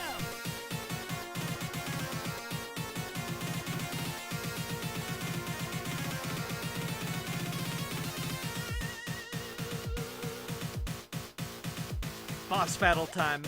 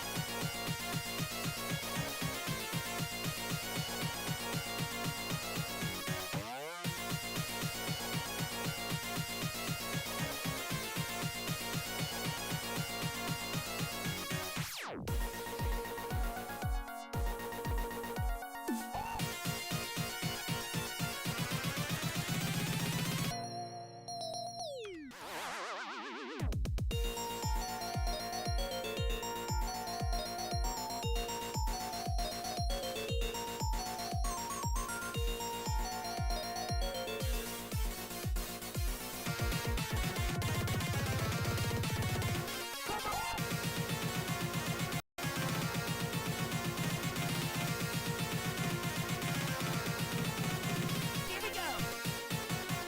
Here we go.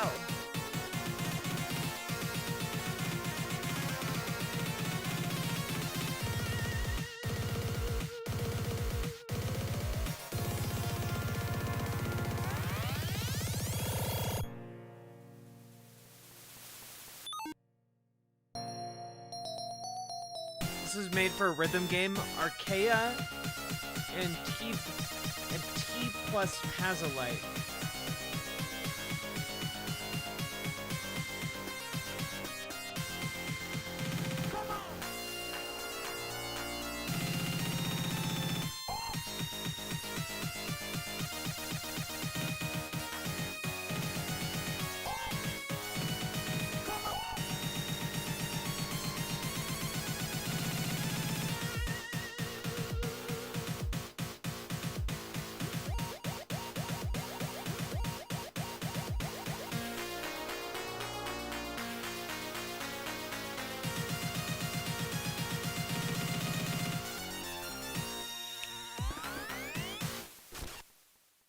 That was really fun. Thank you very much for sharing that, Mint.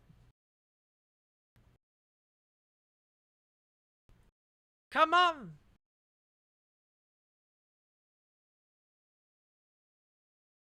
Excellent.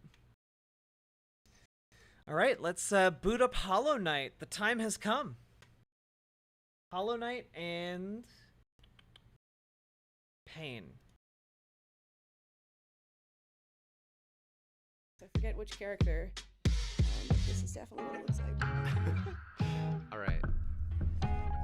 Can I grab my tea? So, Amala, John, welcome to Jubileeable. Thank you for coming in. it's good to be here. We've met before We have. on Middle Ground. Yeah, and you weren't supposed to be on that episode, were you? I wasn't. So, I was one of the male feminists.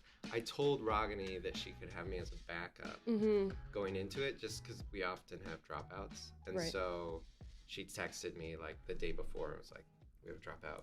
Can you be in it? Uh-huh. And so you met my daughter, I think, as well, because I had to bring Yes! my daughter. So Casey cute. was babysitting while I was in the video. Yeah. And that was an interesting conversation. Yeah, how do you feel about, not typically being the person who sits in on the set and all of a sudden you're in the middle of a debate?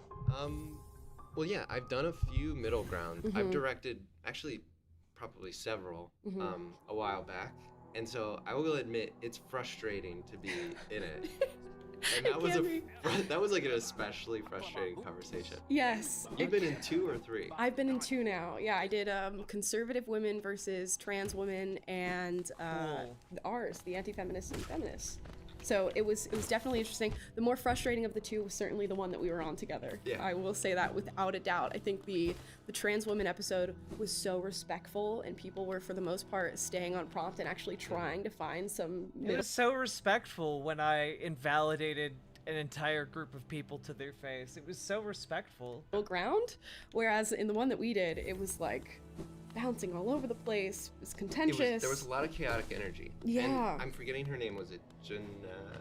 Who was the woman in red? I think it was Janelle. I think that's her name.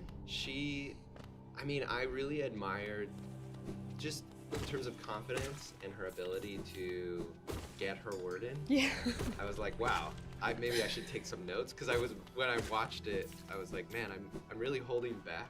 Right. I was trying to be cautious, just because I work at Jubilee. I think I know how the sausage is made a little bit. Right. So I was like trying to kind of let it happen and not be too intrusive, but then in hindsight I was like, maybe I should have spoken up a little more. It's kind of hard, and when you're up against a force like that, sometimes it doesn't even really matter how much you do. Like, you can look back in hindsight and say, I wish I had done something different, but would it really have changed the situation? Probably not.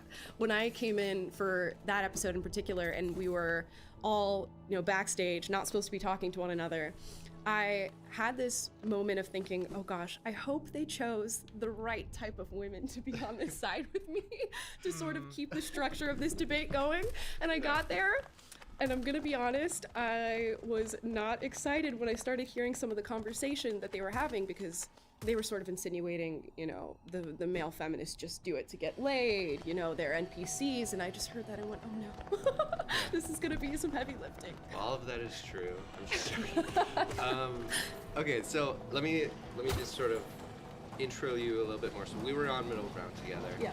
The comment section seemed to really appreciate you and what you had to say. I'm shocked, yeah. And you've been on my radar. So Jubilee's mission obviously is, we want to provoke understanding. We're all about diversity of thought, diversity of experience. We want to bring people together Fuck you. in interesting social formats and kind of see, just like the totality of the human POV. Right. And so part of that is politics, obviously, and you are a rising conservative figure. Yeah.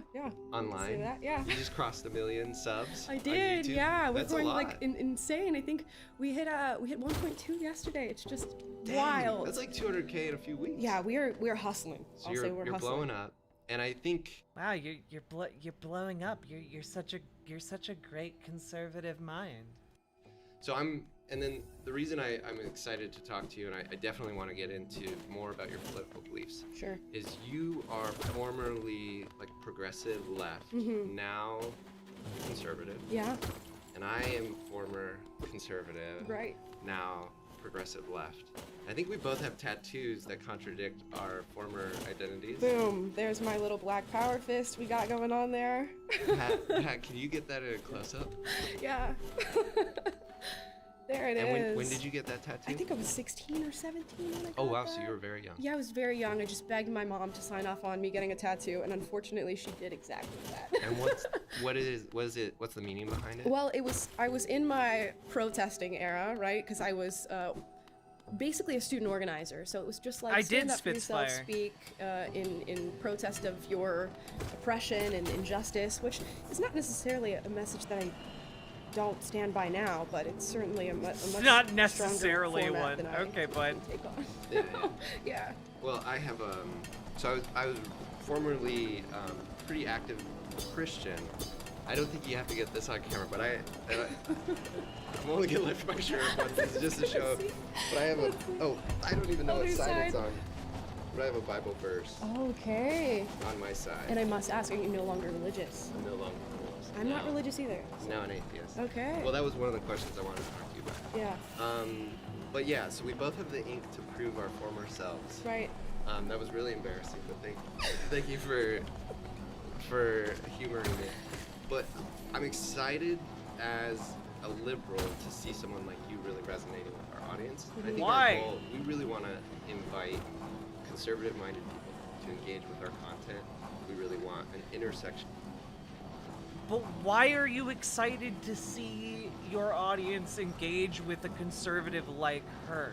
Why is that exciting? That seems... I don't know. Seems like maybe, well, we'll see where this goes. Of unique ideas in the comments section in our community. And so it's exciting to see someone like you, who I find relatable, sound in your judgment and in your, I think just like coming from a place that I feel is genuine. Thank you. Not overly provocative or provocative for provocation's sake. And so it's exciting to see you getting traction. And I wonder, and I think I hope that like someone like you could be the face, or there could be multiple people like you, becoming the face of like a new right-wing movement. Yeah. Whatever that.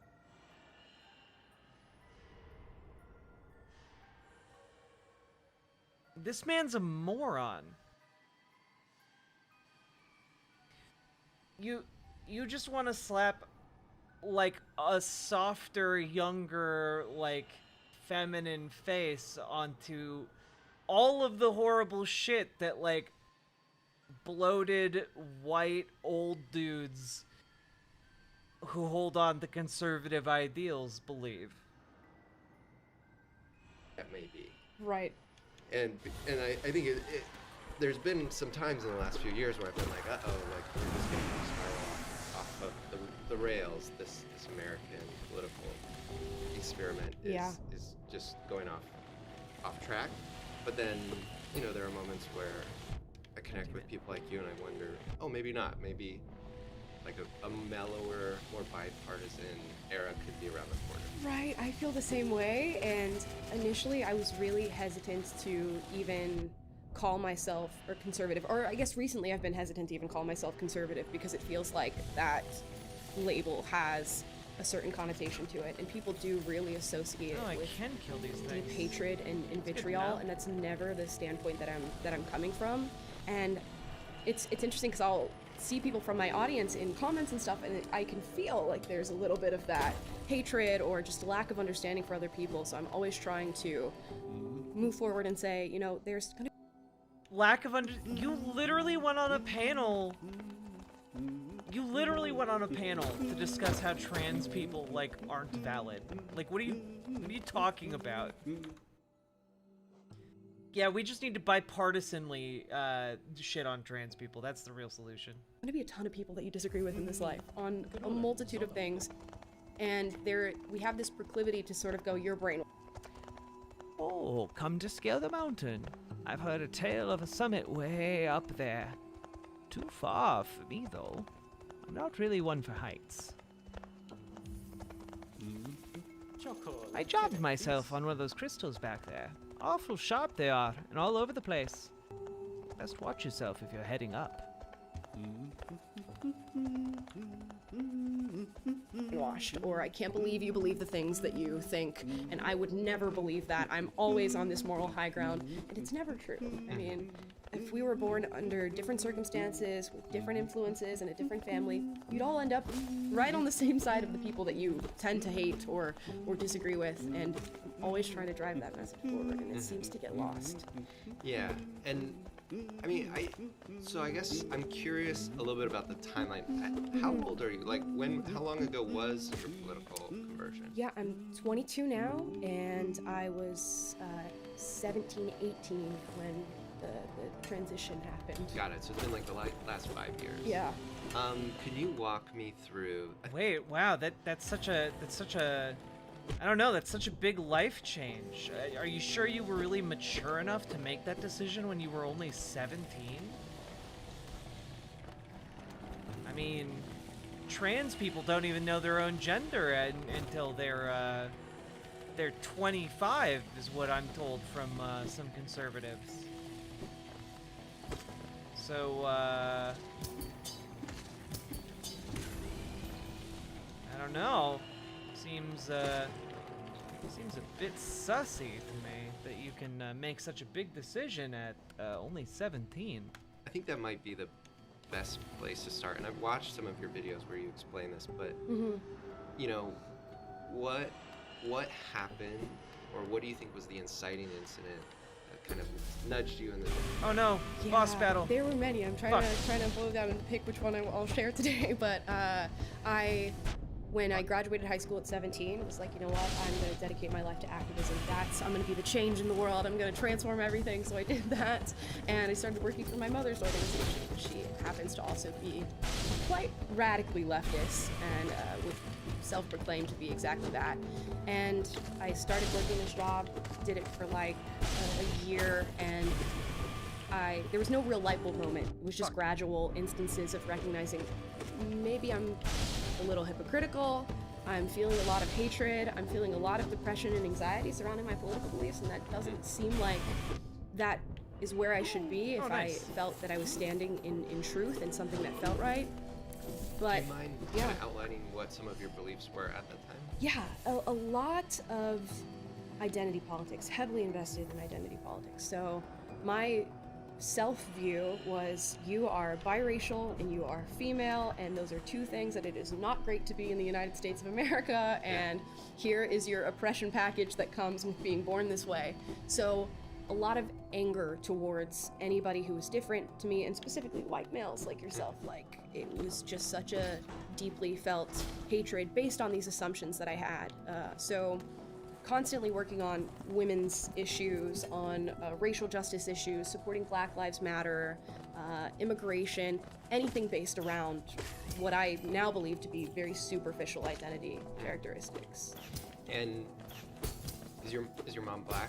White. White. Mm-hmm. And your father is Black? Yep. Gotcha. So how early on did you start talking about race, and was that like the seed of the political view, your political worldview? Yeah, so yes, and yeah. So I grew up with my mother. My parents got divorced when I was around 6 years old, and my mother happens to work in development and fundraising for a left-leaning organization. So every major left-leaning movement you see, she's virtually behind, at least in the fundraising sense. So she was a single mom of 3. Wow, so this is kind of dramatic. Yeah. It got dramatic Are when... you still close to your mom? Oh, very close. Oh, okay. We are actually better than we've ever been before. And that initial sort of coming out of the closet as a right of center, I guess, was a real tough time for our relationship, and would be for any parent, really, if you're watching your kid sort of abandon the values that you brought them up with. But so familiar. Yeah. But we'll talk about that. Okay, later. yeah, we'll trade off. But I can remember, being raised by a single mom. When I had days off school, she's going to work, and it's a very warm environment, and she would bring me to work with her, and we'd go and we'd be like using markers on posters. Little did I know those were going to be used in like protests that they were doing later that day and stuff like that. So I grew up in this environment of just left-leaning organizers who whether they wanted to or not, were, you know, handing their values down to me. And maybe I grew up with an expectation that not only my race and gender would affect me in this life, but that I wanted to make my mom proud in sort of standing for the things that she stood for, and that's where the seed was planted. Gotcha. Do you look back on that time now and feel a little betrayed or maybe manipulated, like you were sort of forced to believe those things? Here we go. No, when I look back on it now, I just think my mom and everybody around her, if you have a worldview and you think you're doing the compassionate thing and you think you're fighting for all people, why would you not want to pass it down to your kids? And conservative parents do the same things. I'm sure religious parents feel the same way about it. It's never from a place of, I want to indoctrinate this child. No, I'm all the way back here. A Fuck little this. me. It's always from this place of, I want you to be a good force on this planet. Okay, so you're coming into your more conservative identity. Mm-hmm. Trump is president? Yeah, so yeah, he's president at this point. Yeah. What are your feelings about Trump? So interesting. Like, as far as I've seen in your content, you mostly talk about like the cultural layer. Yes. I'll be like, back what's for going you, on chatter. Kind of like in the internet and like maybe like woke culture online. But I haven't heard you talk about maybe like the higher, like people in political offices. Yeah. So how do you feel about him? When Trump was first elected, I was on the phone with my best friend at the time, who was also very left-leaning. We cried our eyes out on the phone when this man was elected. You were upset. Upset.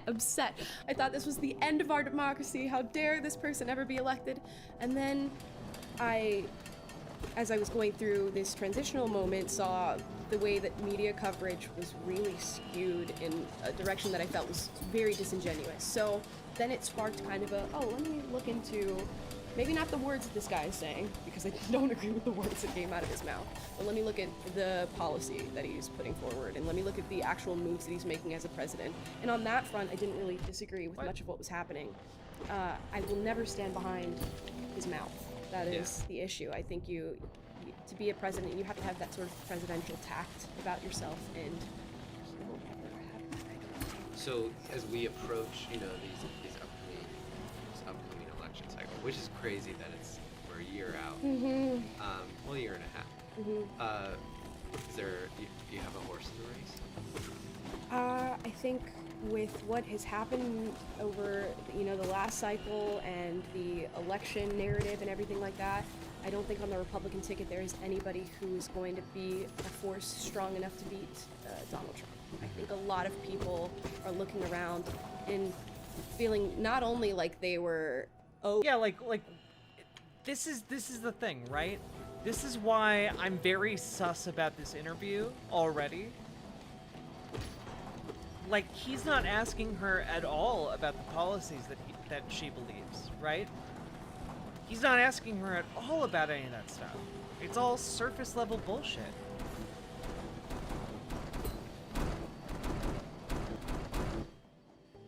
Owed his presidency after what happened in the last election, but that he is the only man to be president. So even I would prefer maybe a Ron DeSantis, who maybe is going to do the same thing policy-wise, but has a little bit more control over the things that he says, is a little bit more docile. It's very angering to see these people who are, I get it, you might feel some type of way about it, but can we let it rest for the sake of just the American people and move on? Yeah. So you're maybe hoping to see, conservatism, or I guess the Republican Party drift away from like the Trump populist flavor. I got you, chat. Again, policy-wise, it's fine, and I think you can have another Republican president who's going to do the very same things that he did. They want his energy, and I think the presidential election has become a personality contest, and that's terrifying to me, that you can just come in with charm and charisma and schmooze your way into a position. Yeah. Was it charm though? It was like sheer force. It was charming to some people. I think my parents love Trump. Yeah. Why is it? Why do they love him? Well, I think it has to do with there's like a no bullshit quality to it, or at least it appears to be that way. And I think people see that translates as authentic. Damn it. Yep. I think people like the idea that all of his dirty laundry is out there. He's open about trying to cheat the taxes, within the law, pay as little taxes as possible. And he just kind of like says it how it is. And I think people, they just read that as real. Yep. It was hard not to see Trump as, and I think this is where like what you're reacting to, this sort of like woke rage is born out of, is it just felt like such an obvious knee-jerk reaction to 8 years of Obama. And there was just, I feel like an obvious racial tinge to that pushback. Interesting. Where like the birtherism, it was just kind of like Trump saying that Obama's like not a valid citizen, and it was just like, I think that was the original sin, or maybe like the soil that maybe some of this hysteria on the left that I suspect you push back against, or that you take issue with, was born out of. And it's funny, it feels so far away. That was like now coming up on 6 years ago. Right. But they just transferred all that hysteria onto trans people. And I mean, to be honest, like, you get another black man as a serious contender for the presidency again, you're gonna get that hysteria all over again. They're gonna say he's not a real American because he's black. That's the playbook at this point. I'm not the only one who sees what this guy is actually doing, right? No, of course not. It's the same thing as the Hill, like the Rising videos we watched earlier in the stream. He's whitewashing, I feel like, he's whitewashing her ideology. He works for Jubilee, and I think he sees this as an opportunity to, get some views, get some clicks, and that's what he cares about more than any of his ideological positions, whereas she's an outright propagandist. So, like, yeah, this is what she does. She doesn't have to self-censor at all. And, meanwhile, he's just gonna be, like, white bread, 6 or 7 years ago, but it still feels like that's in the air. And, like, all the outrage that's sort of floating around on the progressive side. Yeah. It's really just outrage towards Trump, I feel like. I think he did function as a catalyst to get more people involved and more people outraged, but I will say, in seeing the work that my mom was doing, I mean, from as early as being born, wokeness has been around for a really long time. I just don't think it was anywhere near as popular as it became. And yeah, I think you're totally right. When the pendulum swings in one way, another force is going to come in the opposite direction. And the issue is going to become, if we can't get the pendulum to like set a metric for how far it can actually go, because everything will be met with equal opposing force. Right. And that terrifies me now, because I see. Yeah. Everything will be met with equal and opposing force. On the one hand, you have trans people should exist, and on the other hand, you have trans people should not exist. And well, I think I know out of those two groups which one is going to be the aggressor if we're talking about meeting force with force. Lots of wokeness that seems to keep growing and growing and growing and growing, and I know that normal people, for the most part, who are looking at this are going, maybe a little too much, slow down, guys. Which is why you're seeing a lot of liberals sort of leaving the leftist camp, or trying not to associate with the leftist camp. So what happens when the right reacts to that, which they already are, you know? Yeah. Well, before we get the leftist before we start camp. picking apart liberals, because I definitely want to do that. You're coming from a place, you're not super Trumpy. The mics were off, but you're not coming from like a really religious POV, which I do think is very prominent with conservatives. It's like, did you have a hard time getting accepted or finding your niche on the right? Quite a view, no? I'm not surprised you survived the trek through these shimmering caverns. There's an air of strength about you. I suspect it'd be quite intimidating if not for your small stature.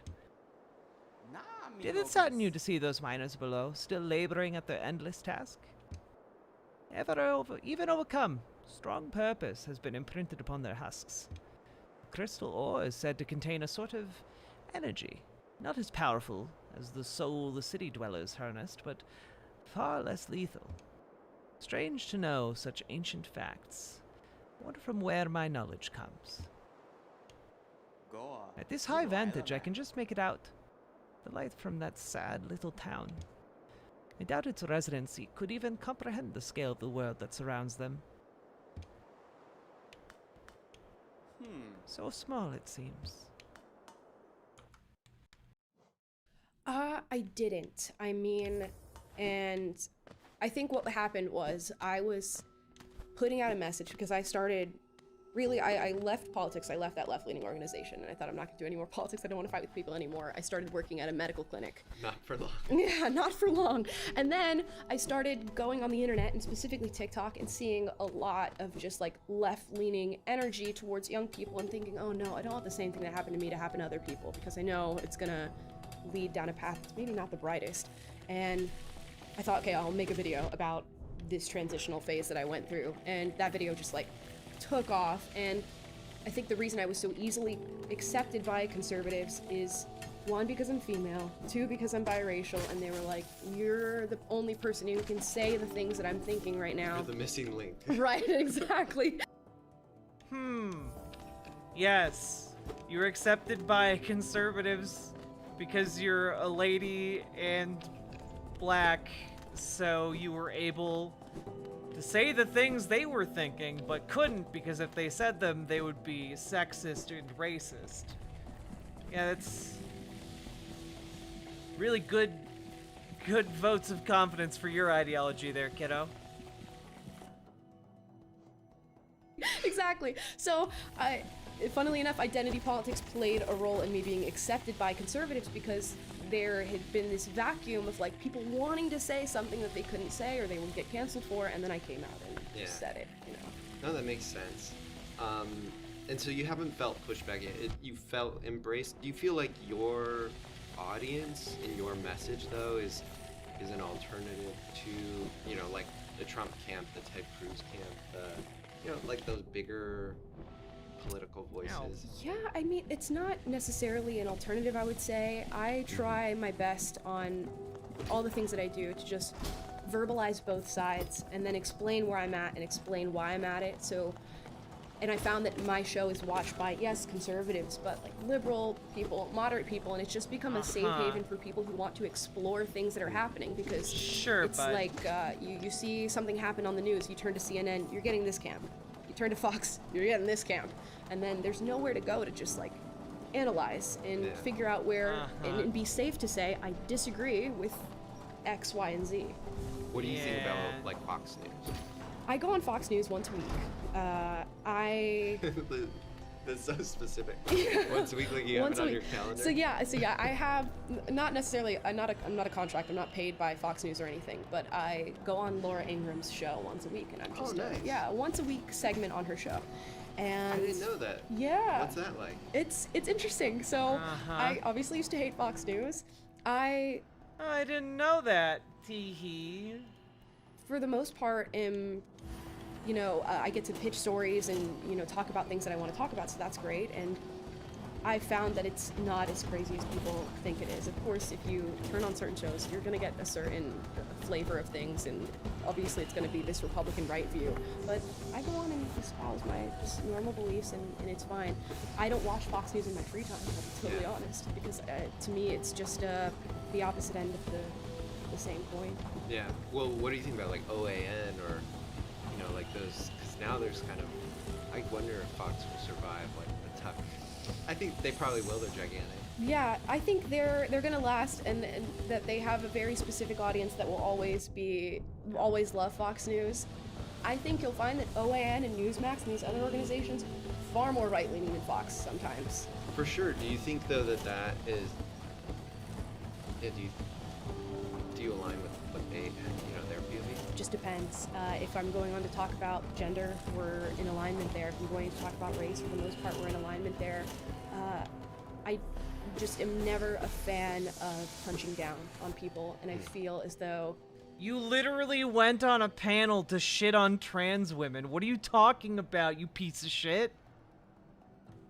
Fox News, OAN, Newsmax, they love to do the punching down, and I'm not a fan of religious proselytizing either, and that Fuck happens this as well. bitch.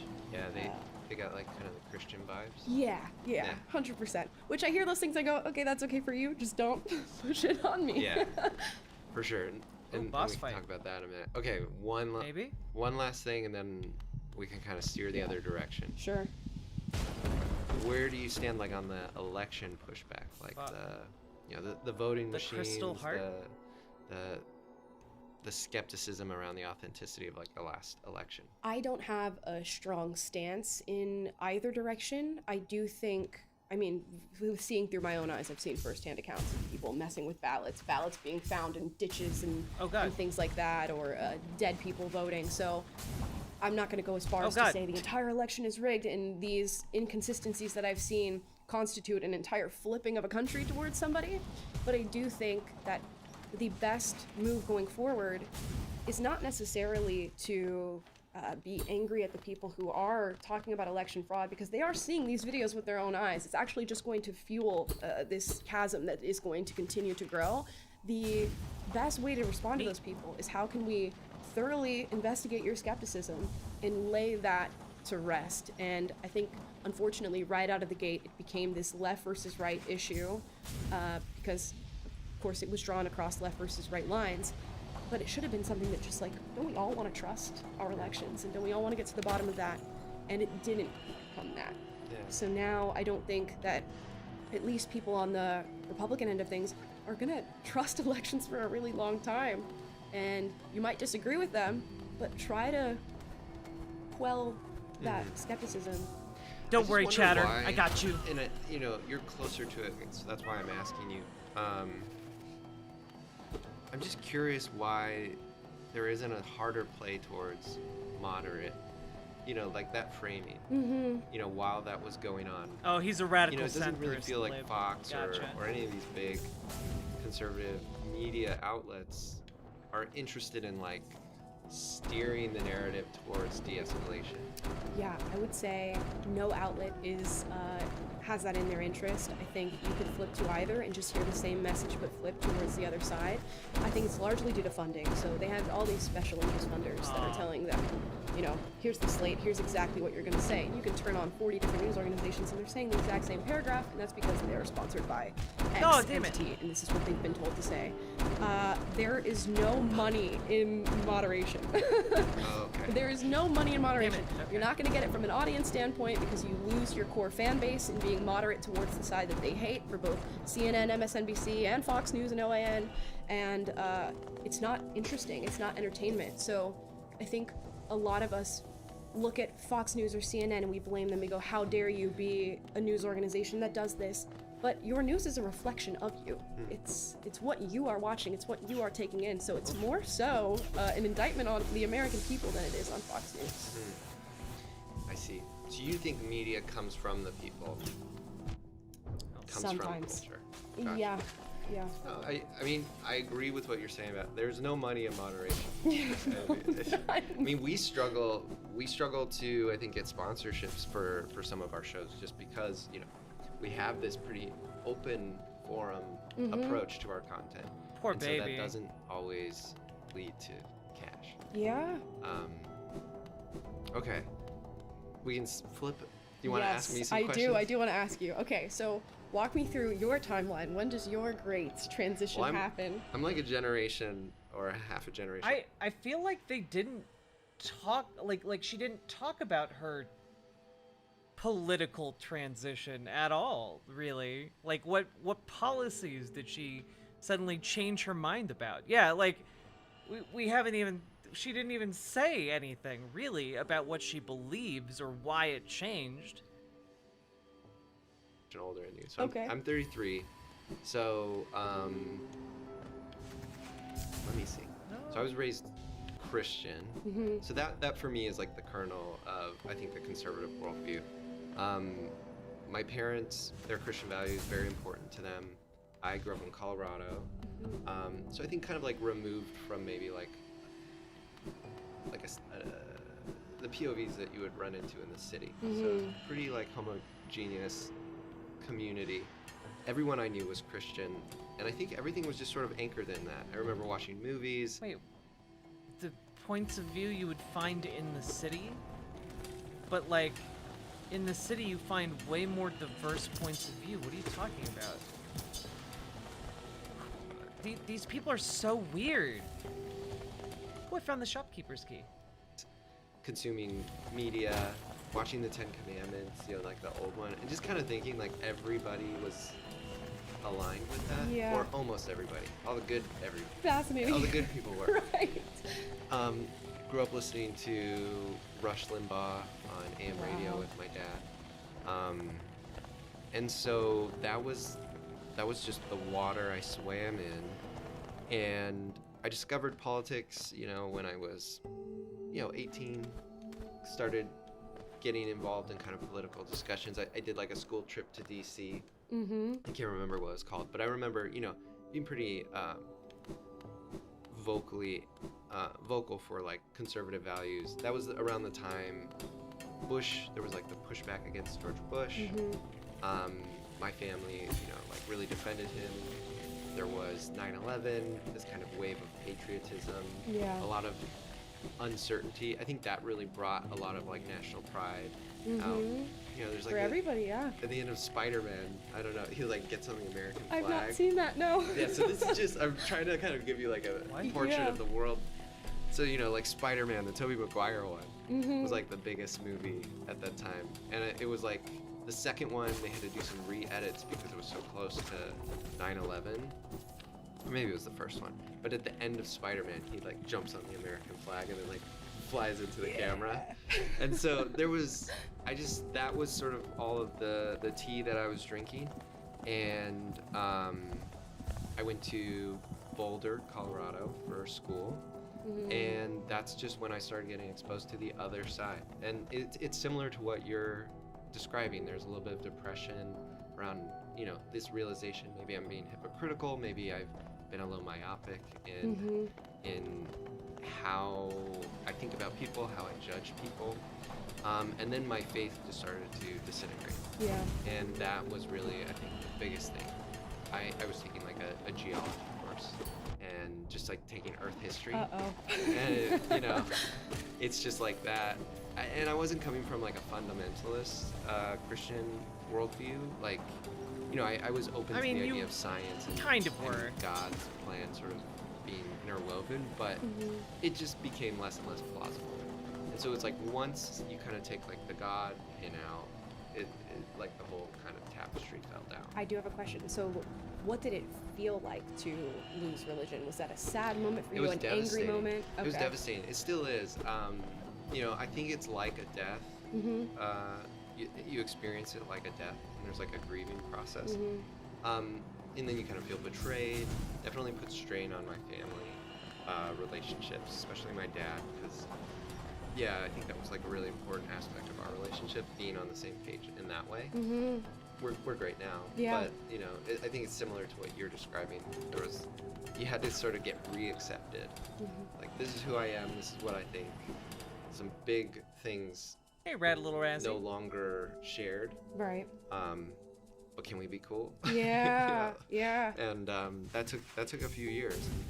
And then I would say that I probably, around that time in college, and Boulder, the University of Colorado. This conversation would be so much more interesting with like an actual lefty. People are doing acid, smoking a lot of pot. This was like right around the time Obama got elected.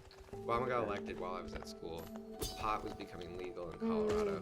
So progressive politics were like really cool. Right, right. So the in thing. It was the in thing. And so he smoked a lot of weed and became a leftist. Of course, the classic story. I do think it was kind of having like a golden moment. Like, Obama was, as far as I'm concerned, like a pretty like respectable person. Just like easy pill to swallow. It's like, get on or get off. Like, this is where culture's going. Yeah. So, yeah, I would say that I probably then went pretty far left, to the point where in that kind of grief I had, in that sort of anger I had as a backlash against my upbringing, I made some assumptions. Well, I'm in the crystallized mound, everybody. Politics and what ideas. Don't get too jealous of me now. Had credence, what ideas did not. If you believed in capitalism, you were probably misled. You know? Yeah. And so it was interesting because, you need that worldview, you need that righteousness, that sense of righteousness. Once religion wasn't that, politics had to be that. And so I see that happening with people now, especially young people. It's like, you need I to feel like you're this on the is right bullshit. team. And then you also, it's exhausting to have to think about every political idea and be hypercritical of it.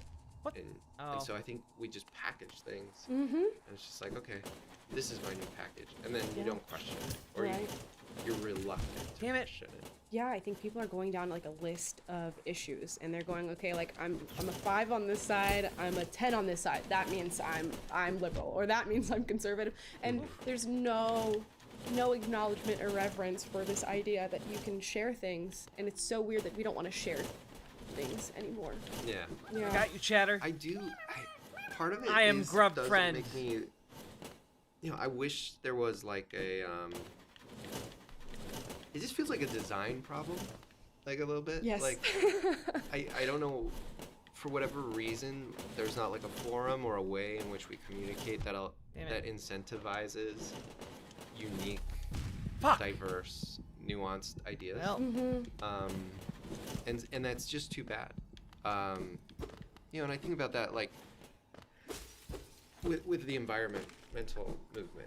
There's like this. I really hope this isn't a boss fight.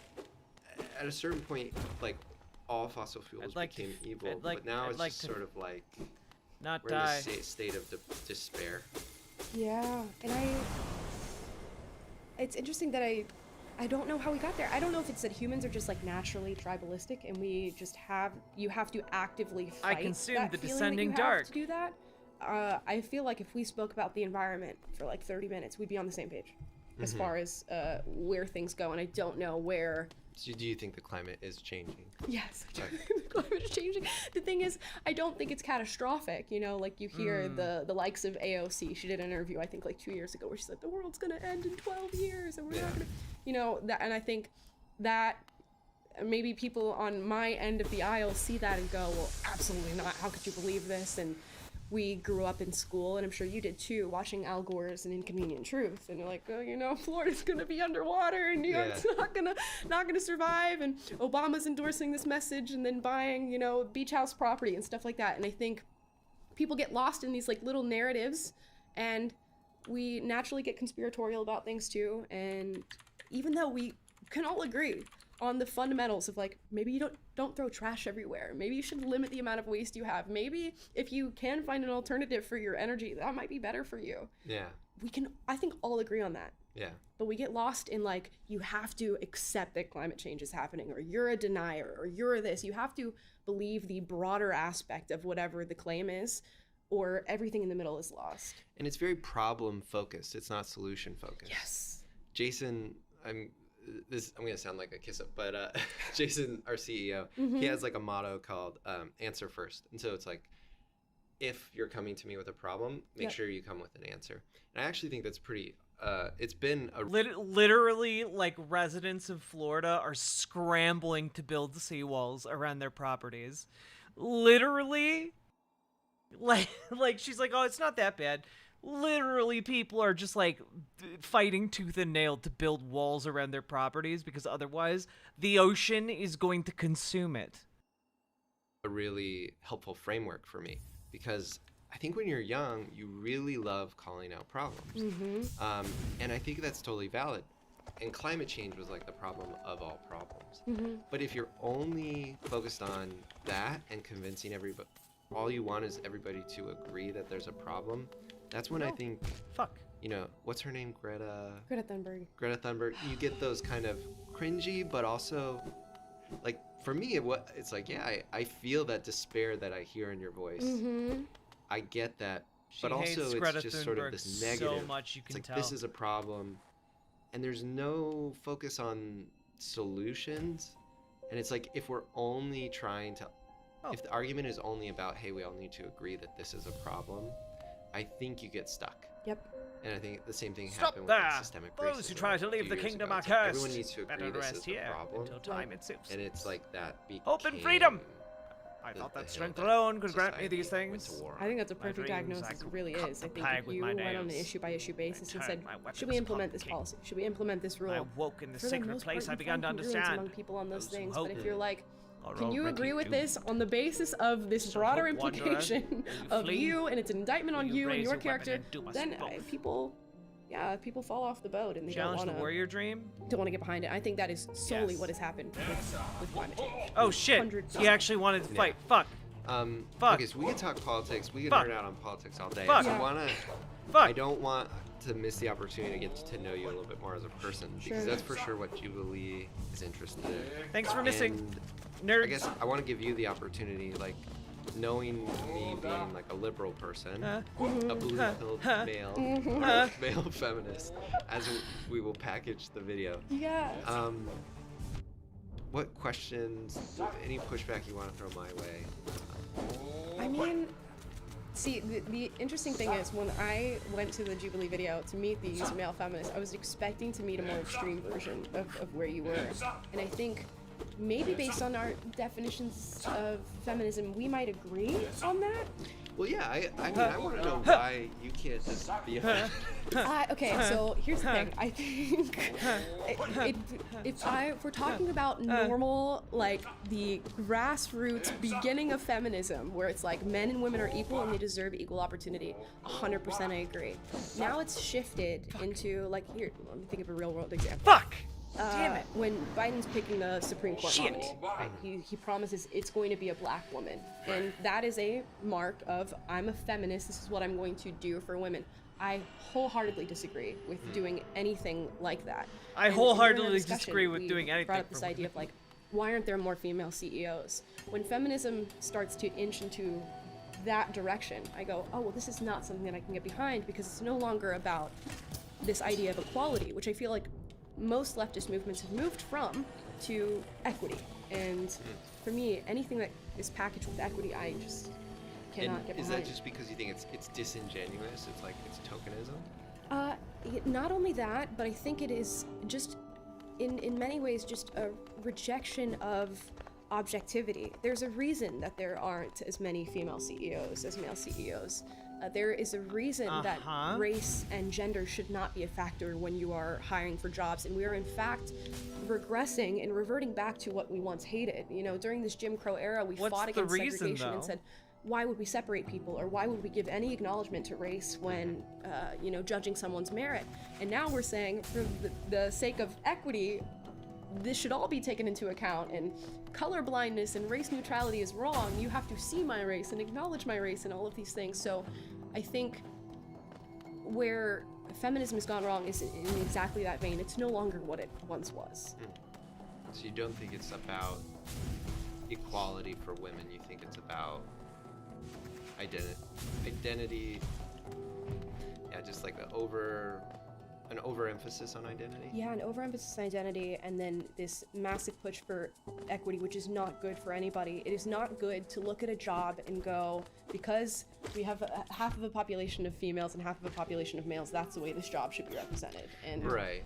But do you agree that there's probably, you know, because I agree with you, I think some people I think there's a harm that can come from being, you know, we're going to give this role to a person who's I hear you, X grub and Y. friend. Yep. I think that's like, that can quickly go the wrong direction. Yay! But, No! You believe that, like, women have been disadvantaged, or do you not? In some ways?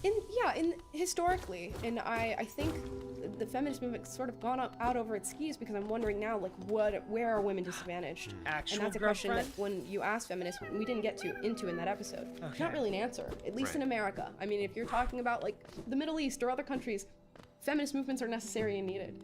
I'm Right. just wondering, I think the broader question for all movements that I have is, when do they end?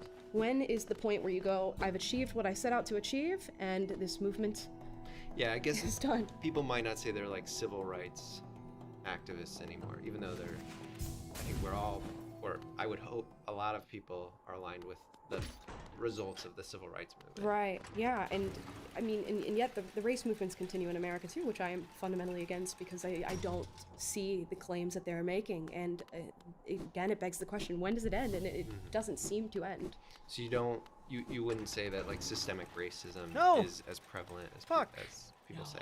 Do you think it exists though, in any capacity? I think it did exist in a capacity. I think you can see racism utilized within systems. Like I can acknowledge that individuals can be racist, and they can use that feeling of racism in whatever system of power they are working in.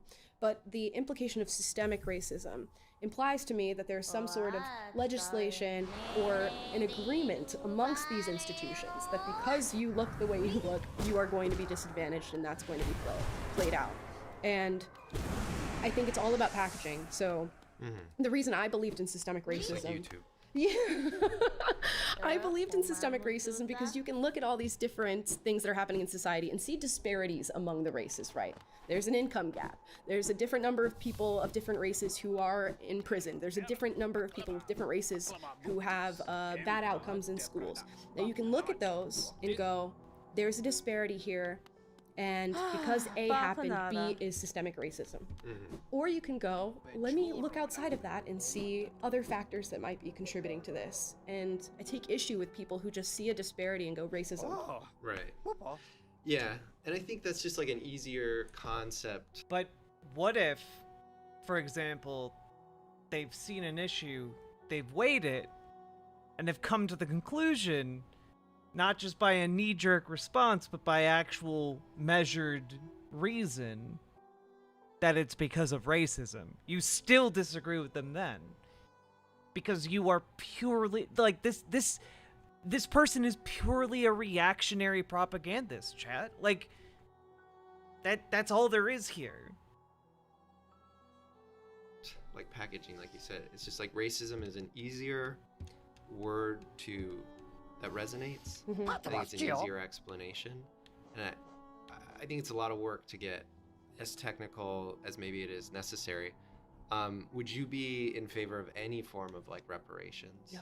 Not at all. No. And why? So there was a time for reparations, and I think that time has long since passed, and unfortunately it should have happened with 40 Acres and a Mule when slaves were no longer slaves. And I think it's an unfortunate transgression that we missed that boat, but now you have people who have never been slaves asking for money from people who never were enslaving them. And to me, it feels like kin punishment, which is something that happens in countries like North Korea, where they go, your grandfather did something, and now you eight generations removed will be punished for the transgressions of your grandfather when you've done nothing wrong. That's what's happening now. Yeah, but don't you think there's probably some, and I think like I just saw California approved some kind of reparations framework that I don't know if it'll ever take effect. It's true. Let's stand with Nick Merckx so that we can look him in the face when we punch him in the balls. I agree. I agree, soldier. I agree. 10 out of 10 reasoning right there. I think there's a legitimate argument to like, how can we legitimately Of course, we would only punch him in the balls in a real video game like Minecraft. When it comes to reparations, and that gets pretty messy. And then I think there's an economic issue. It's just like, how do we pay for this? But I feel the same way about race as I do like feminism. It's like there's still gotta be some legitimacy to the idea that like not that longer than a century ago, women were just getting political, voice. And similar with race, it's like something as massive as slavery being, a foundational ingredient to American society, and not something that I think exists today, but there's an injury or a wound. Look at all of these chatters I've found. A legacy. And that's where me coming from the left you know, I feel like it's our job as a society, or the government's job as like a thought leader, to acknowledge that and to design some system or process or framework to digest those truths. And I think I love these little grubs. It can get carried away. Not everything is racism. But I also feel like saying those things don't exist, it can make it worse, because that feels like that can be perceived as you're denying something that doesn't. You're saying something doesn't exist. Wait a minute, what the fuck was this? And that's why I sort of draw the distinction of individual acts of racism certainly do exist. If you're going to make the argument that something is systemic, it's going to have to be proven to me. I mean, with the Jim Crow South that we went through, I can acknowledge that remnants of that racism are certainly living on today. You have people whose grandparents are, were maybe held back from certain jobs, certain education due to the environment of their time. So I struggle to find any sort of system that can hold people in the 1960s accountable with money or any sort of reparative measure now. Do I think we should help the underprivileged in our communities? Absolutely. Do those underprivileged people, are they of all colors? Yeah, certainly do that. So I think there's just better ways to fix the problems that we're experiencing right now, and people put far too much weight on like the racism of Jim Crow as to why they're experiencing problems now, and specifically within the Black community. I mean, I could list off so many other problems that are ravaging the Black community that are way worse than systemic racism. If they're What do you think would be like one or two of them? Oh my gosh, I mean, violence is a huge issue within the Black community. That's not even number one. Number one for me is lack of fathers, and this is something that is afflicting all races right now, but specifically Black Americans. About 75% of them are going to be born without fathers, and we know that leads to homelessness, abuse, violence, dropping out of high school, dropping out of college, just a slew of problems. But wait, the problems you're describing are all related to economic concerns due to the fact that, like, you're going from a two-parent household with two incomes to a one-parent household with one income. It's really interesting here that instead of talking about the actual underlying issue of economic deprivation, she instead turns to the social issue of like not having a father. But I'm willing to bet if you asked a single mom of with 3 kids what would help her more, having like a husband again, or like having $1,200 a month extra, I think I know which she would think would help her problems more, and I think it's the second one.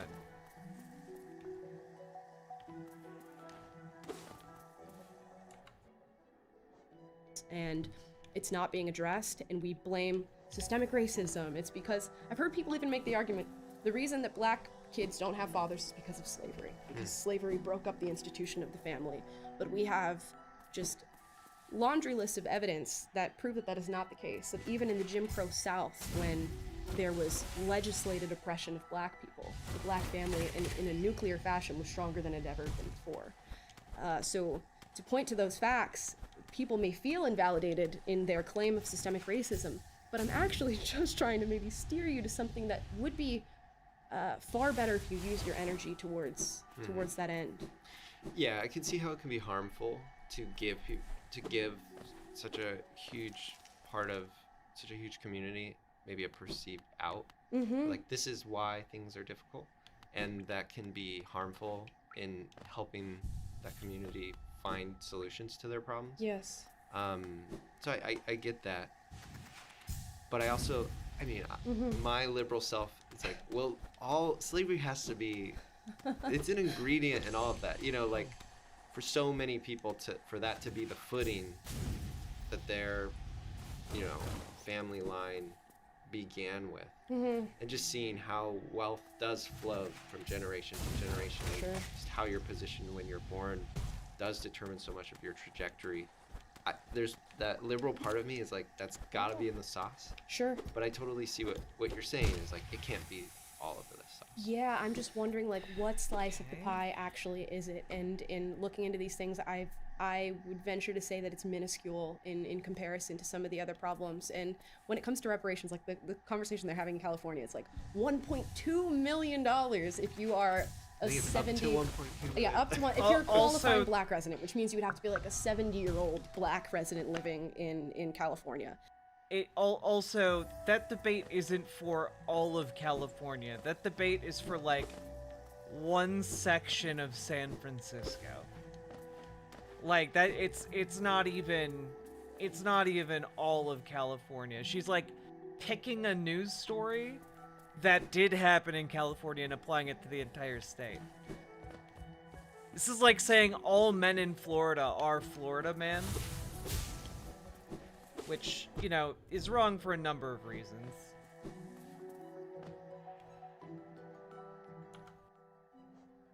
And they're trying to pay for things like Good night, Avalon of Babylon. Or redlining, which I'm not sure how you would ever even track or prove. But these are the conversations that we're having. I don't think that fixes any of the problems. I think you could put, you know, $640 billion, which I think was one of the estimates that you could funnel that into the black community and give it to them tomorrow. It would not fix the problems that we're dealing with, and you would see within a very short period of time, same exact state you left it in, reappearing. Yeah. Okay, we've been talking about how are we doing on time? Yeah. We're pretty good. I'm gonna open up my notes for a second. I have a question for you while you're opening up your notes. Ask you say me. you're a white male in today's America, and starting with identity framework. Yeah, I am, because there is there's massive movements, and I know you see this on the internet, of like white men saying I'm having a lot of guilt placed on me. It seems like I am now becoming the victim of today's society, and anything that's wrong is being blamed on me. Have you felt that? What is your response to people who feel that? Well, just for the record, I'm a quarter Filipino. Okay, okay. So, coming from the POV of a quarter Filipino white male. Yeah, I will try and give you a thoughtful answer. I definitely, around like the George Floyd moment, felt a heavy dose of white guilt, for lack of a better term. And I think that was healthy to some degree. I go back and I look at media at that time, and it is a little cringy. There's something cringy about like the black tile, the you know, sort of like self-flogging, like that was going on in culture at that time. What is he talking? I don't think that's particularly helpful. Although I did try and... Chat, can somebody explain what was the black tile? What is he talking about?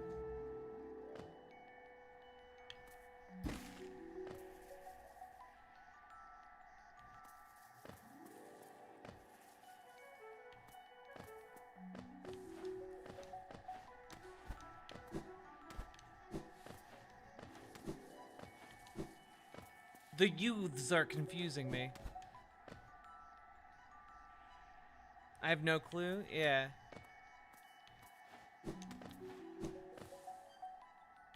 Anyone? Does anyone know what the black tile thing is? He said it with so much confidence, like everyone would know.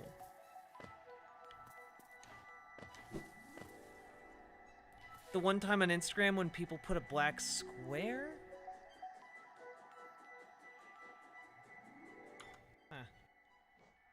Oh yeah, no, he's deaf. If he is a liberal, it's like centrist liberal pablum. You know? I had some interesting conversations with my parents, and I think reflection is important.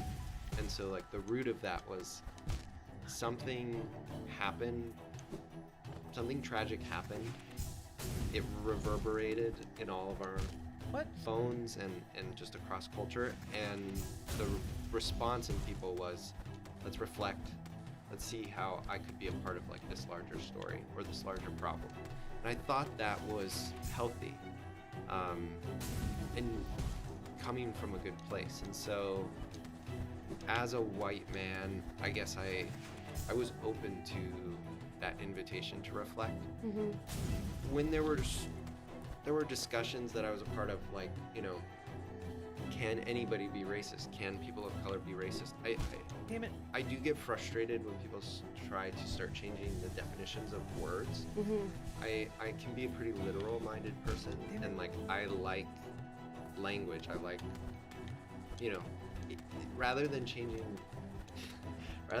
the meaning of a word, let's just find a new word to express what you want. And that's something my wife has definitely like helped me with.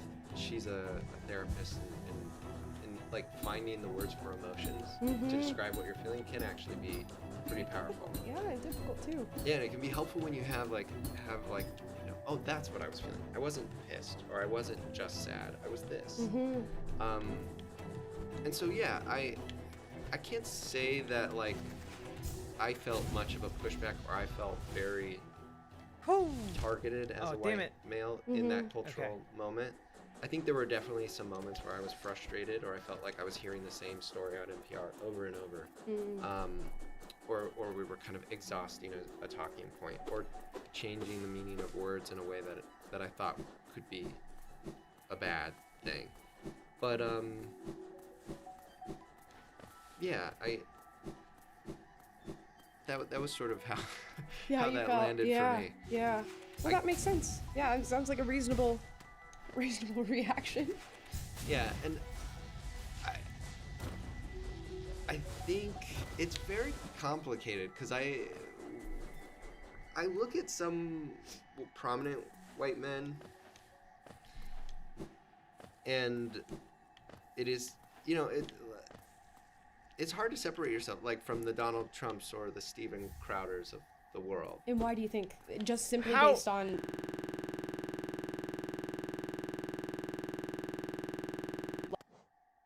How exactly is it hard for you to divorce yourself from Donald Trump and Steven Crowder? That seems like an indictment on you and your character, my guy. Like the way you look, you think it's hard to separate, or? I mean, there's part of me that wants to say like, hey, you know, white men aren't like let's not reduce all the problems to like this one scapegoat. But then there are people like that where it's like, God damn. But that one, like, you can you can take him. I don't know what just happened. Sorry, guys. That's funny. Okay. And you know, I think that justifies the rage that is just getting expressed in culture, where it's like, okay, maybe not all white men are evil, but God, that one white man really sucks. Yeah, and I just wish we would take the white part out of it, because it does sort of push forward a certain narrative. There are plenty. Who's this guy? Wait, we got a new friendo. A visitor. Why have you crept in here, little grub? Perhaps, like me, you have a taste for discovering new things? I am Shio. In a previous life, I was a nail master, yes. The only thing that drove me was becoming stronger and honing my skills with a nail. I imagined it was my one calling in life, but that feeling faded over time. Now I seek a new calling, something that speaks to my soul and compels me forward. That's why I spend my time here, secluded, trying to master the art of creation. Painting, sculpting. These things bring a different kind of pleasure. You don't seem very moved by what I said. Was it Shio the nail master you were looking for? Did you come to learn a nail art? I'll teach you if you insist. Sure.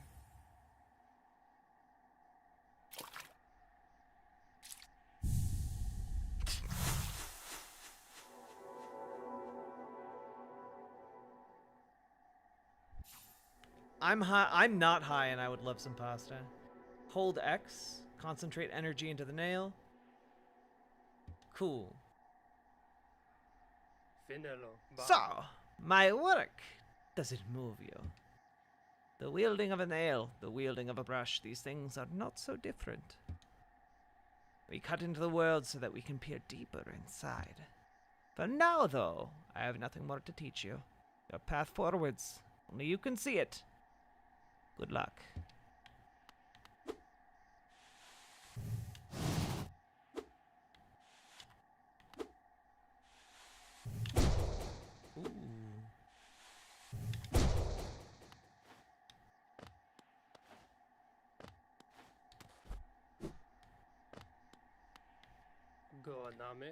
That nail art you've learned, the cyclone slash, that was always Mato's favorite. Must have made him ecstatic to have a pupil like you. He always wanted to pass down what he'd learnt to a new generation.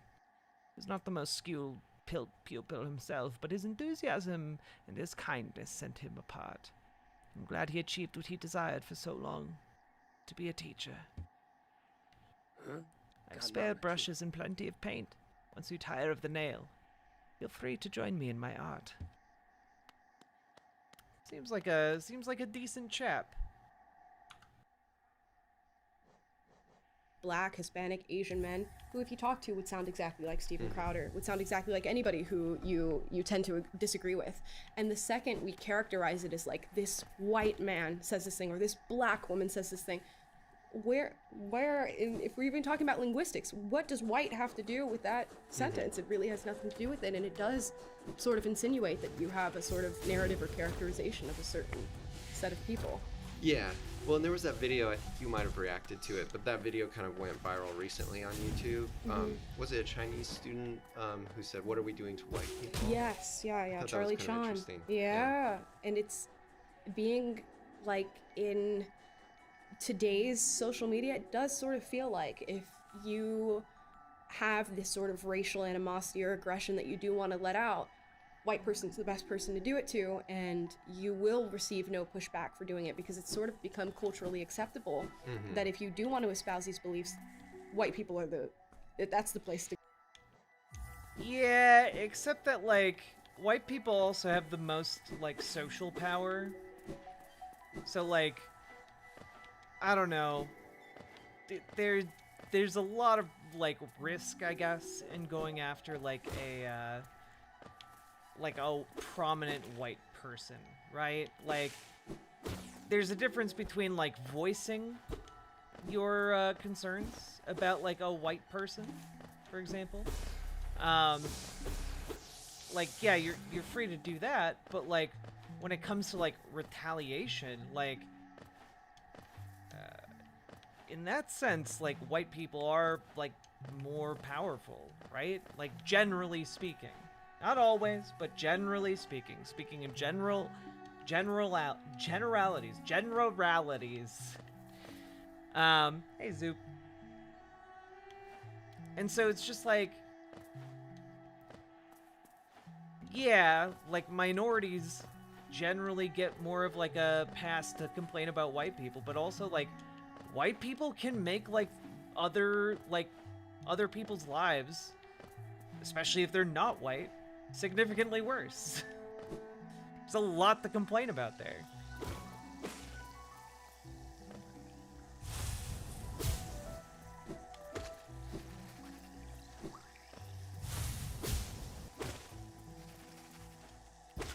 Oh.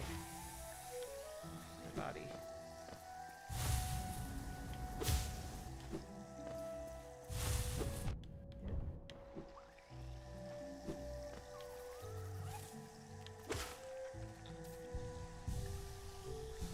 What's the news story with conservatives defending child abuse? The Supreme Court of Arizona, back in April, ruled that the Mormon Church was exempted from reporting child sex abuse. If they had a reasonable belief or presumption that the information of child sex abuse was obtained via some sort of spiritual confession. So, this came after a Mormon member of the church had been brought to court by his daughters and son for his years of child sexual abuse, and they had sued the Mormon church because the Mormon church knew about it for years and helped cover it up actively. So that's terrible. Yeah, it's pretty goddamn terrible. And you know what? It's really weird that conservatives have not been making a huge stink about it. And it's pretty weird that it happened due to a conservative court. And it's pretty weird that all of these people on the conservative side of the aisle who keep saying that they care about children and they care about, like, stopping, like, child grooming and, like, child sex abuse. Pretty weird that not a single goddamn one of them talked about the children that are being raped in churches across America, and the fact that, like, these churches have child molestation insurance. And they lobby the US government to perpetuate these exemptions from reporting child sex abuse. It's not just the Mormon Church, it's the Catholic Church, it's the Southern Baptist Convention, it's all of these churches lobby the US government to maintain these protections. Conservatives do not give a shit about children being sexually assaulted. Spiritual confession. So you know how Catholics go into the confessional booth? There are laws in 33 states in the United States of America that say if information was obtained via a confession, like a spiritual confession to a religious person, well, that information doesn't have to be reported to the police. Meaning that, well, the church doesn't have to report child sex abuse crimes. And those child sex abuse crimes and information that they don't have to report also includes victims. So if a victim goes into a confessional booth or goes in for religious counseling, well, if those religious figures find out there was child sex abuse from the victims, they also don't have to report that. It's so fucked. And conservatives don't give a shit. Because they don't give a shit about protecting children. All they give a shit about is using sexually abused children as props so they can enforce their bigotry. That's it. Anyway. To go. Right. That's a joke to make. And I do it too. And yeah, I guess, do you think that, would you consider that racism? 100%. Yeah. There's these ideas of like, oh, there's no such thing as reverse racism. I'm like, I don't even call it reverse racism. It's just outright racism if we're going to get down to the definition of maybe thinking a certain race is superior or inferior and vocalizing that. It's racism. It really is. And it's now we're changing the definition and saying, well, racism has to be attached to power and privilege, and I think that is just a very slick way of making racism culturally acceptable. Yeah, but I think if somebody said, hey, there's an imbalance of how power and wealth are distributed among, different ethnicities, that would be true. Yeah, I mean, but you could look and say, Asian people, their demographic, they're some of the richest and poorest in our nation. Wait, what side are they on? Do you get to make fun of them? Do you get to, give them the short end of the stick? And you'll find these variances amongst any race. Of course, there are certain patterns, but are you going to tell a white person who's poor, maybe growing up in a trailer park with, all the other same people who are dealing with all the same problems that a poor Asian does or a poor black person does, are they suddenly, the beneficiary of privilege? They're not. So just to characterize a whole group and say you have power simply by being part of this group, it's false. Yeah. It's not. Yeah. Okay. Well, I hope that people in our audience That's why there's a concept called intersectionality, which is the understanding that people have different advantages and disadvantages depending on which groups they belong to. It's not that complicated. So far, We've been respectful. It's been good. No, this has been great. I think a lot of what you're saying will resonate, or at least I hope it does, with people who are watching and people. Why do you hope that? It's exciting. I'm hopeful that more people with opinions like yourself, are gonna kind of start emerging. But I guess I'm curious, are you hopeful for political discourse? Do you think, what do you think the next 4 years are going to be like? 'Cause I would love if, we went to Fox News and conversations like this were happening. Yeah. I don't think they're going to. I don't think so either. Nothing of value happened in this conversation. You were just like politely civil and you didn't delve deeply onto any of these issues. This is... Oh, God. Yeah, I don't think Where are we conversations... I am in two sort of thoughts circulating in my brain. Sometimes I think people need to feel and...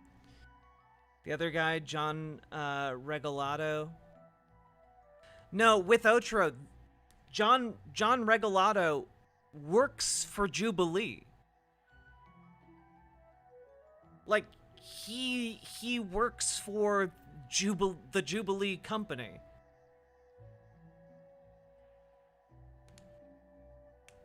Yeah.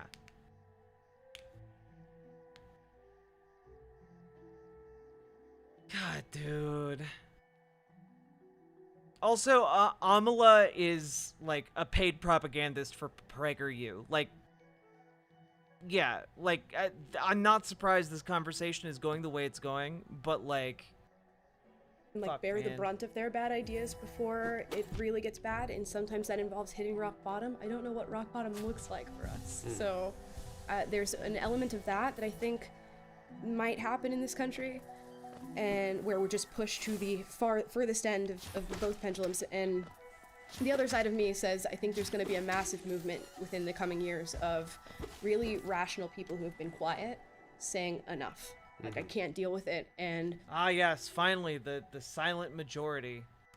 Maybe it will happen within Gen Z, too, because it's a younger generation who are sort of, like, looking up and watching these two parents yelling at each other and watching them go through a divorce. That's totally true. That's a good analogy. Yeah, and sort of going, I'm abandoning this whole system and saying I don't want to deal with this anymore. So maybe that's what happens. Yeah. It feels like we might have hit rock bottom. Yeah, do you? You think so? January 6th felt like rock bottom. Did it? You know, it's so funny because we didn't get into January 6th, but I don't see it as the biggest of deals that people see it as. I think I wouldn't even call it equivalent. You watched too much of the Tucker Carlson edit. Ha ha ha ha! I don't think it's actually that big of a deal that there was an attempted coup of our country. Ha ha ha ha! Fuck these people. It's like, how do you feel about the 2020 riots that happened? No, yeah, but I guess, and I hear what you're saying. If I were to 2020 riots is she talking about? Is she talking about the George Floyd summer of protests? 2020, happening during the pandemic, course she is. all the God way up damn it. until January 6th. If you just see that as one chapter, it's hard to imagine things getting crazier than that. It is. Like certainly. that, I used to read about Vietnam. And like I'm like 10 years older than you, and like when Obama was president, things were boring. Yeah. Like comparatively, yeah. Like it felt like nothing was happening. And I used to read about like Vietnam and be like, oh my God, I can't believe, that American politics were as divisive and something as crazy as the Vietnam War could have happened. And then I experienced the last 5 years. I was like, oh shit. So there's part of me that's like, maybe that was the worst for this season. Maybe that was the winter, but I don't know. Yeah, so I work at PragerU, and Dennis Prager founded this organization. He has this saying, because he gets asked all the time, are you an optimist or are you a pessimist? And he says, there's no point in being either. You just have to do what you have to do. And you have to wake up every morning and live your life and live it in whatever way you think is best for the world. So he doesn't tend to bother himself with optimism or pessimism because, I guess the optimist thinks things are going to be fine and does nothing. The pessimist thinks things are going to get worse and does nothing. Yeah. And I just think it's interesting what he's doing. He's really he's trying to build kind of like a digital media empire from the conservative POV. You're part of that. Yeah, he's trying to build a conservative media empire. Yeah, with just a bunch of billionaire money. My child, can you still see? Please, don't hurt me. Can't sleep. With your eyes open, little one. can't dream if you're still breathing, little one. Precious children, you speak such loathsome things as you sleep. Your claws scratch and scrape. Precious children, a monster has come for us in the dark. Will you sing for me? Well, okay. Oh.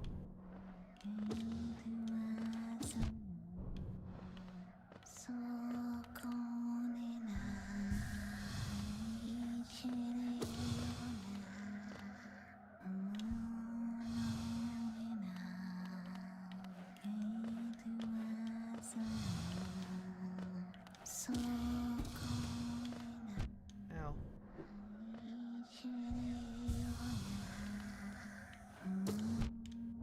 God damn it. God damn it.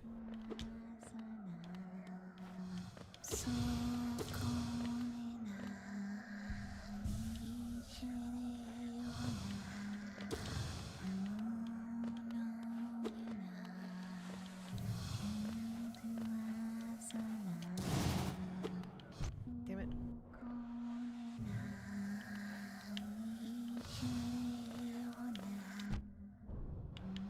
God. Why?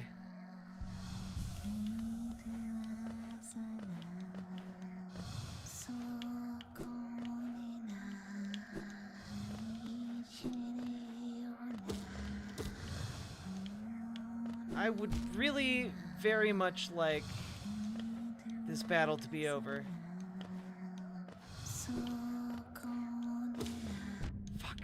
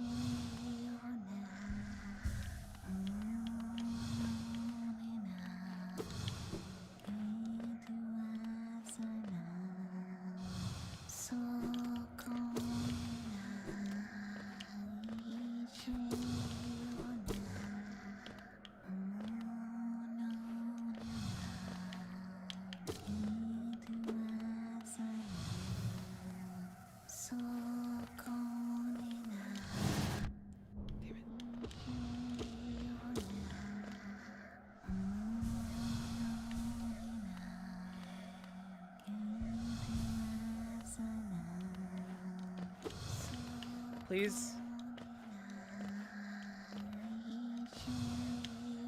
Where are you at?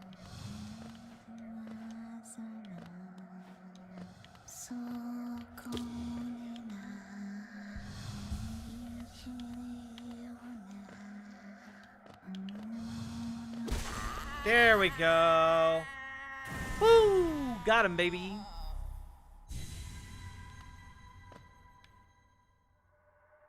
One by one, their eyes closed at last. I felt it, a warm stillness falling over us. I'm sorry I was frightened of you. You were always protecting us, even when we couldn't see you. Take us there, please. A place where light cannot haunt us. A place without dreams. Please. Okay.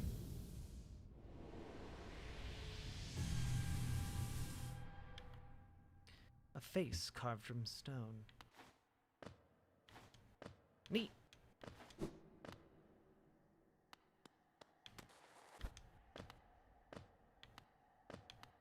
I don't know where I am going.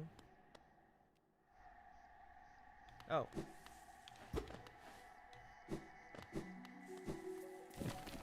Well, that was creepy as hell.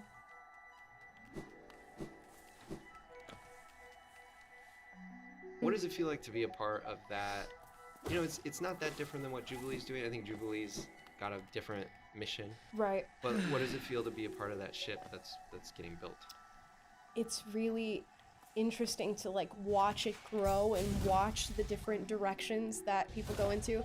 I think I've been a very maybe different force at PragerU, because when I talk to people who are familiar with PragerU, they're like, oh, that's like an alt-right Christian organization, and I don't characterize myself as being either of those things. So I think it's you literally believe all the things the alt-right flux, and I think it's always going to be that place to go if you just want to find the very foundation of conservative belief.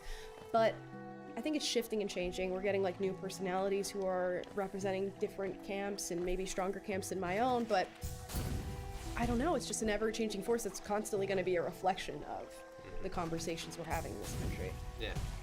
And then just when it comes to conservative, I mean, I'll admit, I used to have my assumptions about Prager. Sure. As anybody would. Like, well, first of all, your content's getting better. The Prager content's getting better. Yeah. And like, I saw your podcast, and I was like, okay, they've got like personality. Is it really getting better? We literally watched a video the other day where it talked about how Columbus had like saved the savages or whatever. Like, it's not better, guy.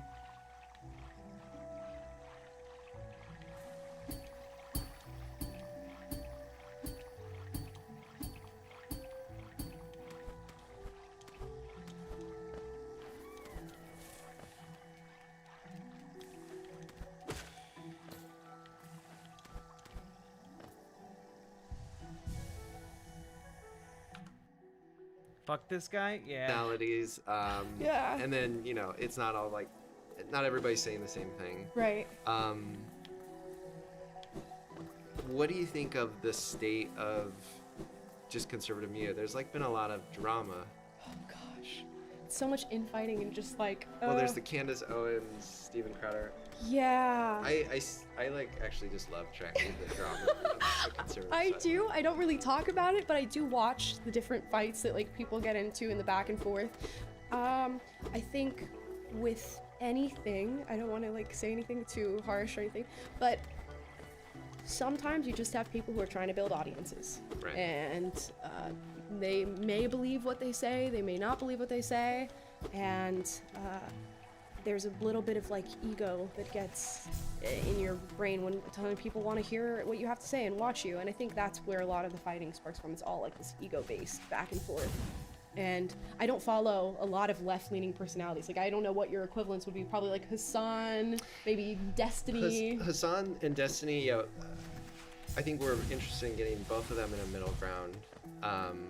My goal, my personal goal is I want middle ground or spectrum. Like, I would love for you guys to just all duke it out in our formats. Yeah. I think everybody could benefit from it. I would love a generation that got to see their favorite political thinkers actually defend themselves instead of just preaching to the choir. Yeah. I think that gets really boring. I think Rush Limbaugh probably did that better than anybody. And oh my god. Let's just like leave it at that. Right. I like the arena. Me too. And I don't think I'm great in it, but I think I would love to see some of these You did people. great.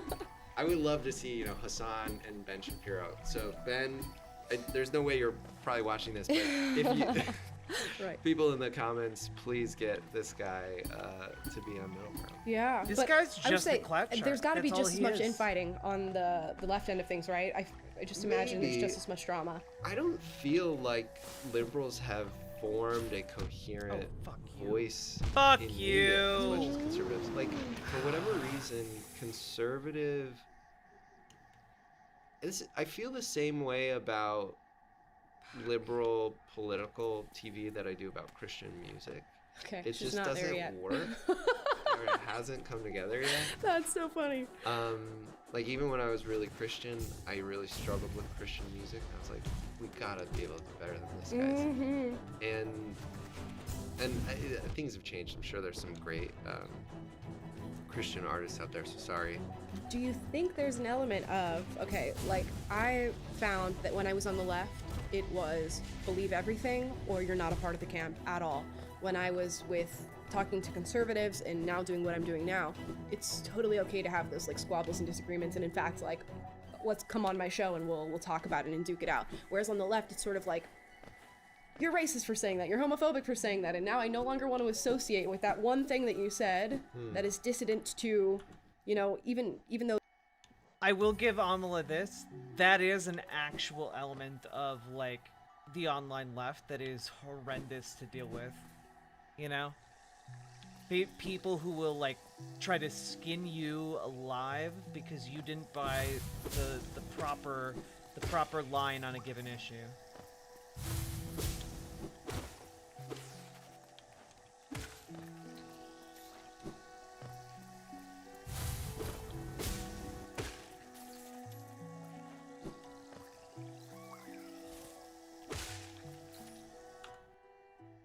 So you believe everything else that we believe in. I think that's part of it. I think there's a lot of fear in being canceled on the left. Mm-hmm. And that's not an environment for, I think, experimentation and like, for like, I think, healthy culture. And so, yeah, that is part of the problem. Like, CNN does feel a little bit like robotic. Mm-hmm. But I don't know. There's this amazing book that I read, The Righteous Mind, Jonathan Haidt.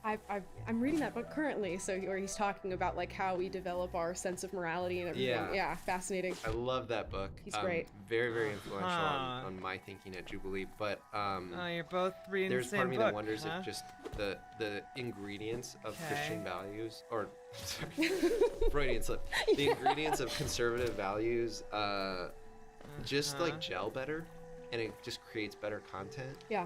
I would be curious what it would be like if you went on Fox and like pushed back on, you know, like Christian talking points when they came up. I've yet to have. They are very good at picking the proper people for the things that they want to talk about. Yeah, machine. as is any news organization. So I've never even had a moment like that happen. But I'm so willing to entertain it. Yeah, I think on the liberal side, we're so comfortable calling people out, canceling people, that I think it's just, there hasn't been like a, people always say like the mainstream media is liberal, but I don't really experience that.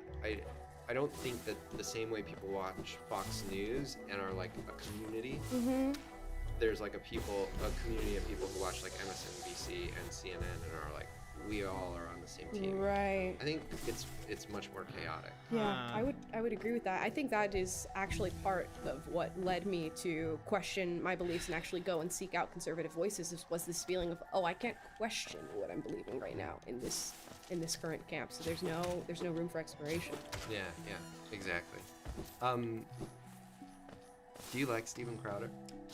I don't know if I'm allowed to say that. Cut that out. That's all I wanted you to say today. There Why are would plenty she of not be allowed conservative to say voices that I do like. Jordan Peterson? I like some of the stuff that he has to say. He's sort of gone towards more of a religious bend recently, and yeah, he really loves the Bible. Yeah, and I think he's maybe gotten a little bit angrier recently, but that's okay. I still love a lot of what he has to say, and I think it's a very necessary message, especially for young men right now. Yeah, he's a very eloquent speaker. His ability to use language, sometimes in meandering ways, it is undeniably impressive. Yeah. Who's like one of your favorite, who's one of the biggest influences on the way you think? Thomas Sowell. Thomas Sowell, I have no idea. So he is in his 90s, I believe he's like 94 years old, but he is a renowned economist, and he wrote a series of books just studying different narratives that were being spun. If I could recommend some, Discrimination and Disparities is a great book, especially if you are thinking about like race-conscious thought and what systemic racism looks like. He writes in depth about that, and he just explores all of these issues through the mind of an economist and does.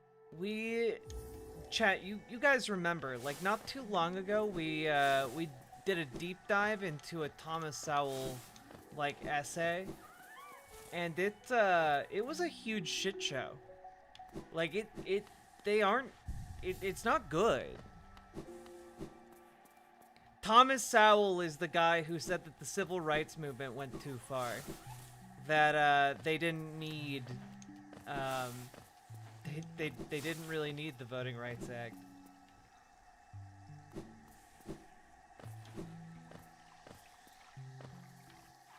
Yeah.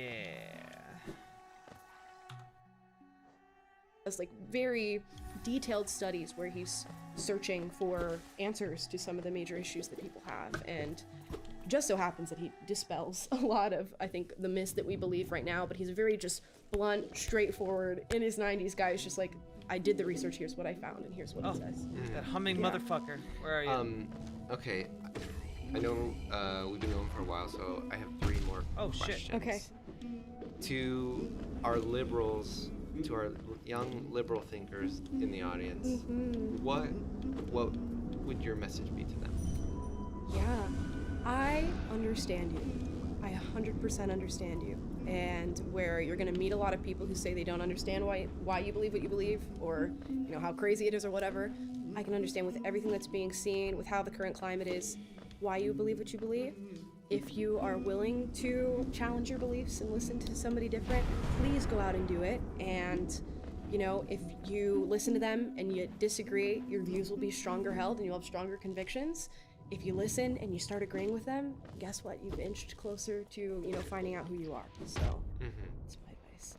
And then to conservatives out there, why should they watch more Jubilee?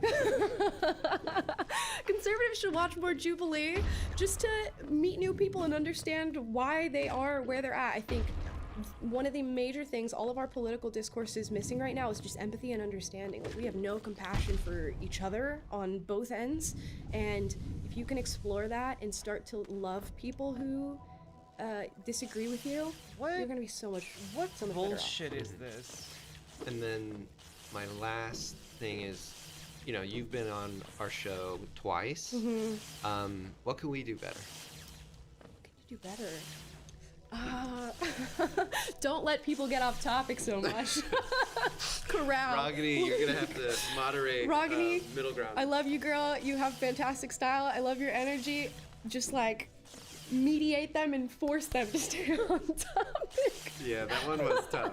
That one was just tough. The trans one was great, and Ragini did that one too. So yeah, she's the best. She does have a she good is energy. The best. Well, we have some exciting episodes that she's working on, and we are thinking of ways to do middle ground better.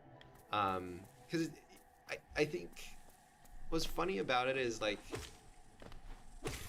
there's this, people have this sense when they watch middle ground that we're like this really organized company, oh, yeah. like this big company that really knows what it's doing and we have access. But when I've been making middle grounds and we just feel like the people who decided to try it and who have no idea.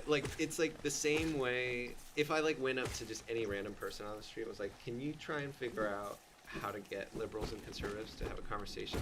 They would probably know as much as we know about how to do it. This isn't something we're experts at. I think the only difference is we're just actually doing it. Right, which so many people are scared to do, or they just don't have the access to be able to do it. And I think it's so great. I think your show could be expanded upon so much further because people are just aching to watch people actually duke it out on these issues. Yeah. Oh my God, chat! Is this just his pitch to get PragerU to produce his fucking show? Is that what this is? Because that is certainly what it feels like.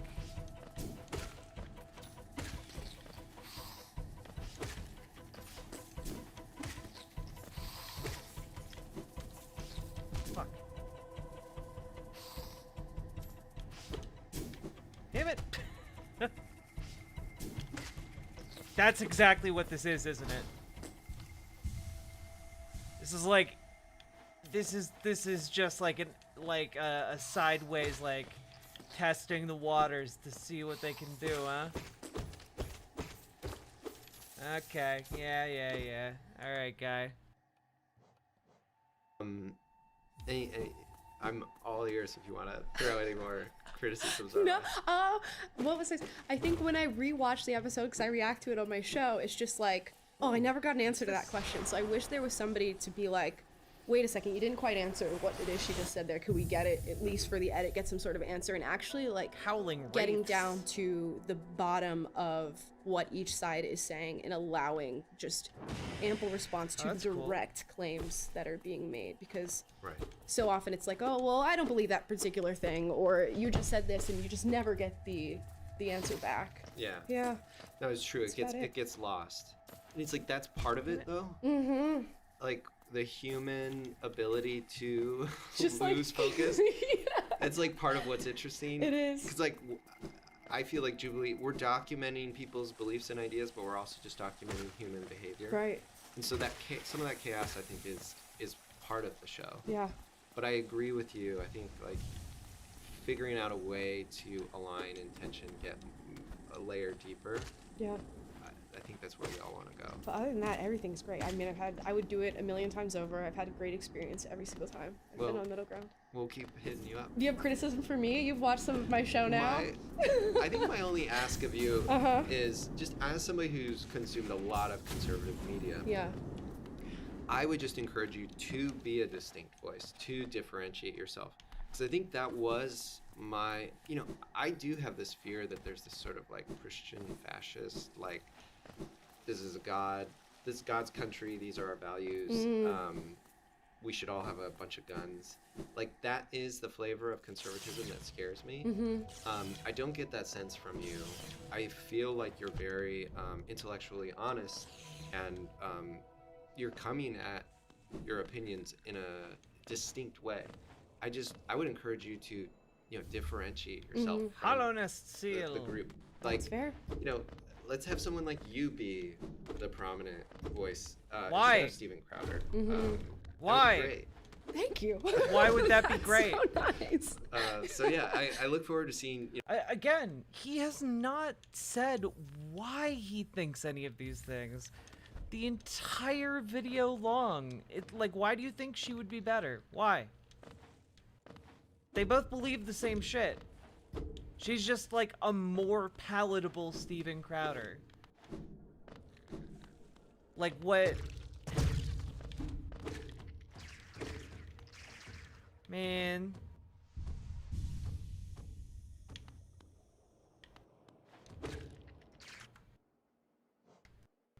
Your audience is quickly growing. Yeah. I'm curious where Prager will go. I hope we can, keep things, keep collaborating the way we have. 100%. I'll get Brett Cooper on here. Yeah.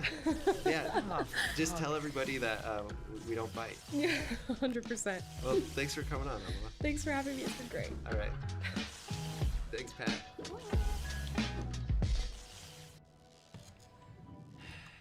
Yesterday.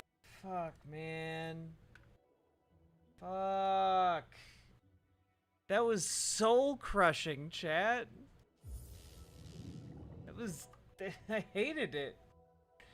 Oh.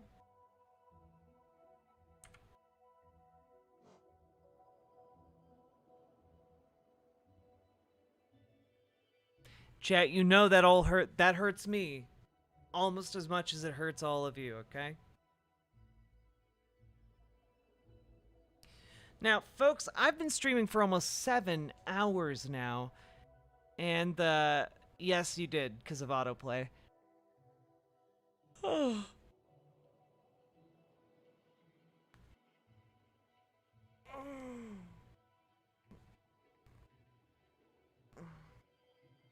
I've been streaming for almost 7 hours now, chat, and, hey, if you would like to support me and my ability to live, hit the follow button over on Twitch, hit the subscribe button over on YouTube, hit the like button on the stream, and if you're over on YouTube, consider coming on over to riverboat.gg, where you can be a chatter on screen, and if you feel like it, you can subscribe to me over there, and I get 100% of your subscription instead of having to split it 50-50 with Jeff Bezos or YouTube. Okay? And, hey, if you are enjoying the stream particularly a lot, could you maybe throw some donos or subs my way? I would really appreciate it. Did you ever see the Cyberpunk Phantom Liberty trailer from yesterday? Nope, I have not yet. For a second, I thought he was hiding in your closet. No. Stretching time. I mean, it is like 3 a.m. chat. I've been up for so long. I'm so tired. I don't even know where I am in this video game. I don't know.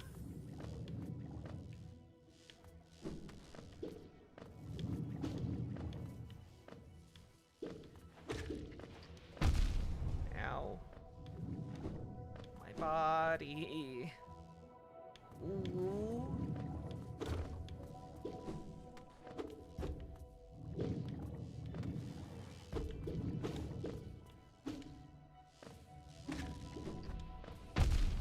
Ow. Ow. Oh, my body. Oh, my bones.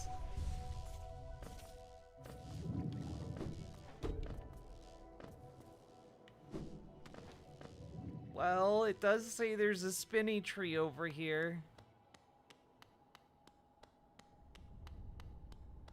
Oh, it's this asshole. That's Gio. Hello, dearie. Keen to do some banking. Sure.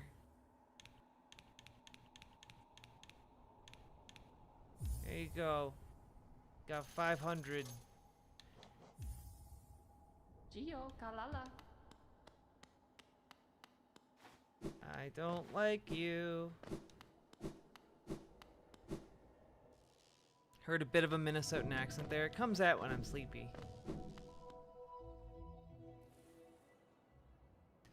It's about where I got lost and could never figure out where to go. Oh, I'm in the Queen Station. I know where I am. I've been here. I've been here 5 times.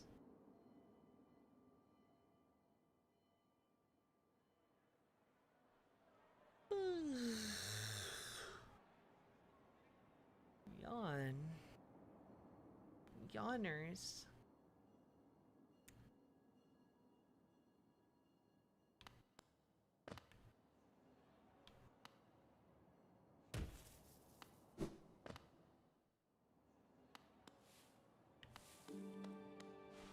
Sit.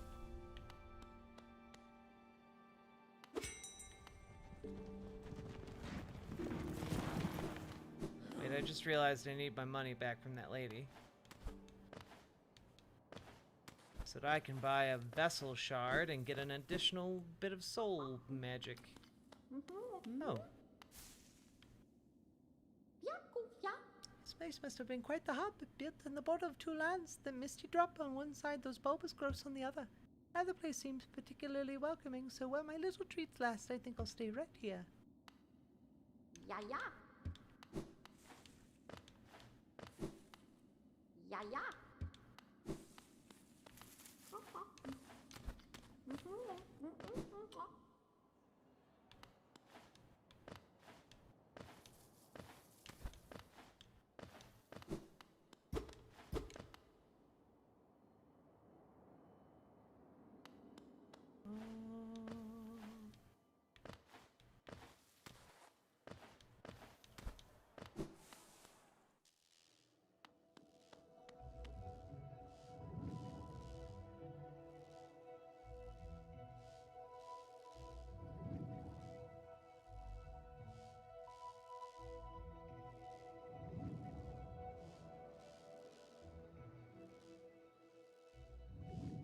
Why, non-binary superpowers?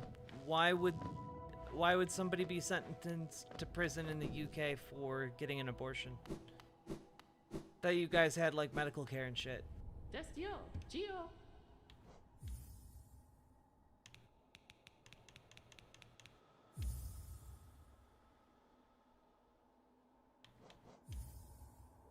Gio, Kalala.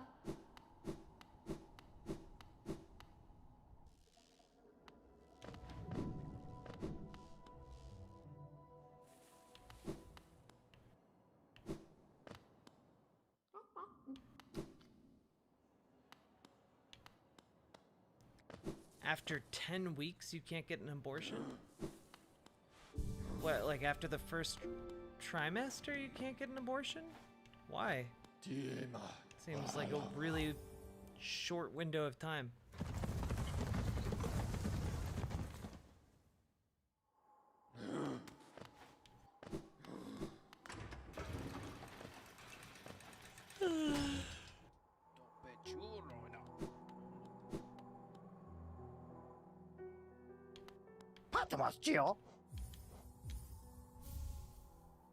Give me your thing so I can get another soul vessel.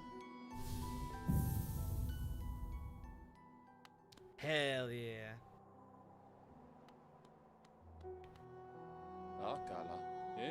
That noisy old lift, where does it go? Up to the old mines they carved into the peak, I suppose. Have you been up there? Is it true that crystals grow everywhere you step? Villager brought some of those crystals back to the village once. I don't quite understand the allure myself. Can't eat them, and they don't make very good pillows. Hardly seem worth all the trouble to me.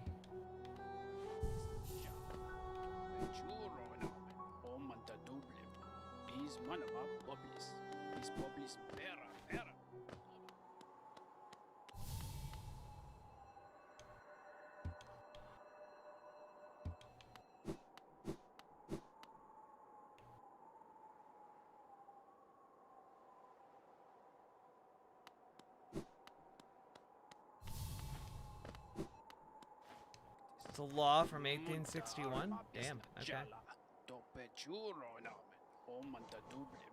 Bis manama boblis. Bis boblis bera bera. Aklama buptis. Emin ba deprana. Bap nanad. Octis ba. Pura octis, eh? Manta. Chokta ba nazura.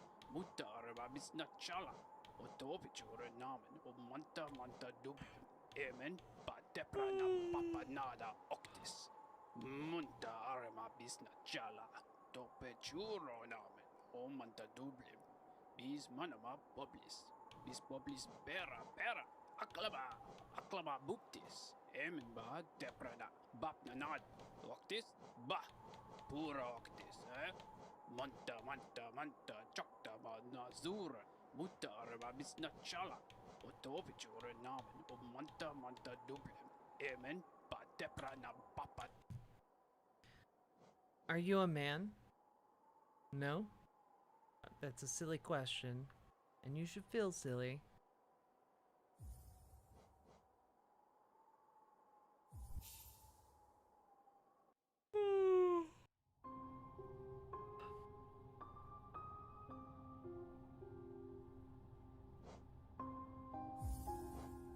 Hollow Knight is a good game.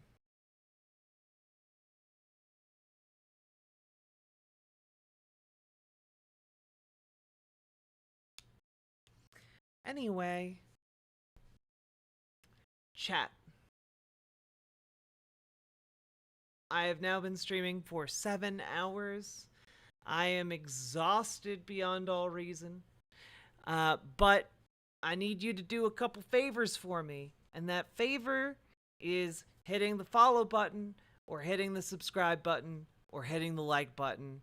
And also telling me that I'm cute and throwing a dono my way. And if you haven't thrown a dono my way, you're being homophobic during Pride Month, the biggest sin of all.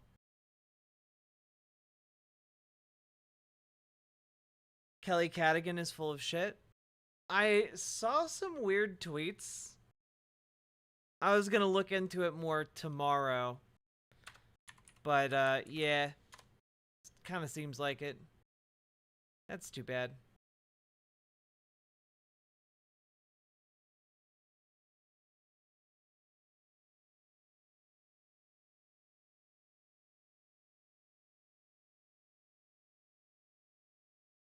Are you based? I am. I am based. I'm very based. I'm the most based lady on the internet.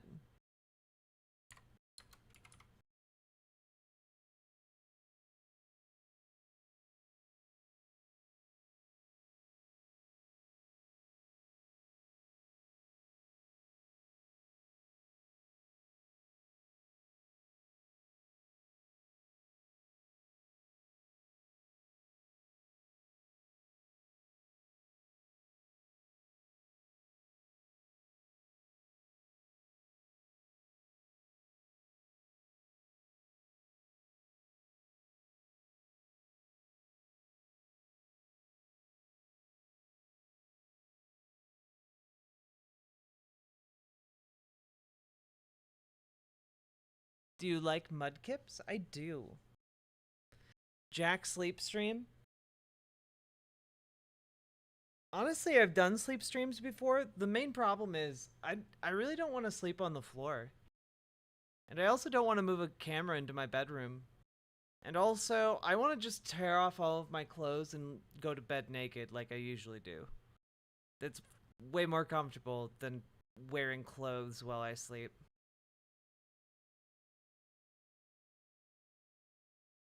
Worth it, but it's going back and forth a few hours. Yeah.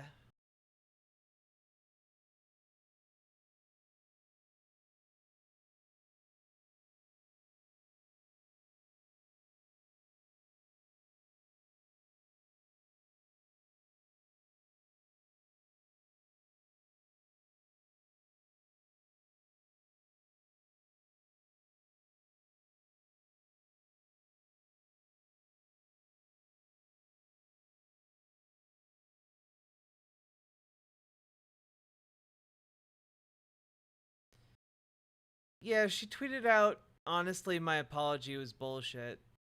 Why? Why?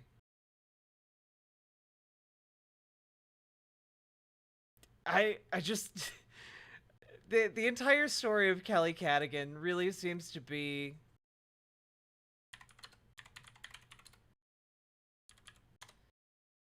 really just seems to be this ad nauseum. Here, we'll give you the full screen treatment, okay?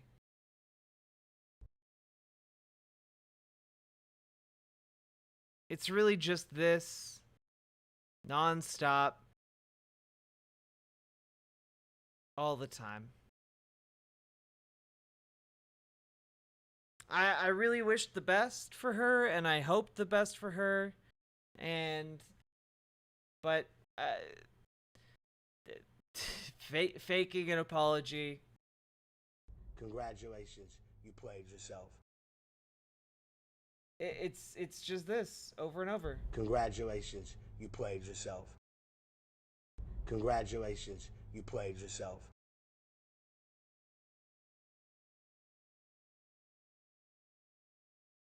She's just lost and wants support. I think she was getting support.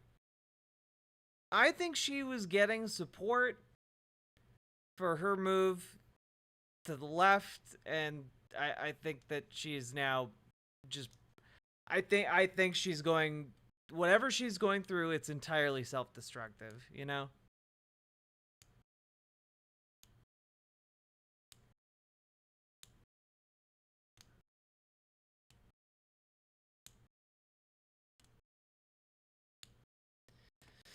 All right.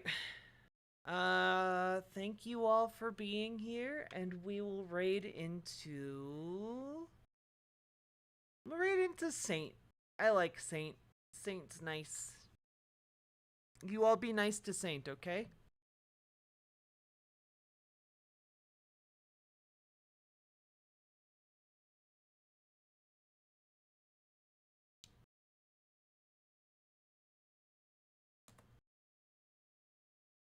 I'm so sleepy. Bye.